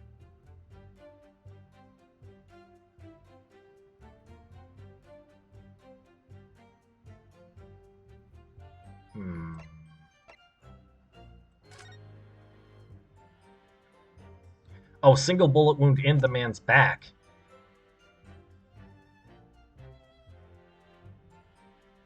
Right. Okay, I see what you're saying now, Aurum. Yeah, you got this way before I did, I think. Let's present this. Objection! Yes, okay. That must be what you were talking about earlier.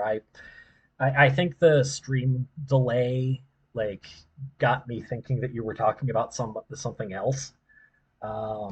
Specifically the positions of the two bodies. Actually, no, that wasn't the stream delay. That was just me completely misinterpreting. Yeah, point is, I thought you were talking about the positions of the positions of both bodies lying down on the floor, rather than the contradiction between what they're saying and the fact that the shot was in the back. So you're saying that on the night in question, the victim, Mr. Windybank, was wielding a gun. Is that correct? That's it, Gov. You got the picture? Yes, now she has. No question. And yet, photographic evidence obtained immediately after the incident clearly shows that Mr. Windybank was not holding a firearm of any description. Oh, we're both wrong. You what? Gordon Bennett, that ain't right. Objection! There can be no question that the victim's revolver was used in the incident. I would remind the court that Mr. Windybank's gun was found at the scene. Not only was it identified as the murder weapon, but it was found in the accused's hand. Yeah, that mold Tuller used the victim's own gun to finish him off. Give me that gun! Bam. Kind of thing. Hold it! Stay exactly where you are, right there. Huh? If the crime had taken place as you've so colorfully described in your testimony, it would give rise to an undeniable and significant inconsistency in the final moments you just acted out. Goodness, are you sure, Counsel? You intrigue me, my learned friend. But let's see some evidence to support your claim.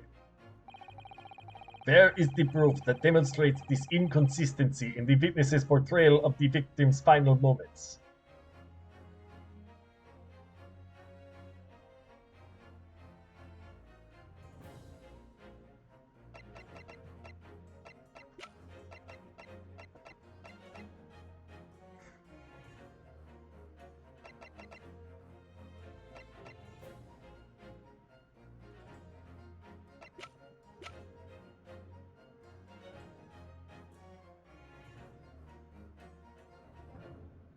due to a single bullet wound from the back. Here we go. Take that! According to their testimony, the witnesses claim to have heard a shout of, "Give me that gun," followed by the gunshot. Indeed. With two events happening almost simultaneously, the story has been led to believe. Yes, that's right. Now, if that testimony is true, it would mean that at the moment of death, the victim and his attacker would have been facing each other. However, in the autopsy report, it clearly states that the victim died instantly after being shot from behind. So as I stated before, there is an undeniable inconsistency in your testimony, Mr. and Mr. Skulkin.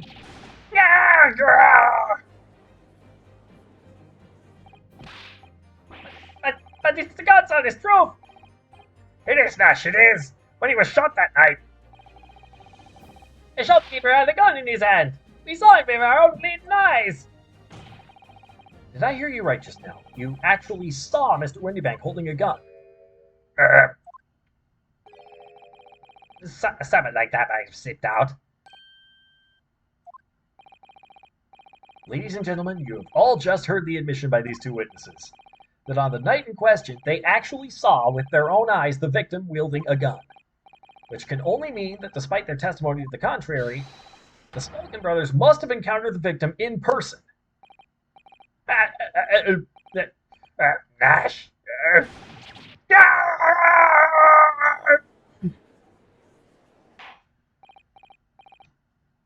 Order! Order! Order! Witnesses, explain yourselves at once. Well, the thing is, they weren't supposed to, It would seem that my previous warning fell on deaf ears. I made it quite clear that false witness would be the death of you.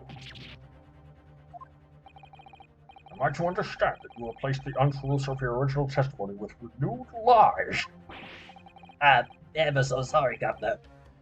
Truth is, see, we have... Cut it out! Cut it out, Nash! Cut it out! If we blab now, you know it. If we blab now, you know what it'll do to us. He? Who are they talking about? Eggert Benedict. Or Strongheart. One of the two. Probably Benedict. Let me make your position here perfectly clear. You will talk. There is no other option available to you. Rob, come on. The game's up. But you'll have a guts for garters. In case it hasn't quite sunk in yet, no matter how hard you try to hide it, the truth will come out. On the night in question, it is now apparent that you brothers met face to face with the victim. I demand that you testify again to explain the precise circumstances under which this meeting took place. Well... Do we have to? On pain of death. I suggest you make yourselves fully aware that this is your very last chance to tell the truth.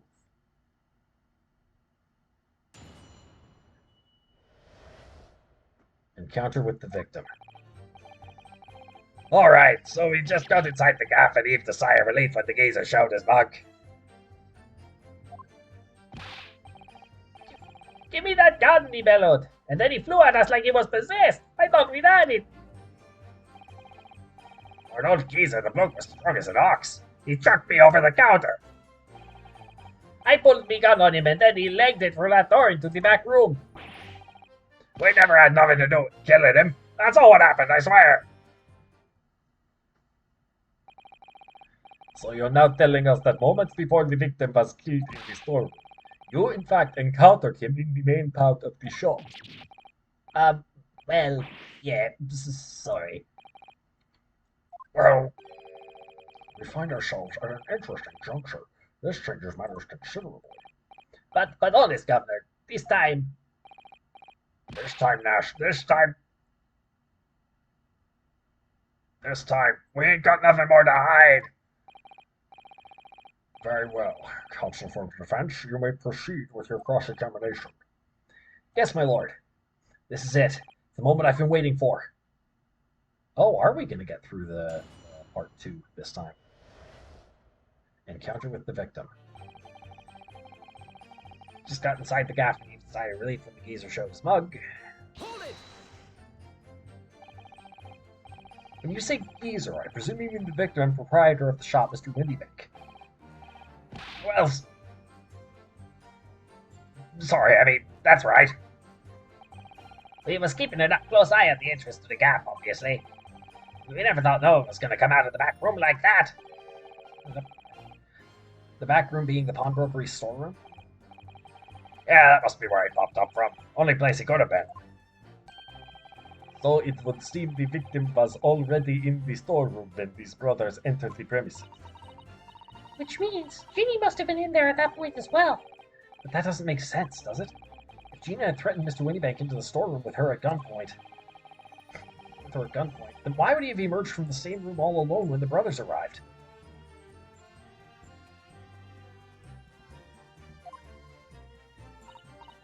Oh, I don't know. Did you see the accused at that time? Want that ball tooler? Couldn't tell ya. No way, Culver. We had bigger fish to fry then. I mean, the old geezer just lost it. Give me that gun, he bellowed, and then he flew at us like he was possessed. I thought he'd had it. You mentioned that Mr. Windybank shouted those words in your previous testimony too. However, you claimed that you heard him yelling them on the other side of the storeroom door. Oh, did we? But the truth is, he was shouting those words at you, wasn't he? Well, yeah. Was the victim Mr. Windybank wielding a gun at the time? Was he ever? Blimey, lovely, a great ugly barrel he had pointed straight at me frontispiece. So what you're saying is, you definitely saw Mr. Windybank with the gun at that time. Is that right? It is, Gaff, it is. It is, Gaff, it is. Spot on. Then all of a sudden he came at us, he did. It was bedlam. I didn't know who was going for who. You were clearly all going for each other. Like Nash said, we thought we'd had it. I mean, for an old geezer, the bloke was strong as an ox. He chucked me over the counter. Yes, I noted that you mentioned the counter in your previous testimony too. Well, yeah, of course we did. He knocked over a load of books, a candlestick, and some skull and whatnot. I got tangled in some marionette, what knocked over a picture frame, what knocked them scales on the floor. So in fact, it wasn't the sound of the gunshot that shocked you and made you knock those things off the counter. Well, Big Bruv here went flying over that counter like a gunshot, I can tell ya. Then the old geezer pinned him. He did, Nash, he did. If you hadn't been there, the bloke would have flattened me like a bloomin' pancake in seconds. At the time in question, the alarm was raised at the local police station via a secret cable from the pawnbrokery. There is a button under the counter used to activate it, which was presumably pressed by the victim. That's right. When the brothers fled the scene and back onto the street, they ran straight into the arrival police, didn't they? Poor Mr. Windybank. He did everything he could to protect the shop. Put me gun on him and then he legged it through that door into the back room. Why would he go back into the back room when Gina was supposedly in there with a gun? Were you intending to shoot Mr. Windybank? No, never. I was just, looking out for me, bruv, weren't I? He was being flattened, don't forget. By a man whose shop was being burgled, yes. And then, the man fled into the storeroom when you pointed your gun at him. Is that it? Yeah, that's it. He shoved me away and then ran off through that door and shut himself in. There's something about that last remark. Something that doesn't quite ring true. I wonder why Mr. Windybank ran away into the storeroom. What? Well, according to what everyone's saying, Ginny was in there waiting for him with a gun. Ah, Yes, that's right. Gina allegedly used Mr. Windybank's gun to threaten him and force him to open the storeroom door. In which case, how did the gun end up in Mr. Windybank's hands again? I have no idea, but that is strange, isn't it? This little inconsistency could be significant. I should make a mental note of it. Look, the point is, me and me bruv here. That's right, Nash, that's right. Me and me bruv here. We never had nothing to do with killing him. That's all what happened, I swear. Hold it! You say you had nothing to do with it. Nothing at all. Nothing, nothing. The old geezer went and shot himself in the back room, didn't he? Locked it was, from the inside. We know it was because we tried to open it. But it's a decent door, that one. Good and strong. Wouldn't budge an inch. So in the end, the situation remains unchanged. Inside the storeroom with the pawnbroker, there was only one other person. The sole person who could possibly have shot the victim, the accused, Miss Gina Lestrade. Ah! It indeed appears so. What's the use of that, Counsel? I don't know. Was there anyone else apart from Gina who could possibly have shot Mr. Windybank? Yes. Mr. and Mr. Skulkin. Eh? What? What's that look for? From the moment you admitted that you had encountered the victim face to face that night, the course of this trial changed completely. It did?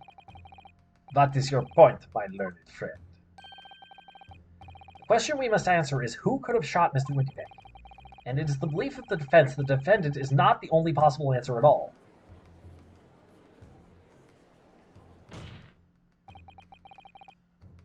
You have my attention. In that case, let us return to this plan of the premises.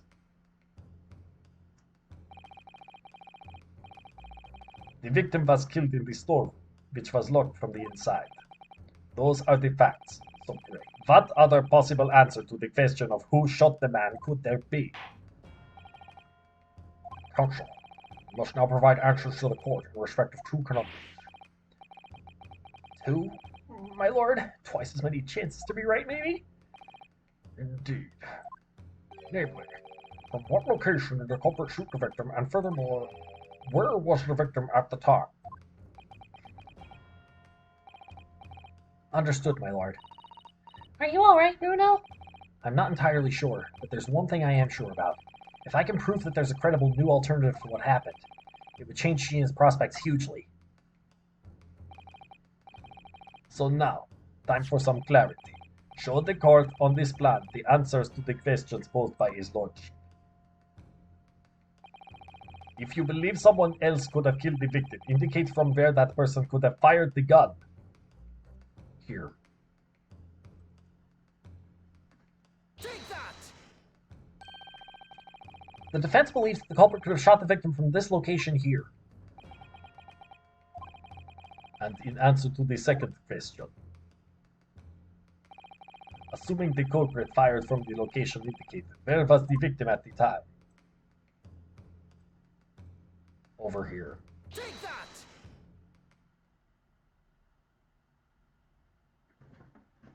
There. The shot went through the door. Finally! Finally we get to put this through. The culprit shot the victim from outside the storeroom. Continue. Mr. Windybank died instantly from a bullet wound in his back. Looking at the stain of blood on the storeroom floor, it doesn't appear that the body was moved after death, which tells us that he was almost certainly shot while he was in the storeroom. However, the crucial point is, where was the shooter when the fatal bullet was fired? So you were adamant that the shot was fired from outside the storeroom? Well, according to the Skulkin brothers' earlier testimony, I put the gun on him and then he legged it through that door into the back room. if Mr. Windybank ran away through the door, we have to assume that the door was open at the time. Ah! It was at precisely that moment, when the victim was fleeing for his life, that these brothers had the perfect opportunity to shoot the man in the back once he was inside the storeroom. Gah! Gah! to think of it, do you remember what the prosecutor said at the start of the trial? Moving on to the findings of Scotland Yard's coroner. His report states that the bullet entered the body on a rising diagonal trajectory.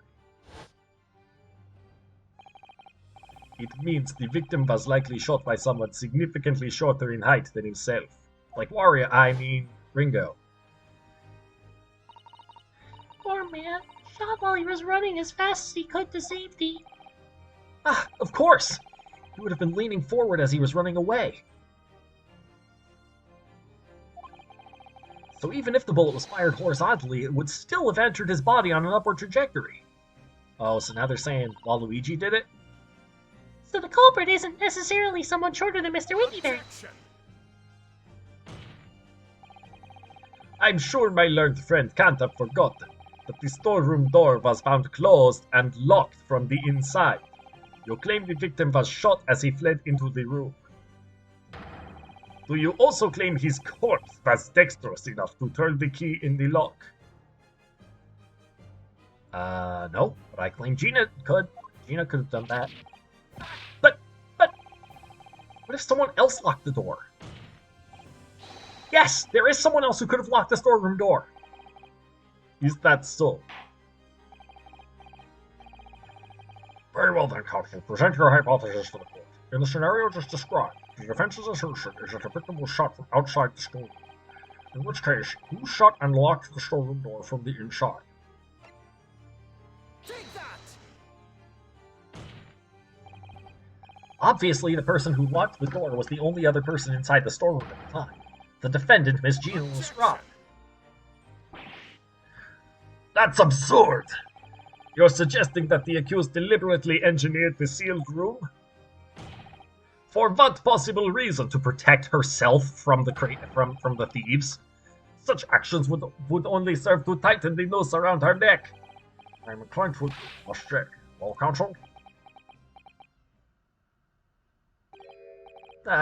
Yes, that's a tricky one, that, isn't it? Half-baked notions have no place in my courtroom, counsel. Remember that, please. But of course Ginny would have locked the door. Almost goes without saying, doesn't it? It does? Well, if I was Ginny in that situation, I know I would have locked the door as quickly as I could.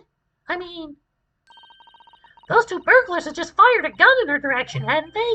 Oh yes, obviously. Before the two brothers arrived, Miss Lestrade and Mr. Windybank were in the storeroom together.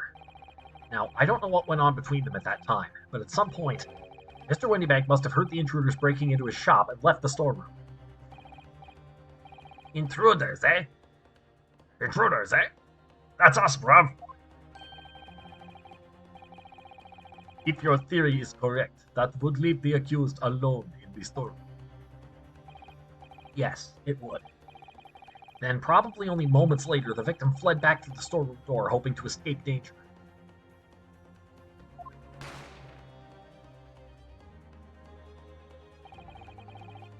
Hit in the back by the bullet, Mr. Windybank fell to the floor where he was, just inside the storeroom. It really does feel like the entire Ace Attorney universe only has a single brain cell that only one person can use at a time. Yeah, pretty much. Pretty much. Yep. And now we see. Okay, so there would only had to have been two guns. Yeah, okay. But then, okay, then that one was fired. But then that one must have been the one that they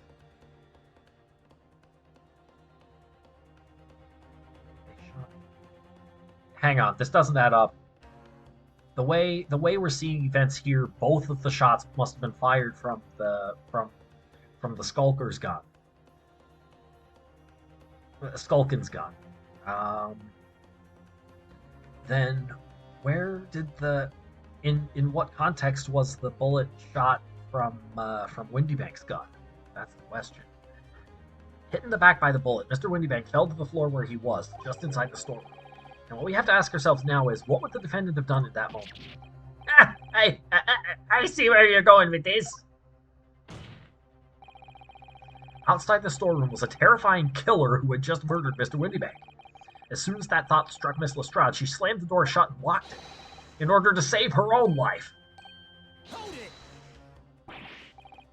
But I mean, we ain't the ones who done it. We ain't, you gotta believe us. I mean, come on, we never shoot no one. You shot Sholmes. That's blatantly untrue. I know for a fact that you would, because before my own eyes, you shot Mr. Herlock Sholmes.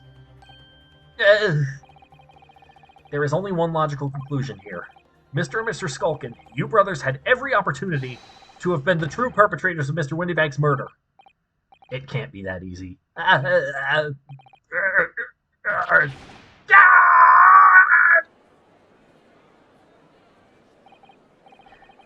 Where does this leave us? Where does this leave us? You mean to say it wasn't the pickpocket who shot the pawnbroker after all? I should have known it was those three brothers. They look as shady as a dense forest. That was amazing, Bruno. All the members of the jury seem to be firmly on your side now. I know, first time ever, and probably the last.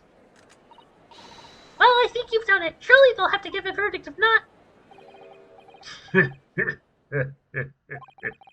An admirable effort, my learned friend. Now he's going to point out the inconsistency with the bullets. What's this now?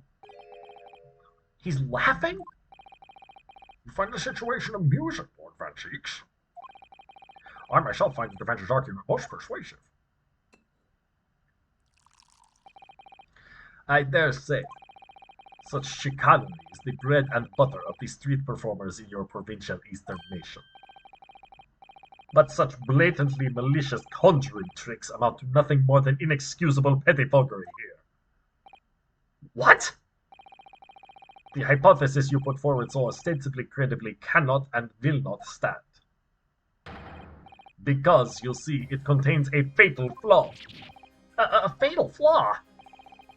Do you mean to tell me that you're unaware of your logic's failing? I mean, I'm aware of it. I say, Lord Van Cheeks. Might be an idea to explain this ballet conjuring trick or whatever it is to the troops on the ground. The fatal flaw in my learned friend's argument is really very simple to understand.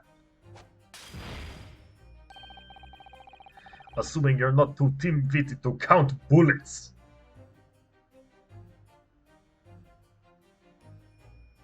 The Bros gun was reloaded and bullet sated in Sholmes.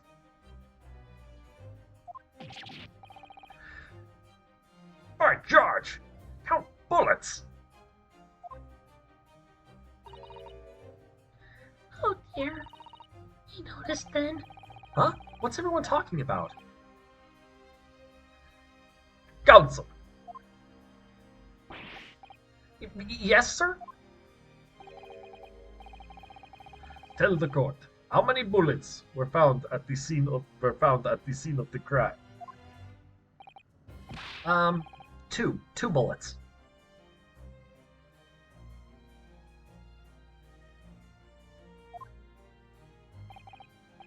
Correct. The first, that which hit the victim in the back, ending his life. And the second, that which struck the detective, Mr. Herlock Sholmes, on his arrival at the scene. Oh yeah, please do, Heck, please do.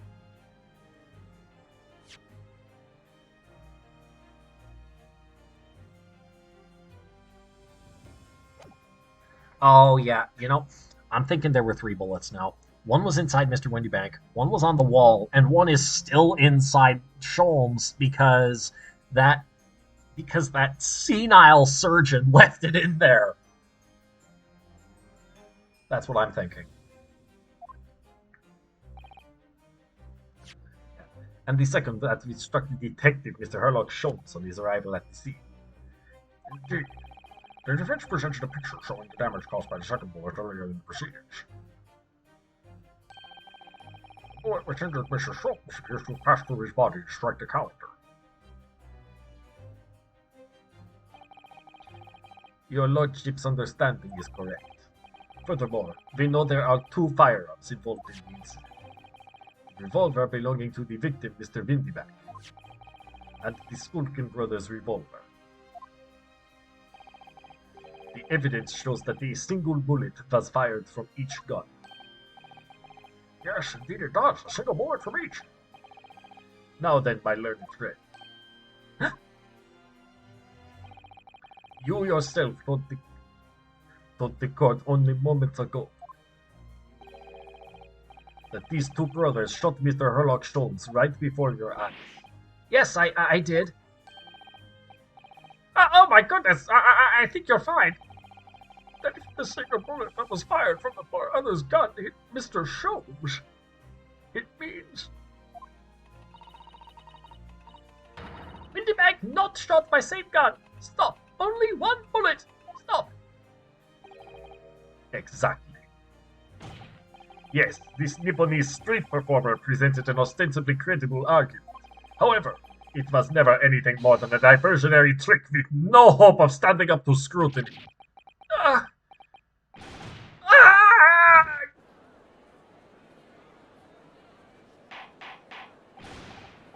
Order! Order! Order!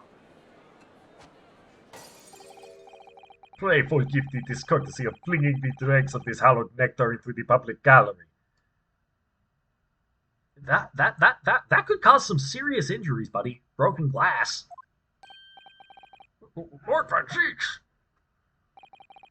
But this court needs to open its eyes. The accused, Miss Gina Lestrade, is no ordinary little girl. Despite her young years, she can regrettably no longer be described as a juvenile. No, the person in the dock is far from a law-abiding citizen. She has a past riddled with criminal conduct.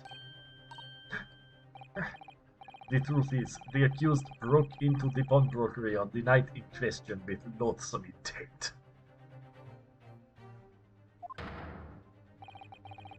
As we can see beyond doubt in this print which depicts her threatening the victim with the murder weapon. And I have here in my possession one more piece of evidence the prosecution wishes to present. Can we test it with Iris's blood testing thingamajig? That disc!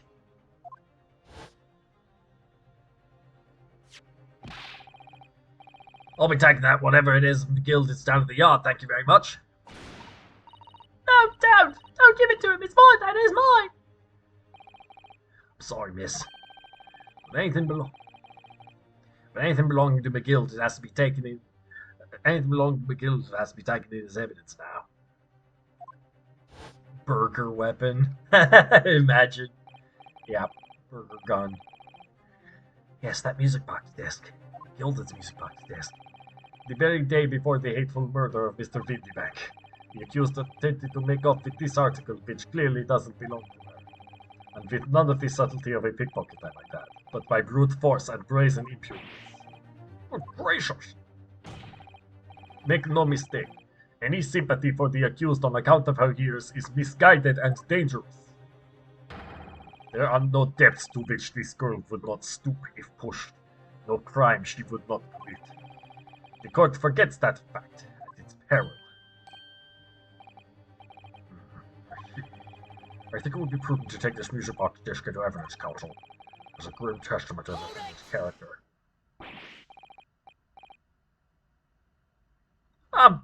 Lord Van Zeeks, Inspector Gregson, what? Yes, Inspector. We had a meeting yesterday at the yard with the prosecution service, and, I think it was agreed that this disc wouldn't be used as evidence. What's this all about? Why is the inspector acting strangely? That's the first time he said anything to Van Zeeks at all. I am unaware of any such meeting. But as were the instructions right from the top, the government bigwigs were insistent. Inspector, I am the prosecutor, and I alone determine how to present my case. Your warning is noted. Thank you. The prosecution wishes to proceed with submitting this disc as evidence, my lord. You're probably going to regret that, but sure. Indeed. Bailiff! The music box disc has been entered into the court record. Test the color! The prosecution has established the accused's motive, opportunity, and baseness of character.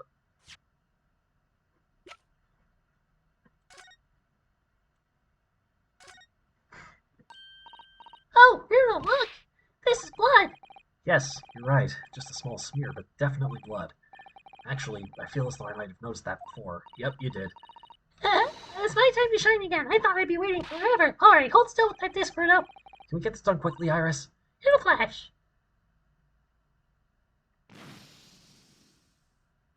Green.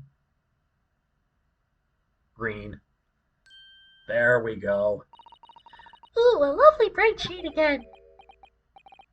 This is the same color that was on the calendar. Wait, that color.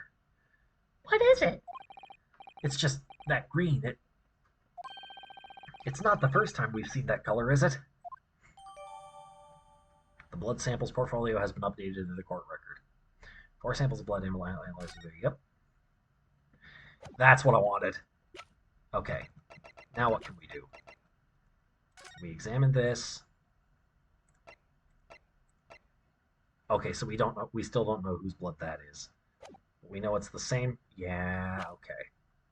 Can we examine this again? I want to check the back of it to see. For McGilded. For McGilded.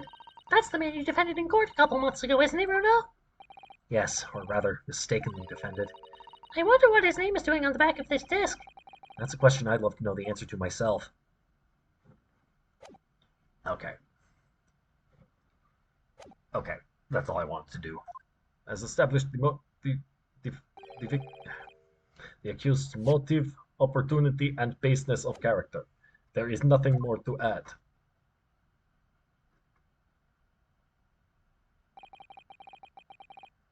Ladies and gentlemen of the jury, I await your informed decisions and rest my case. Yeah, it seems that way, Arm, doesn't it? And yeah, Fire, it was probably the white suit man after he got cut from it when Ginny tried to take it, but we don't know who he is. There are some pretty strong indications that the name that he gave us was fake, for instance. I don't believe it. I had the jury on my side for once for all of 5 minutes. Oh dear. It wasn't even for 5 minutes. No. My lord! Wonder if I might say something at this point.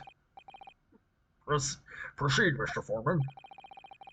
Been stumbling about in a bit of a fog up to now, if truth be told, but all of a sudden, the answer's badly obvious to me and my men. There's only one thing for it. Oh no. Very well. The court will hear from the jury. Ladies and gentlemen, you will present your leadings as to the defendant's culpability. Guilty. Guilty. Guilty. Guilty. Guilty. Guilty.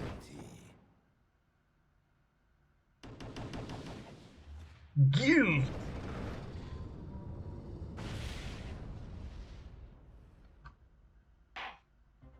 I still want to. I still. Nah, we can't. We can't expose Bolshevik. Comrades don't do that to comrades. We have a consensus among the jury. Then you have eliminated the impossible. Whatever remains must be the truth. How dare you? How dare you speak those words of the great Sherlock Holmes? Sherlock Holmes. How dare you? That's my line. I wrote that for Hurley. There it is. How dare you use it against us? Don't worry, Iris. I don't think we're finished yet. There's still more to this case than we realize. It must be because there's one thing that I'm absolutely certain of. Gina didn't shoot Mr. Windybank. That's beyond any doubt. Very well. We'll proceed with the second summation examination of the day. Mr. Foreman, are you and the other jurors ready? Narrative Squadron is primed and ready for action, sir. Very good. So, ladies and gentlemen of the jury, you will each explain on what grounds you have now determined the defendant to be guilty.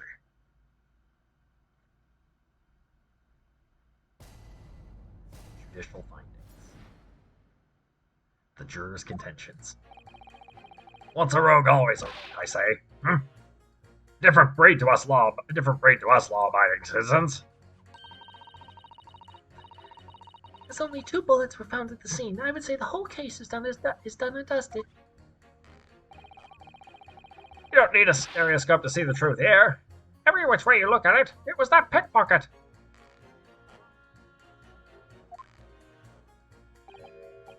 I never imagined that simple operation would cause me such grief. I'm gonna press him. The accused attempted a theft on the previous day. I can see I'm in for a busy day ahead. I am ballistics expert. I have seen many shootings. There is nothing I do not know about guns. Dude, you might want to be a little more chill. It would seem there is little remaining room for doubt. Okay, so I want to press the doctor, and I want to press Bolshevik. Have to admit, I was rather bowled over by the argument put forward by the chap in black. When that fell apart like a house of cards, I saw that I'd jolly well been hoodwinked. Well, no more! The whole courtroom is turning against me. It's not fair! Iris? That prosecutor's being mean. Just because Ginny's done something she shouldn't have done in the past, that doesn't make her a murderer. Allow me to savor this fruity vintage while I savor the spectacle of your fruitless debate on the matter. Here's to the truth coming out, eventually. Yeah, I can toast to that. I don't think you're gonna like it very much, though. That's enough preamble. Counsel, proceed with the summation examination. Now he means business. Yes, my lord.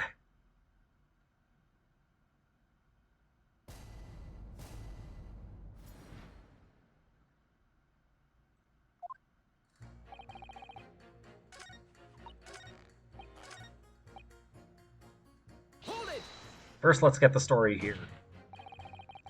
Would you please stop muttering about things that have nothing to do with this trial, sir? The defendant's life is on the line here. Well, the thing is, I couldn't really say that it has nothing to do with this trial, to be honest.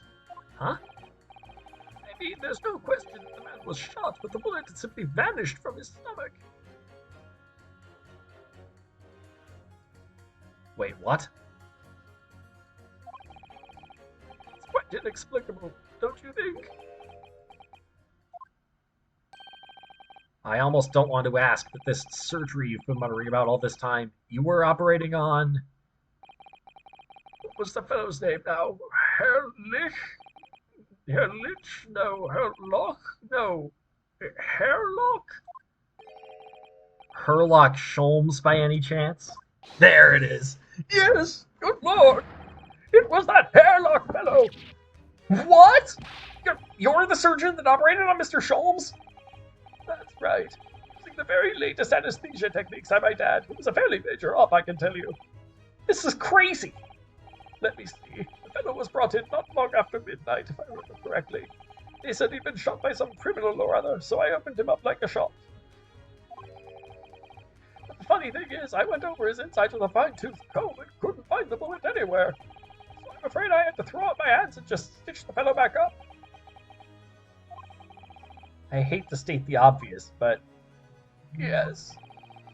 Surely that's because the bullet is still at the scene of the shooting. The counsel for the defense is correct, as is clearly shown in this photographic print.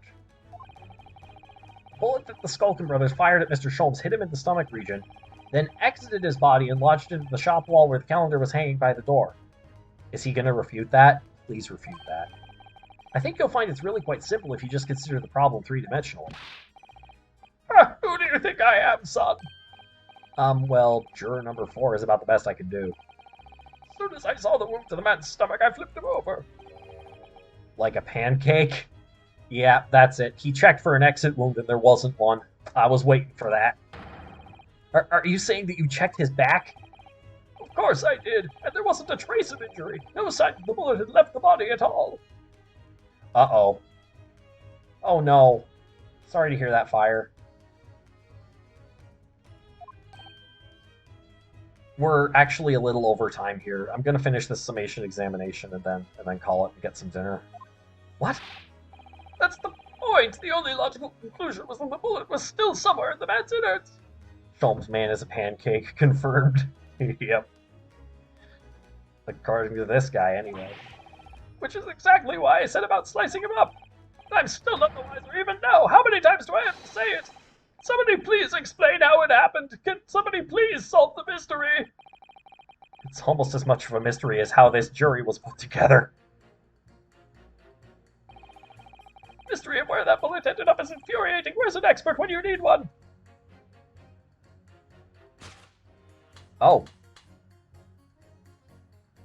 There's an expert right here. Objection. You can ask that guy. Those two statements clearly contradict the idea that all I do is pit jurors against each other. Ooh, ballistics expert. PT. P-I-T-T.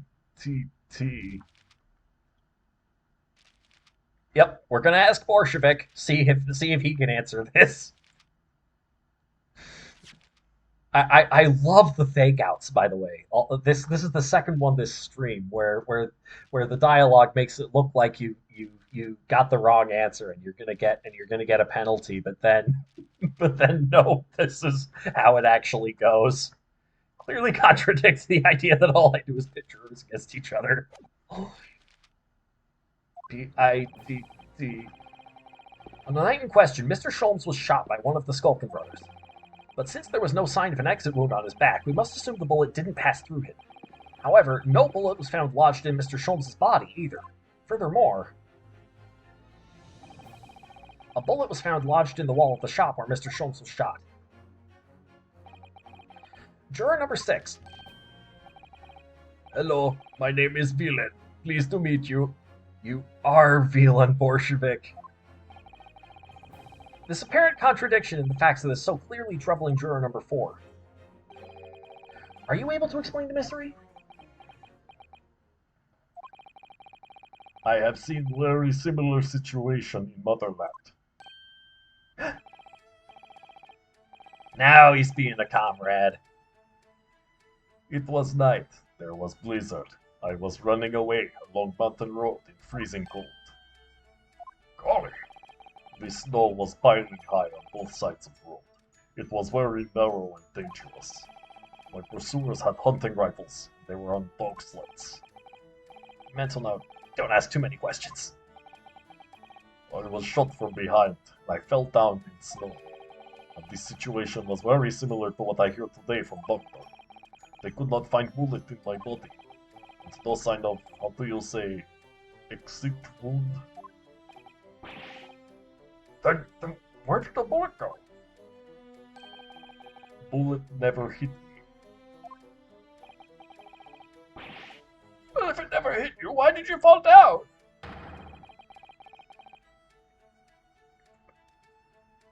Bullet hit frozen wall of ice very close to my side. Obviously, Pancake Man must have been spinning around so fast that when he was shot, the bullet entered his body, but then he turned halfway around and the bullet exited through the same entrance wound. Imagine. Bullet hit frozen wall of ice very close to my side. What? One small piece, very sharp, broke away from lump of ice and pierced my body. It made deep wounds that looks just like bullet wound. Good gracious! Of course, piece of ice quickly melted inside me. And that is solution to mystery of disappearing bullet.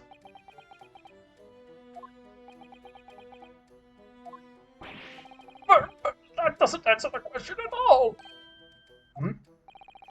The shooting happened in a pawnbroker's shop. Not some snowy mountain road in another country. Just an idea, but we might not be looking at exactly the same scenario here. Bruno, where exactly was Hurley shot again?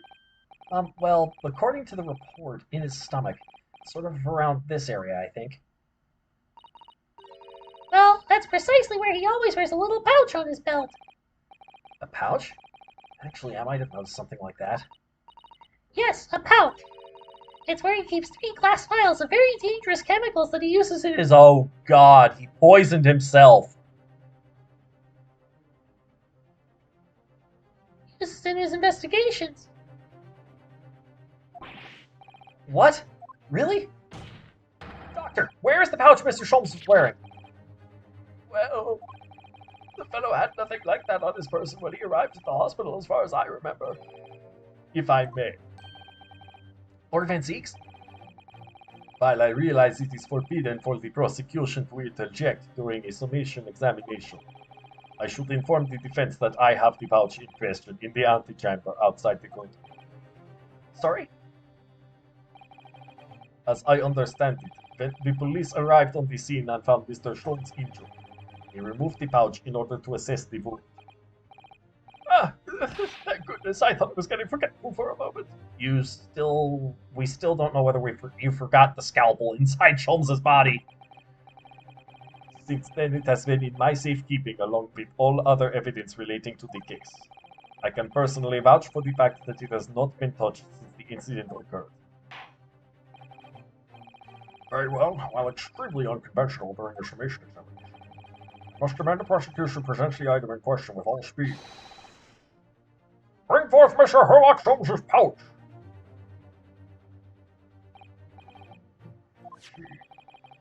So this is the pouch worn by Mr. Sholmes on the night in question, is it? Look at that! One of the files is broken and the leather around it is scorched black. It's almost as if the file exploded. Oh.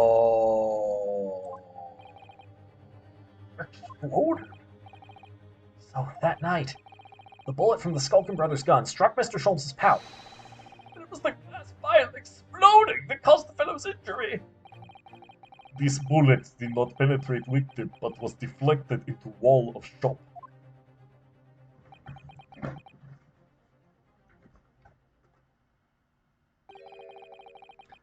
A delightfully complex aroma. Well, it would appear one mystery has been solved, at least. Though it has no bearing on the truth of this case. The bungling and burgling brothers shot the detective, and the accused shot the pawnbroker. The pertinent facts of the case remain unaltered. But at least the mystery is solved. I can sleep easy tonight. Thank you, young man. Thank you very much. Glad I could help. Due to its bearing on the conundrum just solved, the court will sequester this scruffy pouch as evidence. Hurley's pouch isn't scruffy. Okay, we have this as evidence. That's still progress. Now, the summation examination. It would appear the defense is somewhat struggling to alter opinion.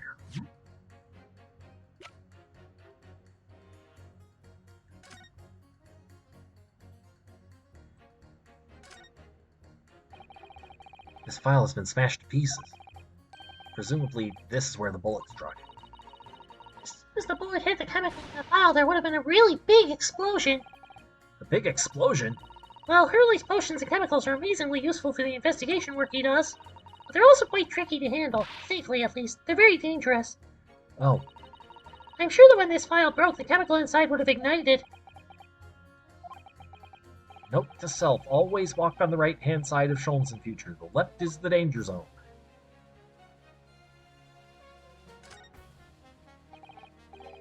Oh look, there's a hole here at the back. Doesn't look much like a bullet hole. Clearly something's ripped through the leather with great force. Something must have pierced it somehow to have left this hole behind. Yes, it looks that way. Mr. Sholmes and his pouch both took a beating, didn't they?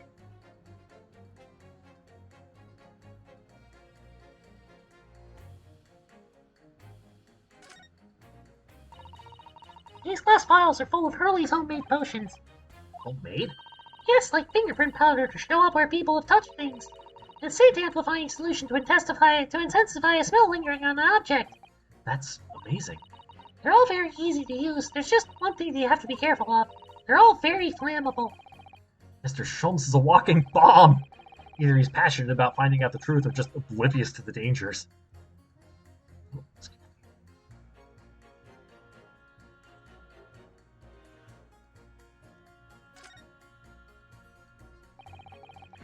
really scorched badly just here.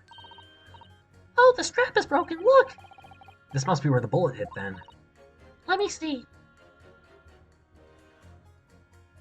The bullet is still in there, you idiots!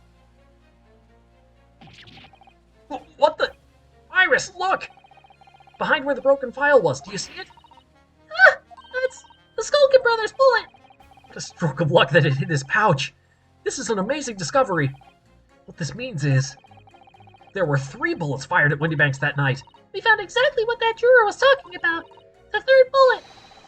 It's time to press that juror again, I think.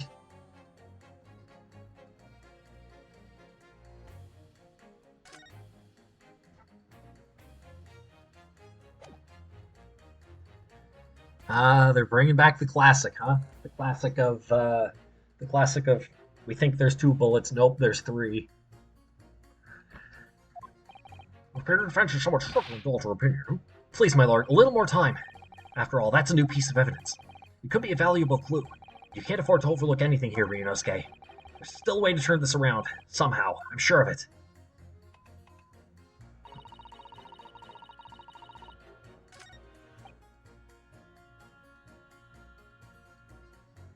Hold it!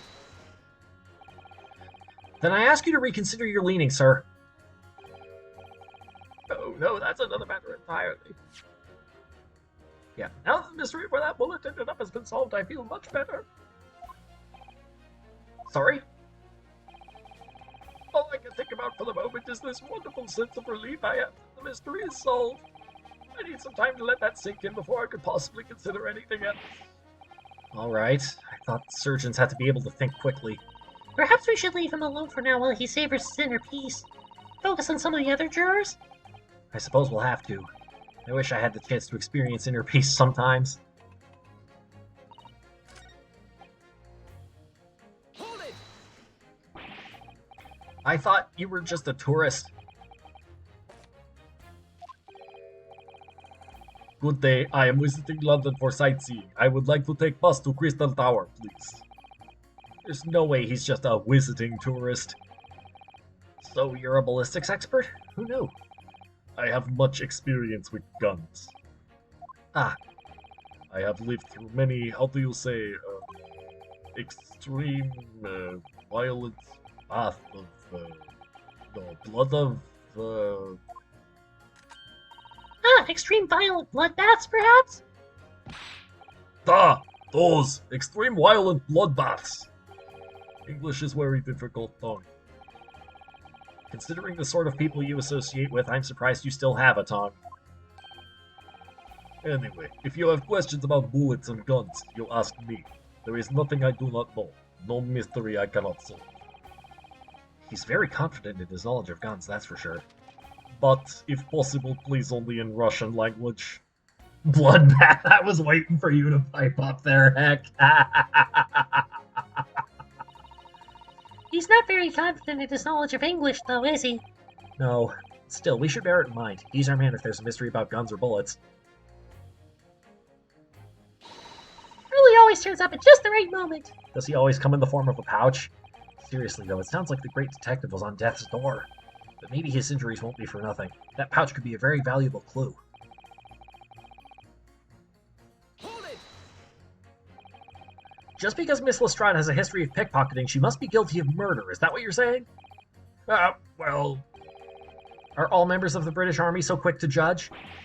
I beg your pardon. Are you mocking Her Majesty's Armed Forces, the greatest military organization in the world? No, I'm simply illustrating my point. Making assumptions about people because they're a soldier or a pickpocket is wrong and dangerous. Well, yes, might have a point there, I suppose. But let's not forget the girl had already shown she had it in her from before. She's clearly a criminal sort through and through. Can't deny it. You say that she'd shown she had it in her. Are you referring to this? Exactly. Tried to swipe that only a day earlier. Or am I mistaken? Not exactly. Given that I was actually there at the time, it's hard to refute that. I've never actually seen the real thing. I can't wait to have a closer look at it. Oh yes, of course.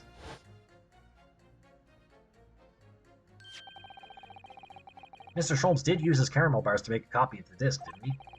And then ordered every type of music box he could find from across Europe. We still don't know what tune it plays, though, do we? But I'd love to see how the original compares to Hurley's copy. McGilda's disc. Could it be a clue somehow? Perhaps we should examine it more. I already did. It's the same blood that's on the calendar. There's only 2 bullets found at the scene. I would say the whole case is no. You are wrong. Ding dong. It's the number of bullets that has you convinced? Only 2 bullets were fired, and the 2 guns that fired them have been examined by the police. When the parlor maid asks me how many are invited for dinner, I always tell her to count the table settings. Well, that's logical, I suppose. Although... Yes? Sometimes after dining, crockery does go missing. 1 or 2 guests rather like the fine china. Does your employer dine with thieves? So I suppose... if there was another bullet somewhere of which we were unaware... I'd have to reconsider my position. A 3rd bullet somewhere on the scene? We have it! Would that be possible? It's, yeah, I can prove it. Allow me to show you, then. The 3rd bullet! The 3rd bullet. Is there anything to examine here, even? This is the bullet that was fired from the Skulkin Brothers' gun on the night of the incident. Yes, so it turns out it never actually entered Hurley's body at all. Thanks to the thick leather of that pouch he was wearing, it saved him. Hurley's always lucky like that. Well, considering what he had to go through in hospital, I wonder how lucky he really was. Oh dear, poor Hurley. It's like a little melted there, maybe. Okay, there's nothing else. Let's go back. And let's show her the 3rd bullet. Here it is. We discovered it just now. Yes, on the night in question in Windybank's pawnbrokery, another bullet was fired. What is this new trickery, you Nipponese conjurer? Where did you find that bullet? It was lodged inside Mr. Schultz's pouch. What? This pouch was removed from around Mr. Schultz's waist before he was taken to hospital, and since then it has been touched by no one. Do you mean to say the shot fired by the Skulkin Brothers that night? Yes, as your lordship has surmised, it hit this pouch. But that makes no sense whatsoever. We already know the whereabouts of the bullet fired at Mr. Schultz. It's clearly visible in this photographic print. Ah! 2 guns from the scene have already been submitted into the court record as evidence. Yes, that of Mr. Windybank and that belonging to the Skulkin Brothers. An examination of both guns revealed that only a single bullet had been fired from each. Huh. That must mean... That's right. We now know that on the night in question, 3 bullets were fired.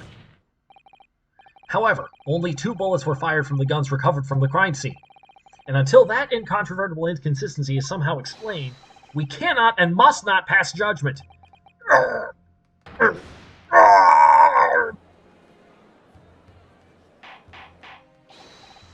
Order! Order! Order! While the summation examination remains incomplete, the court has been presented with new facts. Facts that would appear to shake the very foundations upon which the case against the defendant has been built. As is my prerogative in this situation, I hereby temporarily suspend the summation examination. By Jupiter! What? What? Bailiff, bring the witnesses back to the stand at once.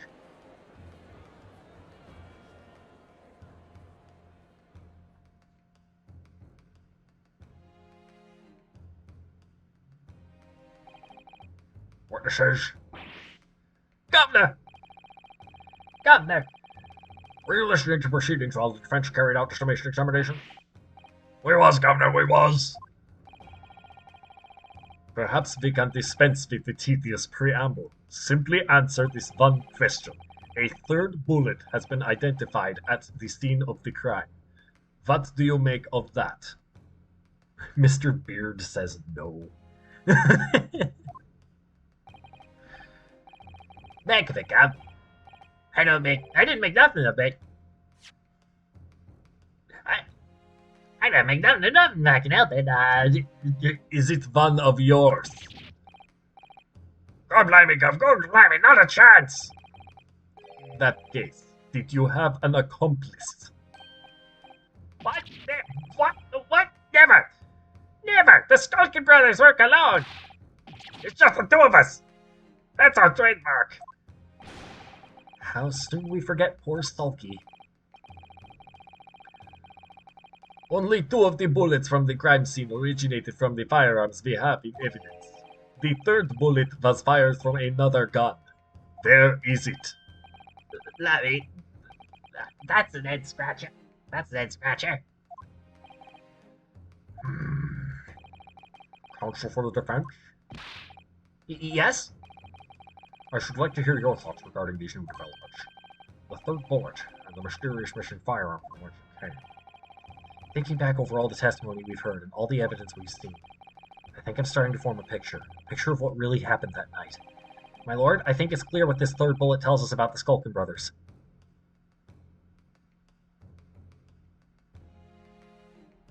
They had a secret accomplice. They are very clearly trying to cover that up. On that night at Wendy Bank's pawnbrokery, the brothers must have been working with a 3rd man.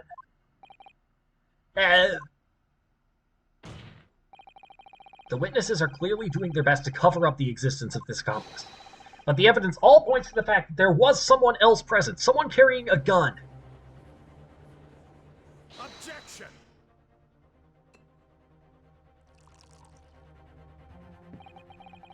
An accomplice. Pig's will. These protracted proceedings have already forced us to endure 2 summation examinations. Yet in all that time, there has been not a murmur of a 3rd man. If this apparently wraith-like being exists. The court must be shown hard evidence. Without it, this fantasy will be crushed. Ah! The prosecution demands answers on 2 counts. Firstly, proof, evidence that this accomplice was ever at the scene of the crime. And secondly, the identity of this spurious character. Skulkins are lying. I know that. But how can I ascertain the identity of the person they're hiding? Well, counsel? I'm supposed to prove the existence of this accomplice. It was Egbert Benedict! Yes! Yes! Yes, we got it, we got it. I'm supposed to prove the existence of this accomplice and reveal the person's identity, even. In response to the prosecution's demands, my lord, the defense is ready to present answers. The defense is ready. I believe I can provide all the answers the prosecution demands. So, my Nipponese friend, despite these swimming eyes, you seem to think you have something to say. This promises to be interesting. I have to push forward now. There's no other option. I need to use every single piece of evidence available to me if it will make a difference. In that case, counsel, I would ask you to present the evidence without delay. On the night in question, in the moments leading up to the death of the victim, what proof have you that there was a 3rd intruder present at the scene?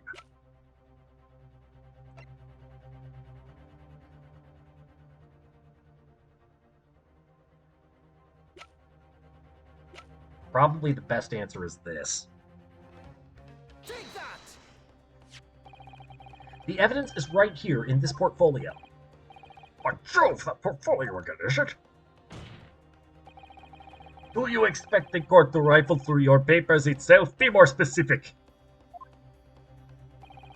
You claim one of those blood samples proves the presence of this 3rd intruder. Well, which one is it?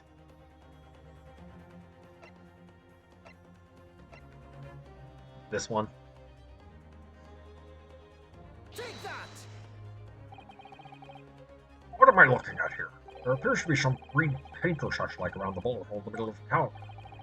That's a bloodstain, my lord. A bloodstain? Green blood. Curious, even for you. Is the court to understand that the intruder was some unhuman creature?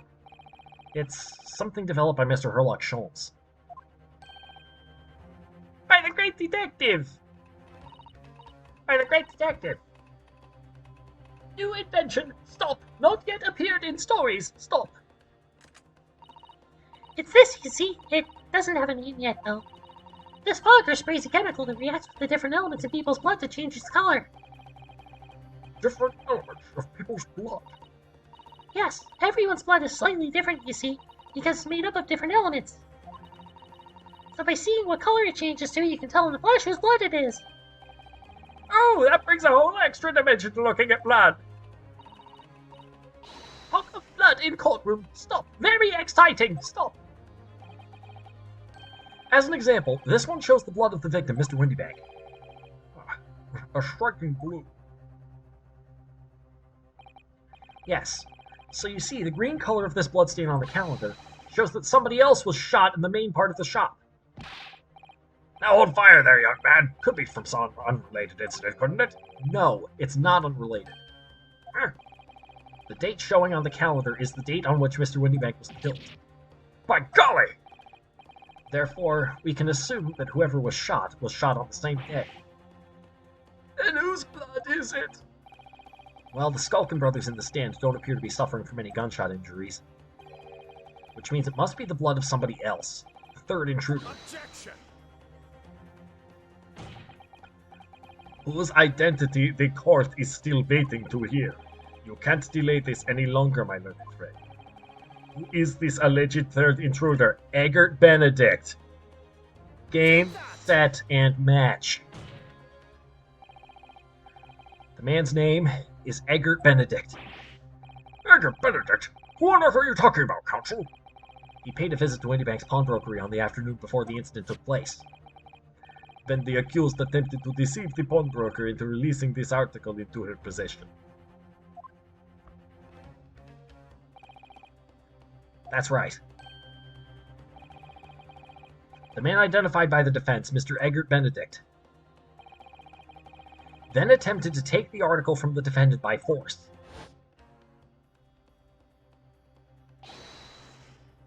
Broker! Yes. Yes, sir.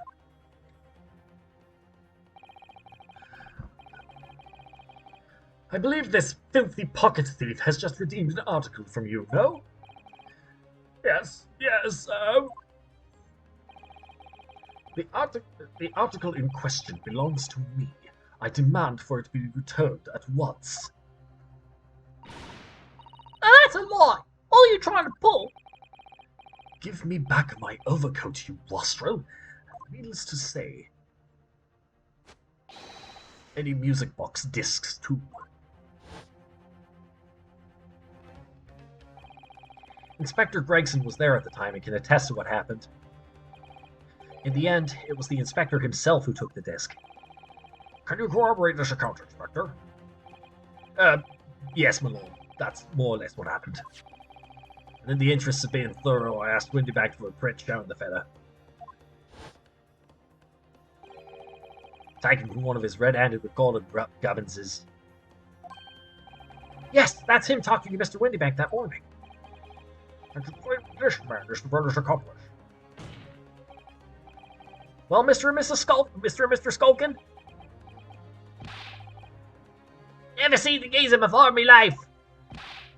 On me life, Gov, on me life. Never seen him. Never seen him. Well, somewhat unsurprisingly, it appears our witnesses disagree with the assertion. I'm sure your lordship recalls my learned Nipponese friend's actual assertion, which was that he could prove the identity of the alleged accomplice.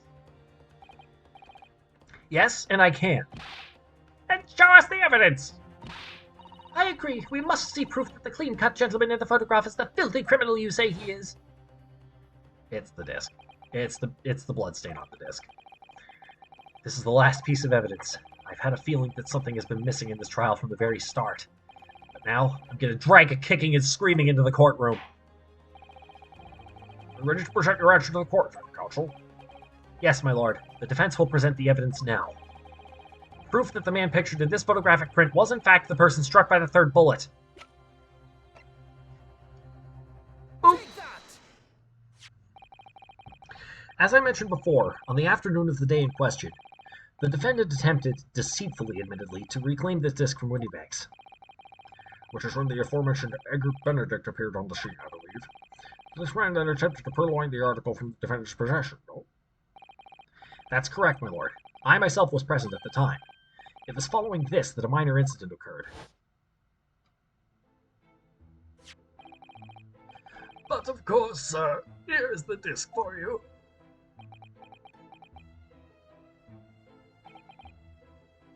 Very well. Then I shall bid you farewell. Say goodbye to style. Wait a minute! That is mine! Ah! What do you think you're doing, you little tramp? You've drawn blood, you filthy animal! Being a music box disc, it has countless small but sharp metal protrusions over its surface. Those protrusions caused Mr. Benedict's finger to bleed, and the resulting smear of blood is still visible on the disc now. Goodness, a bloodstain, is it? My assistant and I have just analyzed the bloodstain here in this very courtroom. Using my trusty Fogger gun. Yes, and we added the results to this portfolio. I say! It's green. It's exactly the same color as the blood around the calendar. The evidence is conclusive. The man calling himself Mr. Egbert Benedict, who was in Windybanks earlier in the day, is the accomplice who was present at the scene of the crime that same night. There was someone else there. Look at those two brothers now, they're sweating buckets! Oi, who are you talking about? Boiling it! My lord, it is the opinion of the defense that Mr. Egbert Benedict should be summoned to the courtroom to testify. It would certainly seem that we can ill afford to ignore this gentleman's apparent presence. Objection! This has gone on long enough now. This flagrant ignorance of the mechanics of law. Herlock Sholmes, you say? Yes, I've heard the name. Herlock Sholmes, you say? Yes, I know. The protagonist in a series of short stories for the vulgar classes. A god of detection or some such. And now you employ chemical substances devised by this fantastical persona in the highest court in the land. Do you expect us to take you seriously? The samples made by this plaything are not fit to be called evidence. I was waiting for him to say something about this. So the bloodstain turned a shade of green. What of it? Here's to you successfully proving that no other blood in the world would turn the same color. Well... And pray, do not even think of suggesting that we should take Mr. Sholmes' word for it. Ah! Is he right? Is Mr. Sholmes' concoction a load of rubbish? I don't know, I mean, he is a great detective. What are you talking about? We can't let him get away with that! I knew it would come to this. Of course, Mr. Sholmes' invention isn't going to be recognized by any official body. But what other choice did I have? I'm just remembering what Father Christmas over there said before. About how he was temporarily suspending the summation examination. In other words, the examination isn't over yet, is it? Good grief! Did you just say, young girl? In a summation examination, the decision as to whether or not the trial continues is in the hands of the 6 jurors, isn't it? The way I see it, it doesn't matter what certain other people think of Hurley's invention. At least, not for now. Yes, she's right. Young lady, you have quite a devious mind. Really, it just comes down to one thing. Whether these ladies and gentlemen of the jury are convinced by what you say, Bruno. Is that about right, would you say? Or did I misunderstand something? Unbelievable. Mr. Sholmes' partner is a force to be reckoned with. Iris Wilson, sharpshooter! After that shrewd perceiving of the situation from an entirely unexpected source, it must be acknowledged that the previous summation examination has yet to reach its conclusion. This is absurd. Ladies and gentlemen of the jury, the court now looks to you for your final rulings in this matter. As proud citizens of Her Majesty's Britain, I am sure you will come to fair and just conclusions. Bang. So then, state your final decisions in... Not guilty. Not guilty. Not guilty. Guilty. Guilty. Not guilty.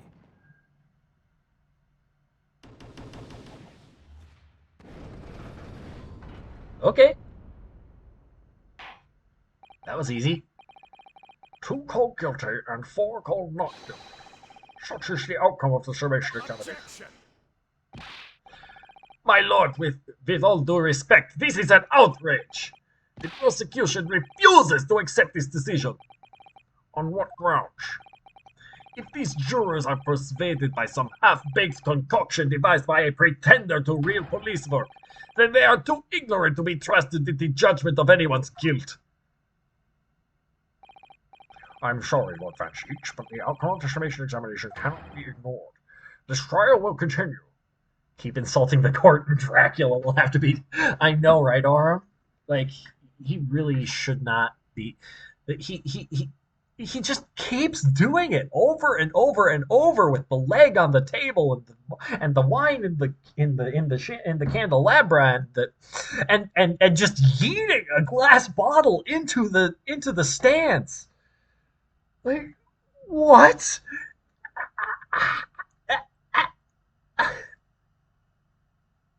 How is he still here?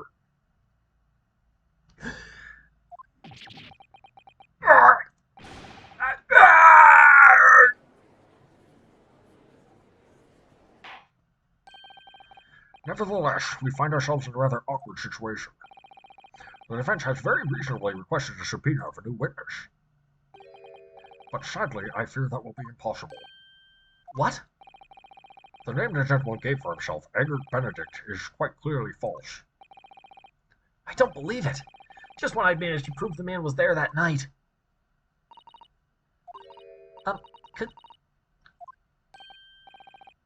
Who was that, please? Who spoke?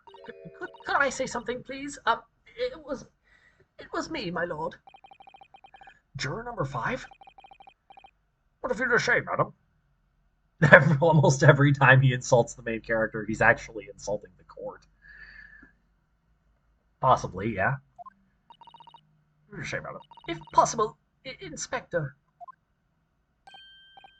Huh? Me, ma'am? I wonder if you might show the photographic print to me again. The one in which the gentleman is shown.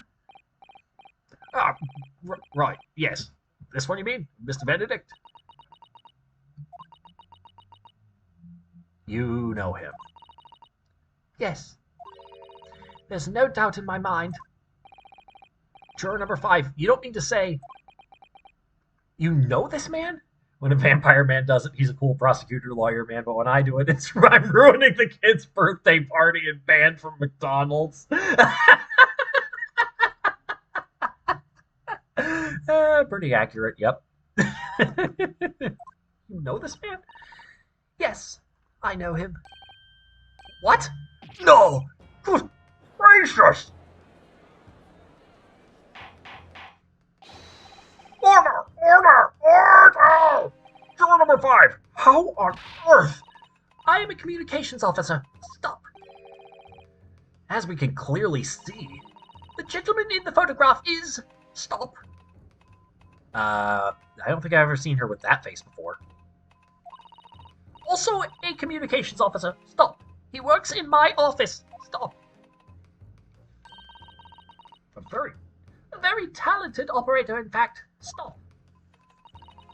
He should be in the communication station now. Stop. Tapping away on the telegraph. Stop. This doesn't seem right somehow. I can't put my finger on why, but it doesn't feel right. I suppose we all imagine the accomplice to be some sort of hardened criminal. It's a bit unexpected to find out that he has a respectable job by day, whatever he gets up to at night. Yes, I suppose that's it. Suppose that's why I felt something was wrong. The gentleman is at Lord's communication station. We should be able to subpoena him within the hour. Lord Van Sheeks, if you please. Yes, my lord. Make the necessary arrangements with all haste. As your lordship bids.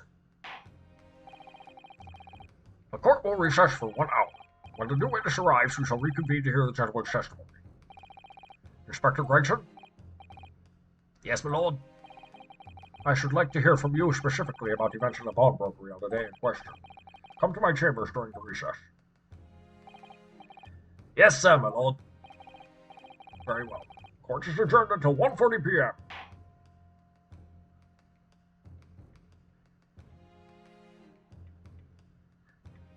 Yeah, so we went an hour and a half overtime, even counting for me being late.